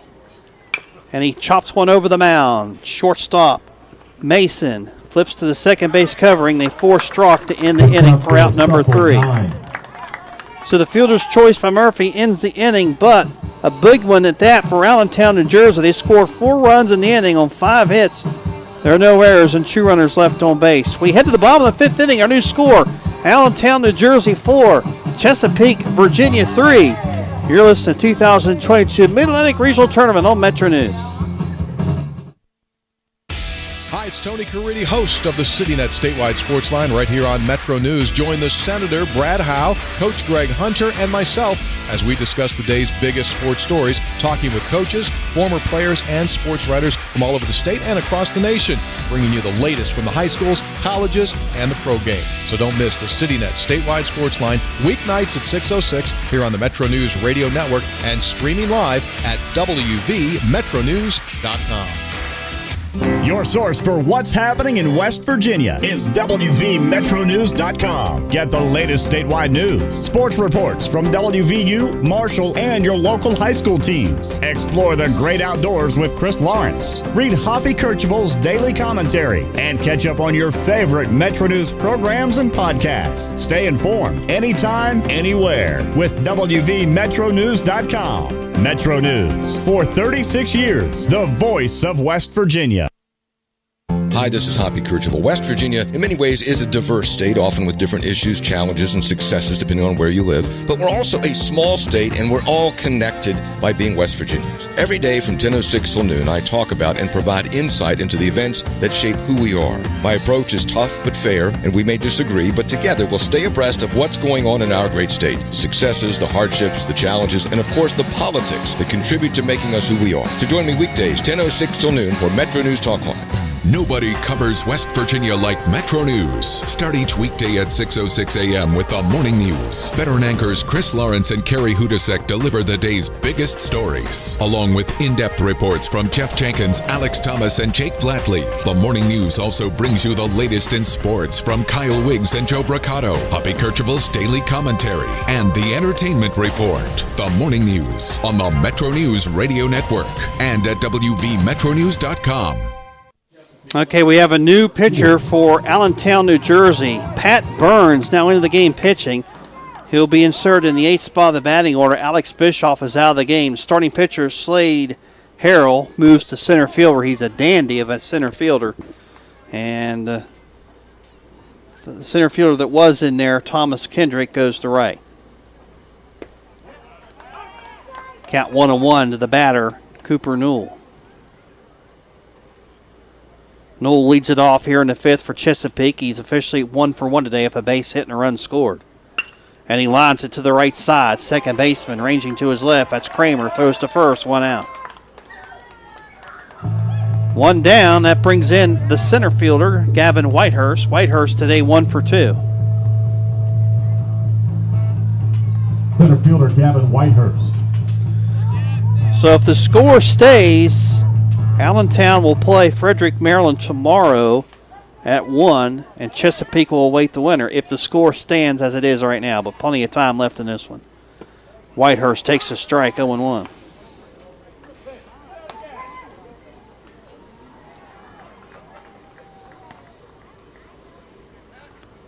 0-1 delivery. Inside misses. 1 ball and 1 strike to count to Whitehurst.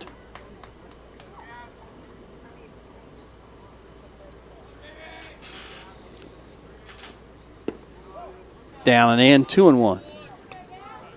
As we look at the radar, I was watching that yellow again. It's we may get lucky for a second time, folks. There's a ball hit well opposite way, but foul off the bat of Whitehurst is 2-2.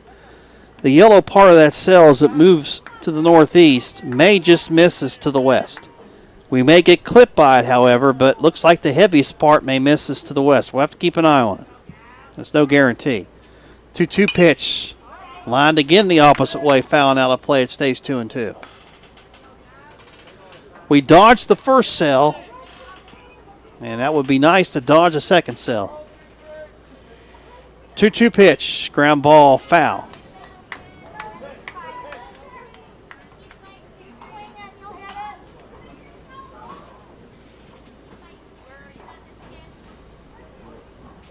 One out, bases clear here in the 5th. Allentown, New Jersey leads 4-3. Ground ball, 1 hopper to short.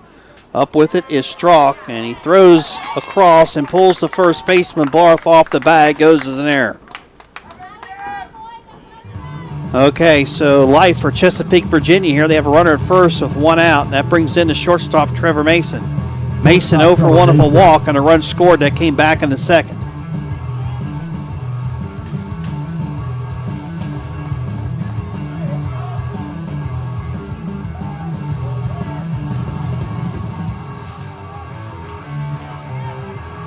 Mason stands in there, middle infield for Allentown, New Jersey, playing at double play depth. So there's a big hole on the right side for Mason if he wants to go the opposite way. The pitch from Burns, down and in, 1-0. Burns, by the way, is a Freehold Township High School product. Burns graduated in 2021. He's a 19-year-old. There's a strike. 1 ball, 1 strike to count to Trevor Mason.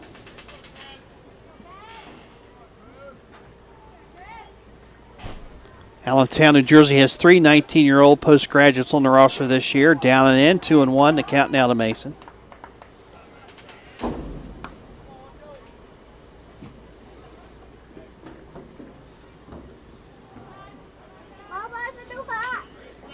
Burns taking his time down there on the mound. The count, 2 balls and 1 strike. The delivery. Popped him up, right field. Coming over is the new right fielder, and that's Kendrick. He makes the catch against the line. 2 outs. 2 down. That brings in right fielder Nick Valentine for Chesapeake.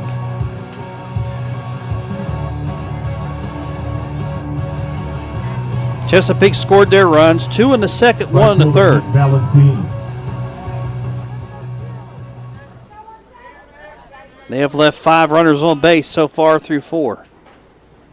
Valentine takes low for a ball, gets away, but the runner at first goes nowhere. That's Whitehurst.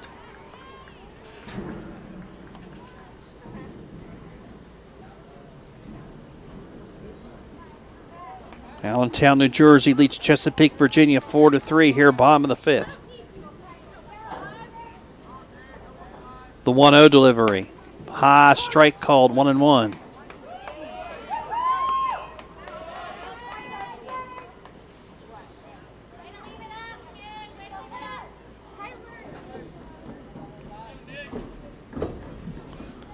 One delivery, pop flying out of play behind home plate. Now 1-2. Weather update, watching that cell on the radar. Again, it's moving from the southwest to the northeast. And again, the heaviest part of the yellow is going to be to the west of us, but again, we may still get clipped by part of the green on the radar. There's a fly ball hit well, deep left field. Hit well, I would say. Goodbye. 2-run home run from Nick Valentine. And Chesapeake, Virginia takes the lead back. They lead 5-4 in the bottom of the 5th inning. And their dugout explodes.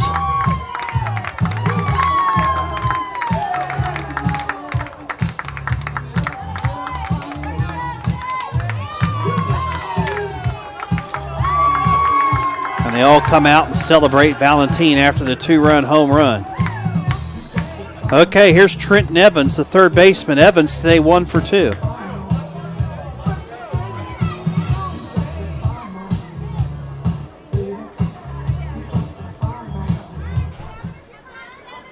Burns' pitch down and away, 1-0. Third baseman Trenton Evans. So Valentine, who just hit the home run, that's his first of the tournament. Strike called to Evans, 1-1. Evans singled in the second, grounded out to second base in the third. 1 for 2. The 1-1 delivery, ground ball to the right side and through for a base hit. So 1 out, 2 out single to right for Trenton Evans, opposite way. That brings in Trent Holland, the catcher, who is 0 for 2. Catcher Trent Holland.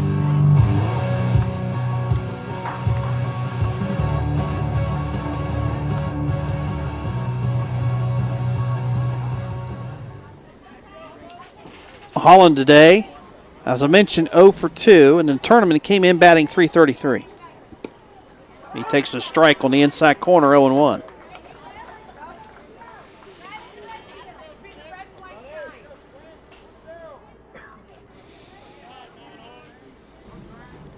.01 delivery, strike 2, right down the middle, 0-2. Holland, by the way, went to the Isle of Wight Academy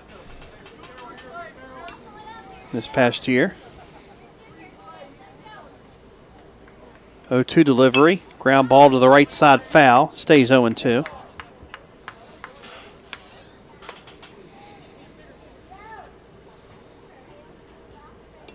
Again, watching that cell, looks like it may miss us to the west as it moves northeast. Again, we might just get clipped, and that's it. 0-2 pitch, ground ball chopped to third. Nice glove by the third baseman, Dorn. Throws to first, in time, pretty play. He was able to scoop that up in the dirt just to the left of the bag at third. He threw across to retire Holland for the final out. But the 2-run home run from Nick Valentine gives Chesapeake, Virginia the lead as we head to the 6th. It's Chesapeake, Virginia 5, Allentown, New Jersey 4. You're listening to 2022 Mid-Atlantic Regional Tournament on Metro News. Hi, this is Hoppy Kercheval. West Virginia, in many ways, is a diverse state, often with different issues, challenges, and successes depending on where you live. But we're also a small state, and we're all connected by being West Virginians. Every day from 10:06 till noon, I talk about and provide insight into the events that shape who we are. My approach is tough but fair, and we may disagree, but together we'll stay abreast of what's going on in our great state. The successes, the hardships, the challenges, and of course the politics that contribute to making us who we are. So join me weekdays, 10:06 till noon for Metro News Talk Line. Nobody covers West Virginia like Metro News. Start each weekday at 6:06 a.m. with the morning news. Veteran anchors Chris Lawrence and Carrie Hudasek deliver the day's biggest stories, along with in-depth reports from Jeff Jenkins, Alex Thomas, and Jake Flatley. The morning news also brings you the latest in sports from Kyle Wiggs and Joe Braccato, Hoppy Kercheval's daily commentary, and the entertainment report. The morning news on the Metro News Radio Network and at WVMetroNews.com. West Virginia Outdoors is the Mountain State's only hook and bullet radio show, dedicated to the more than 250,000 hunters and anglers across the state. Award-winning host Chris Lawrence has been tracking down hunting and fishing stories for more than 25 years. Fun fact about groundhogs that not a lot of people know is they actually go through hepatitis B, much like humans do. So they've actually been used as a role model for how hepatitis progresses through humans. Don't even act like you knew that. Whether it's hunting and fishing news or just compelling stories about the enjoyment of the great outdoors. He brought the dogs in the next day. That dog, as soon as it got out of the side, it hit the nose on the ground. It pulled us. It took us straight through that deer. She on point? Got a point. You got that one. West Virginia Outdoors covers it all. Saturday mornings at 7:06 a.m. And for your daily fix, Outdoors Today brings you 2.5 minutes of news and notes from the woods and water every weekday morning on Metro News, the voice of West Virginia.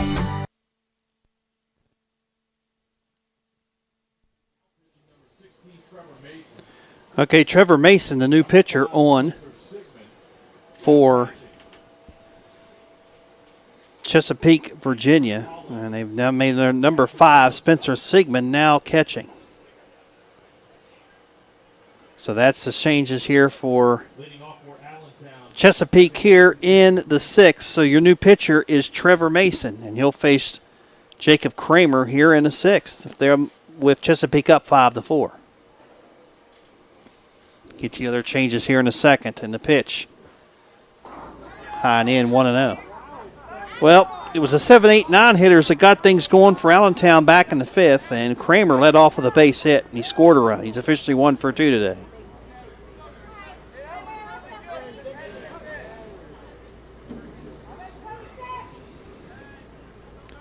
The delivery, pop flying out of play. 1-1 to count now to Kramer.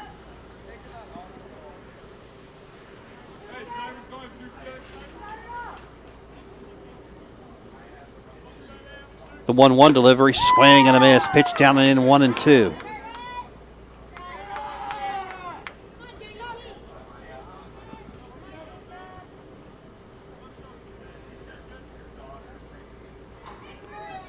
One-two delivery.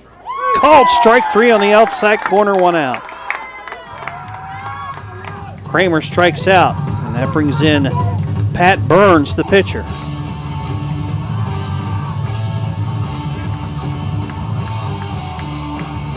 Burns first at bat today.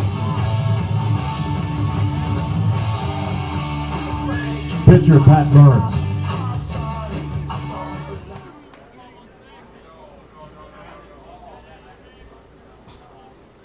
Mason's pitch in there for a strike, 0-1.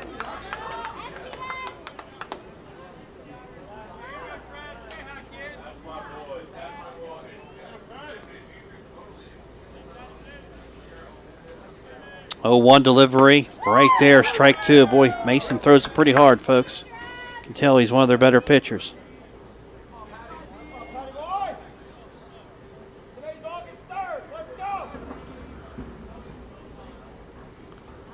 Oh, and 2 to count. The delivery, line drive, back up the middle and through for a base hit. So Burns singles to right center with 1 out.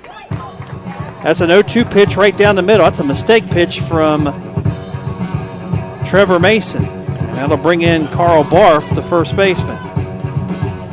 Barth today, 0 for 2, reached on the fielder's choice and scored back in the 5th. First baseman Carl Barth. Barth was retired on a web gym back in the 2nd by the left fielder Cooper Newell.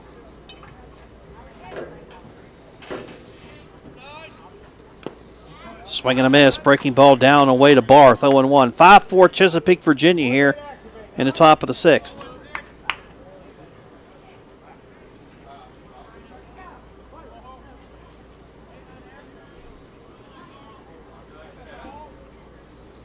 There's a ground ball, right side, diving stop by the second baseman. He throws the first in time, 2 outs. What a play by the new second baseman. Not sure who that is. I'll get to you in just a second. What a play by the second baseman over there, and that new second baseman, well, still Austin Jones. My apologies. Austin Jones with a great play over there at second. So we'll get you the new shortstop in a second. We do have a new shortstop in there. So Jones with a beautiful play at second. On the play, Burns goes to second. Top of the order, here's Thomas Kendrick.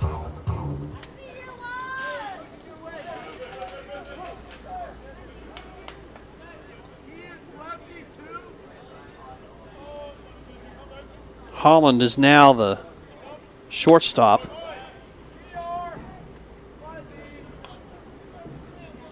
So Holland at short, Mason pitching. And we'll look at the rest of it in a second. 1-0 to count to the batter, Kendrick. Kendrick today 1 for 3. Singleton scored back in the 5th. Mason's delivery outside the fastball misses. 2 balls and no strikes.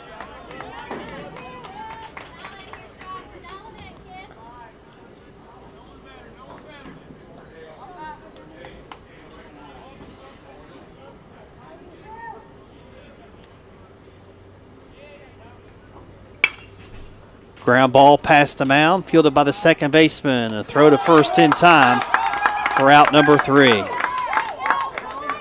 So good job by the pitcher, Trevor Mason, to get out of that. Mason, 12. No runs, 1 hit, 1 left. Bottom of the 6th we go. Chesapeake, Virginia holds on to their 5-4 lead. We'll come back after this on Metro News.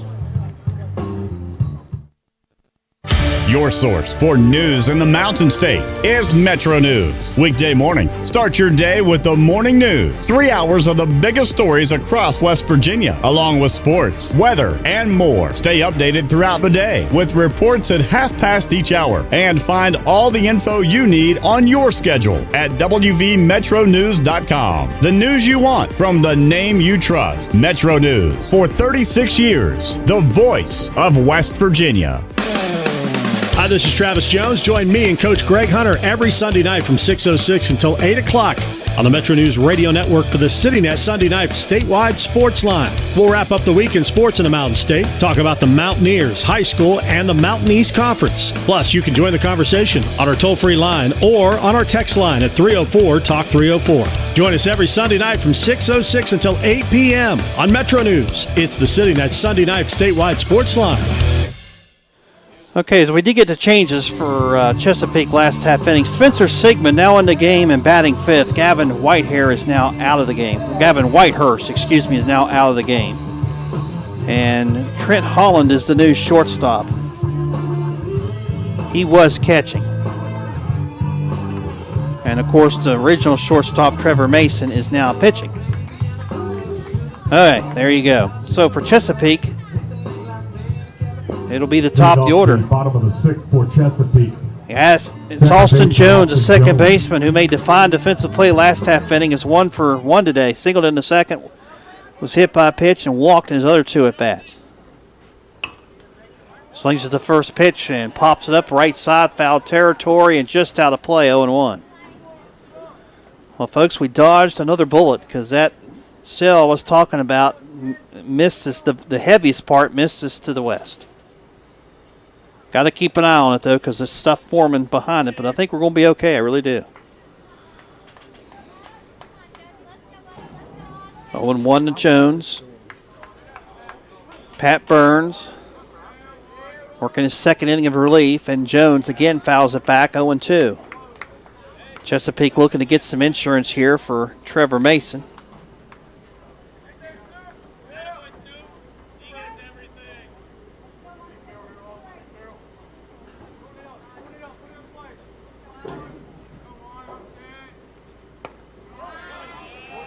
The ball, 2 balls and 2 strikes now the count. Check that, should be 1-2. It is 1-2 the count to Jones. Jones, slow roller, hit the third. It's going to be a tough play for Dorn, and he can't make an infield single. It's going to be a tough play. He knew it because Jones has decent speed. He reaches on the infield hit, and that brings in Aiden Stuffle, the center fielder. Center fielder Aiden Stuffle. Stuffle today, 0 for 1. Grounded out in the first.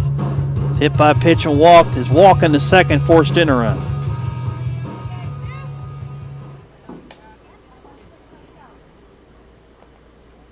Here's a delivery. Squared the bunt, pulled it back, took a ball, 1-0.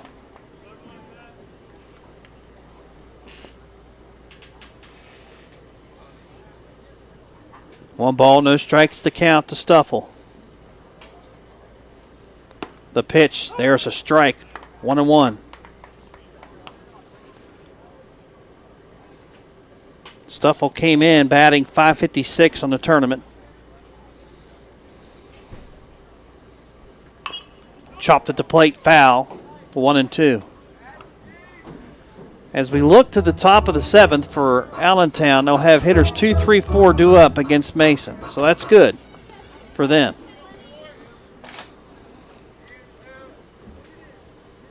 One-two from Burns. Fly ball lifted to right. Coming in is the right fielder, Kendrick, and he makes the running catch. 1 out. 1 down. Here's Jacob Smith, who's had a tough day, but that came against left-handed pitcher Slade Harrell. Now he'll face the righty. So Smith, being a left-handed hitter, will face a right-handed pitcher for the first time today.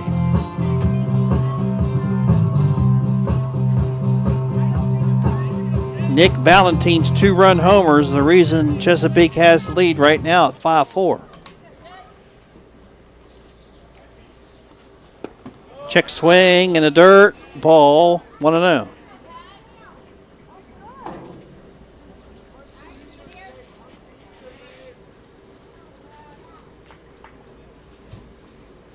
The 1-0 delivery. Runner goes, pitch is swung on and hit down the line, base hit to right. And on the play, they're going to hold the runner Jones at third. First and third, 1 out. Hit and run works. So Smith, getting to face the right-hander for the first time, comes up big with a base hit to right. Here's Cooper Newell. Newell 1 for 2 today. Singled and scored in the third, grounded out in the 5th, walked in the first.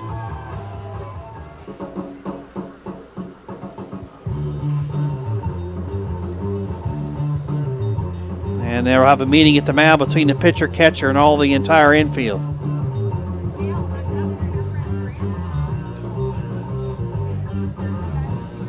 Chesapeake looking to try to add some insurance here, up 5-4 with 1 out and a 6 of gold at the lines right now. The winner plays Frederick, Maryland tomorrow at 1 p.m. If Chesapeake wins this game, Frederick, Maryland will have to beat them twice for the regional championship. That means the second game will be played at 4. That is if the score holds as it is right now.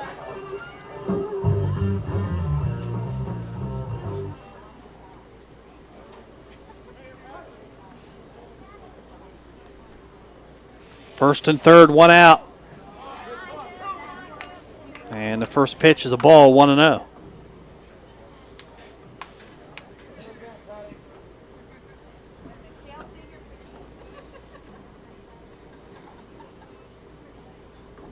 The 1-0 from Burns in there. Strike called. 1 ball, 1 strike to count to Cooper Newell.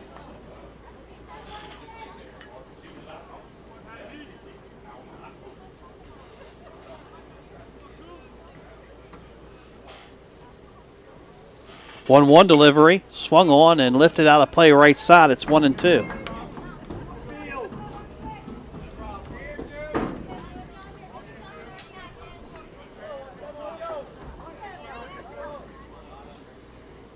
And we'll do it again. 1 ball, 2 strikes, 1 out. First and third is where the runners are at as we speak. The pitch headed up the middle, caught on a line drive by the shortstop.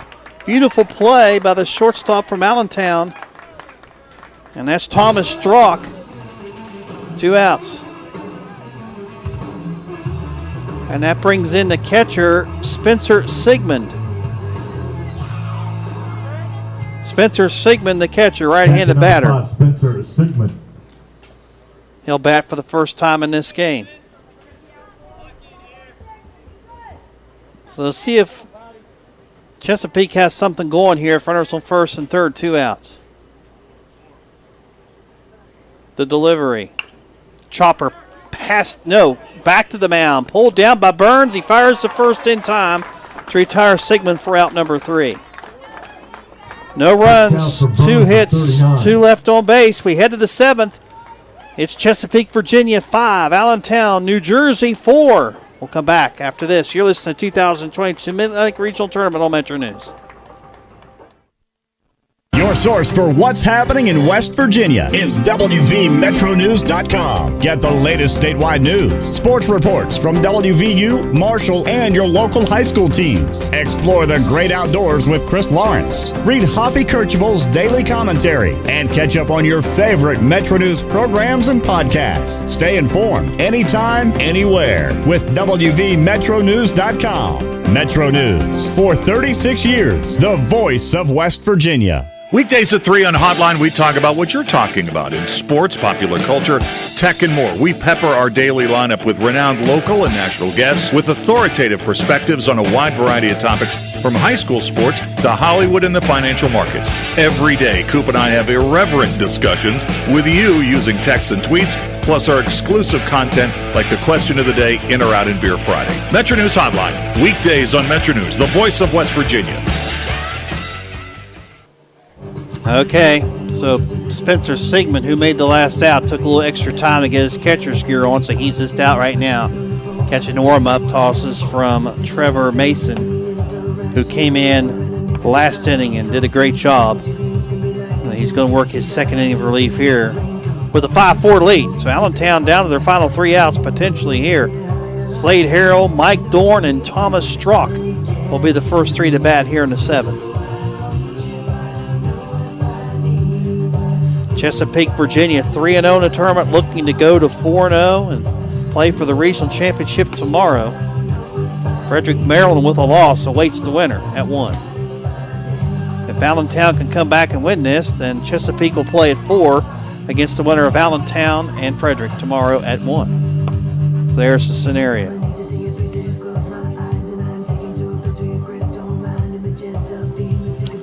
Slade Harrell today is officially 0 for 0. He's walked 3 times, scored a run that came back in the 5th. Allentown, number 10, center fielder Slade Harrell.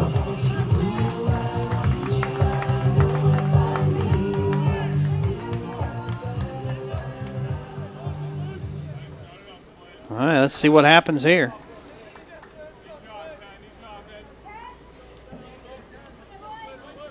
Harrell bats from the left side against the right-hand throwing Trevor Mason.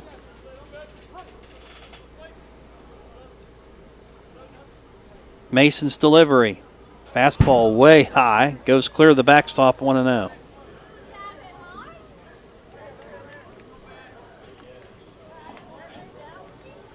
Trevor Mason went to the Isle of Wight Academy this past year, graduated 6'1", 180.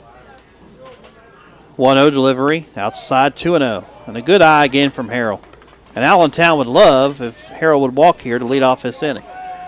They'd love to have a hit, but you know what? A walk's as good as a hit here. Down a run in the top of the 7th. 2-0 delivery. Strike called, 2-1. Trevor Mason definitely has some good velocity on his fastball. I don't know how hard he's throwing, but to me it's as hard as anybody I've seen so far in the tournament. He's really gunning it in there. 2-1 delivery. Swinging a little looper to left field. Opposite way, he's going to hang up and be caught by the left fielder, Cooper Newell, 1 out. Good piece of hitting for Slade Harrell to go the other way, but he comes up empty. Here's Mike Dorn, the third baseman. Dorn, RBI single back in the 5th. He's 1 for 3, grounded into a 1-6-3 double play in the 3rd and reached on the fielder's choice in the 1st.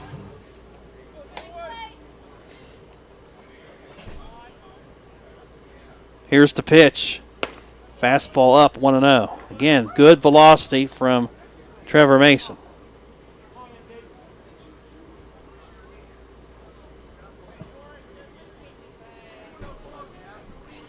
Here's the 1-0 delivery. Breaking ball, check swing, he went. It's a strike, 1-1. First base umpire Jim Clayton on the call.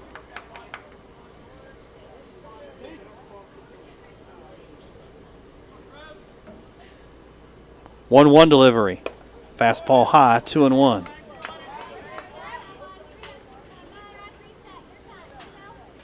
Well, Chesapeake, Virginia wasted no time. As soon as they got the lead, they took Mason off short and put him right on the mound. You can see why, if his velocity. And plus a nice breaking ball. 2-1 pitch. high for a ball, 3-1. But one thing you can do, if you throw hard, sometimes you may have the tendency to overthrow and start missing the strike zone. And that's what he's done here to Dorn, 3-1.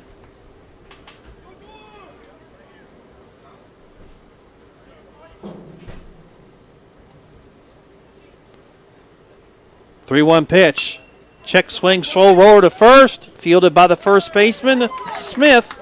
And Jacob takes to the bag for out number 2. One of those excuse me swings, and Dorn would love to have that back because the count was in his favor, 3-1. Okay, down to the last out. Here's Thomas Strock, the shortstop. He had a 2 RBI single back in the 5th. He's check that, he's 2 for 3 today. He singled in the 1st as well.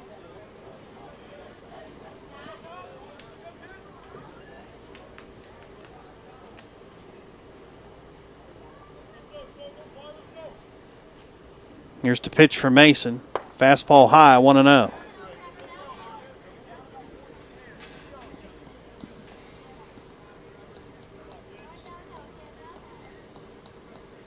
Two outs, bases empty. Chesapeake, Virginia leads 5-4. The 1-0. Inside, misses. 2 balls and no strikes.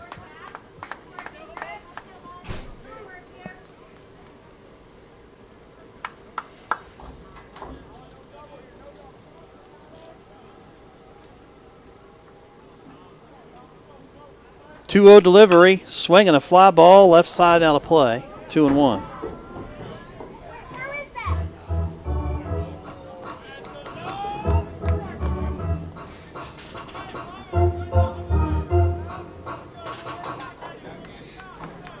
Two and one to count to Thomas Strock, 2 outs. The pitch from Mason, in there for a strike, 2-2.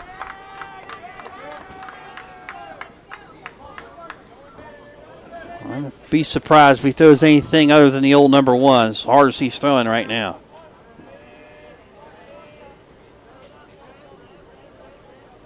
Two-two delivery, low in the dirt, spiked that fastball, 3-2.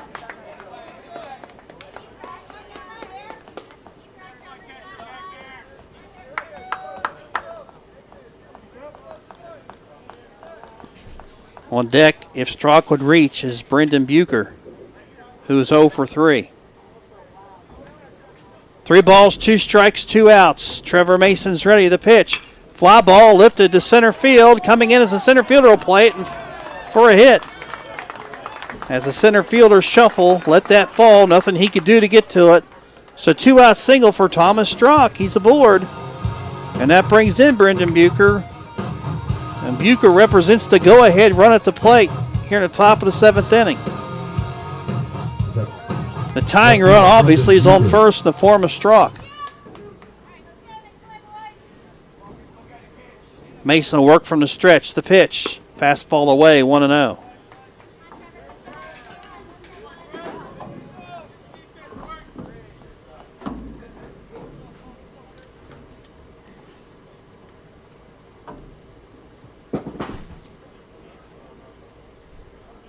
The 1-0 delivery. Again, outside, 2-0. Sometimes that hardest out is the hardest one to get, which especially in a 7-inning game, out number 27 is the toughest. And you're seeing it. Second time he's behind a batter, now 2-0. The delivery. There's a ball 3 on the outside corner, 3-0 to Brendan Bucher. A walk here will force the tying run into scoring position.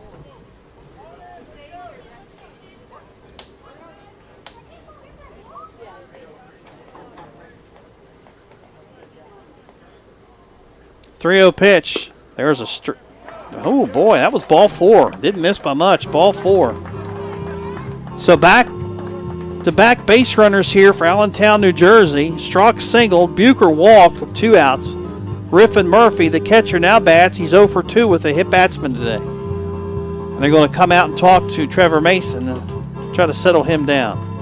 All those last 2 pitches are awfully close.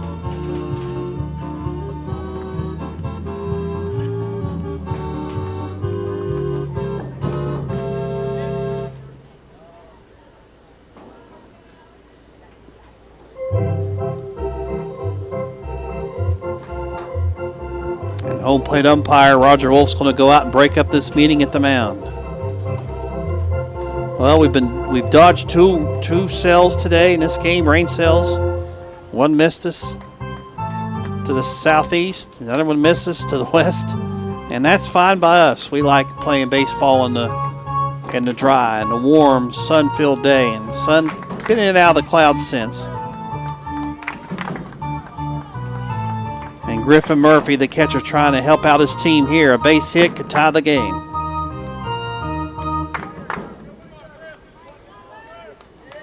Murphy came in batting .300 in the tournament. As I mentioned today, 0 for 2. First and second, 2 outs. Trevor Mason from the stretch. The pitch to the catcher. Murphy, it's high for a ball, 1-0.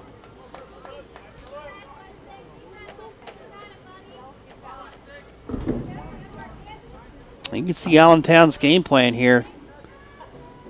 Be patient. Make him throw strikes. I know there's 2 outs, but he's been struggling here the last two batters. The 1-0. Inside corner, there's a strike, 1-1.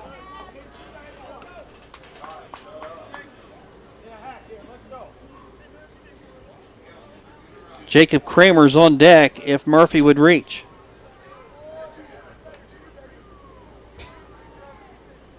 The 1-1 coming from Trevor Mason.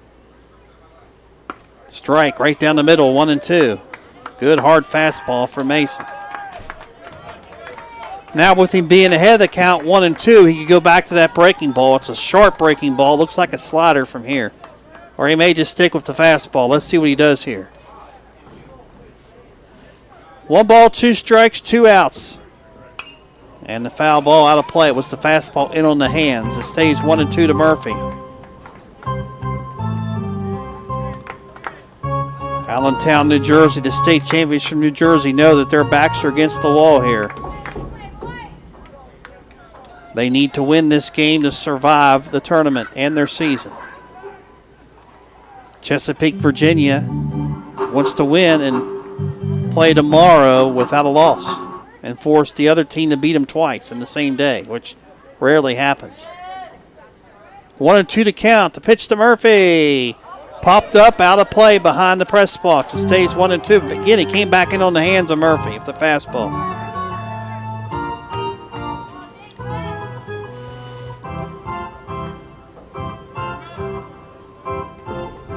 Two very, very good teams here on display in front of us this afternoon.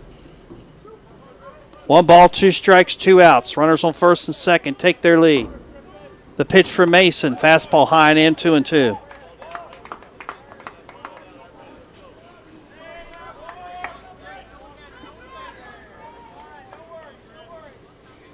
Infield playing deep here of 2 outs. Outfield straight away. There's a big gap in right center if Murphy wants to go the opposite way.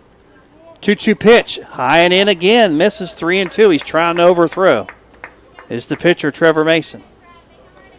He is stuck with that fastball last 3 or 4 pitches.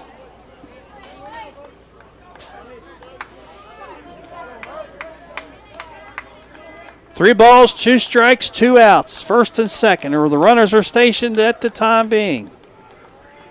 They go. The pitch. Swing and a miss. Strike 3. The fastball. He stuck with old numero uno, and he struck out Murphy to end the game. And end a very successful season for Allentown, New Jersey, as Murphy slams his helmet in the ground and kicks it in frustration. It was a good season for Allentown, New Jersey. They ended 22-6. State champions in the state of New Jersey beat Brookline, which is a feat of its own. And Chesapeake, Virginia improves 18-3. They win, and they advance to play tomorrow for the regional championship at 1 p.m. They'll take on Frederick, Maryland. Frederick, Maryland has to beat them twice to win the regional. They have to beat them once to force the second game. If they do, it'll be at 4. But right now, Chesapeake, Virginia, Frederick, Maryland is your Mid-Atlantic Regional Championship game tomorrow at 1 p.m. with Frederick having to beat them twice in order to win the championship. Again, the final score, well-played game in this one. It was Chesapeake, Virginia 5, Allentown, New Jersey 4. This has been Chris George for Metro News, the voice of West Virginia. Good afternoon, folks.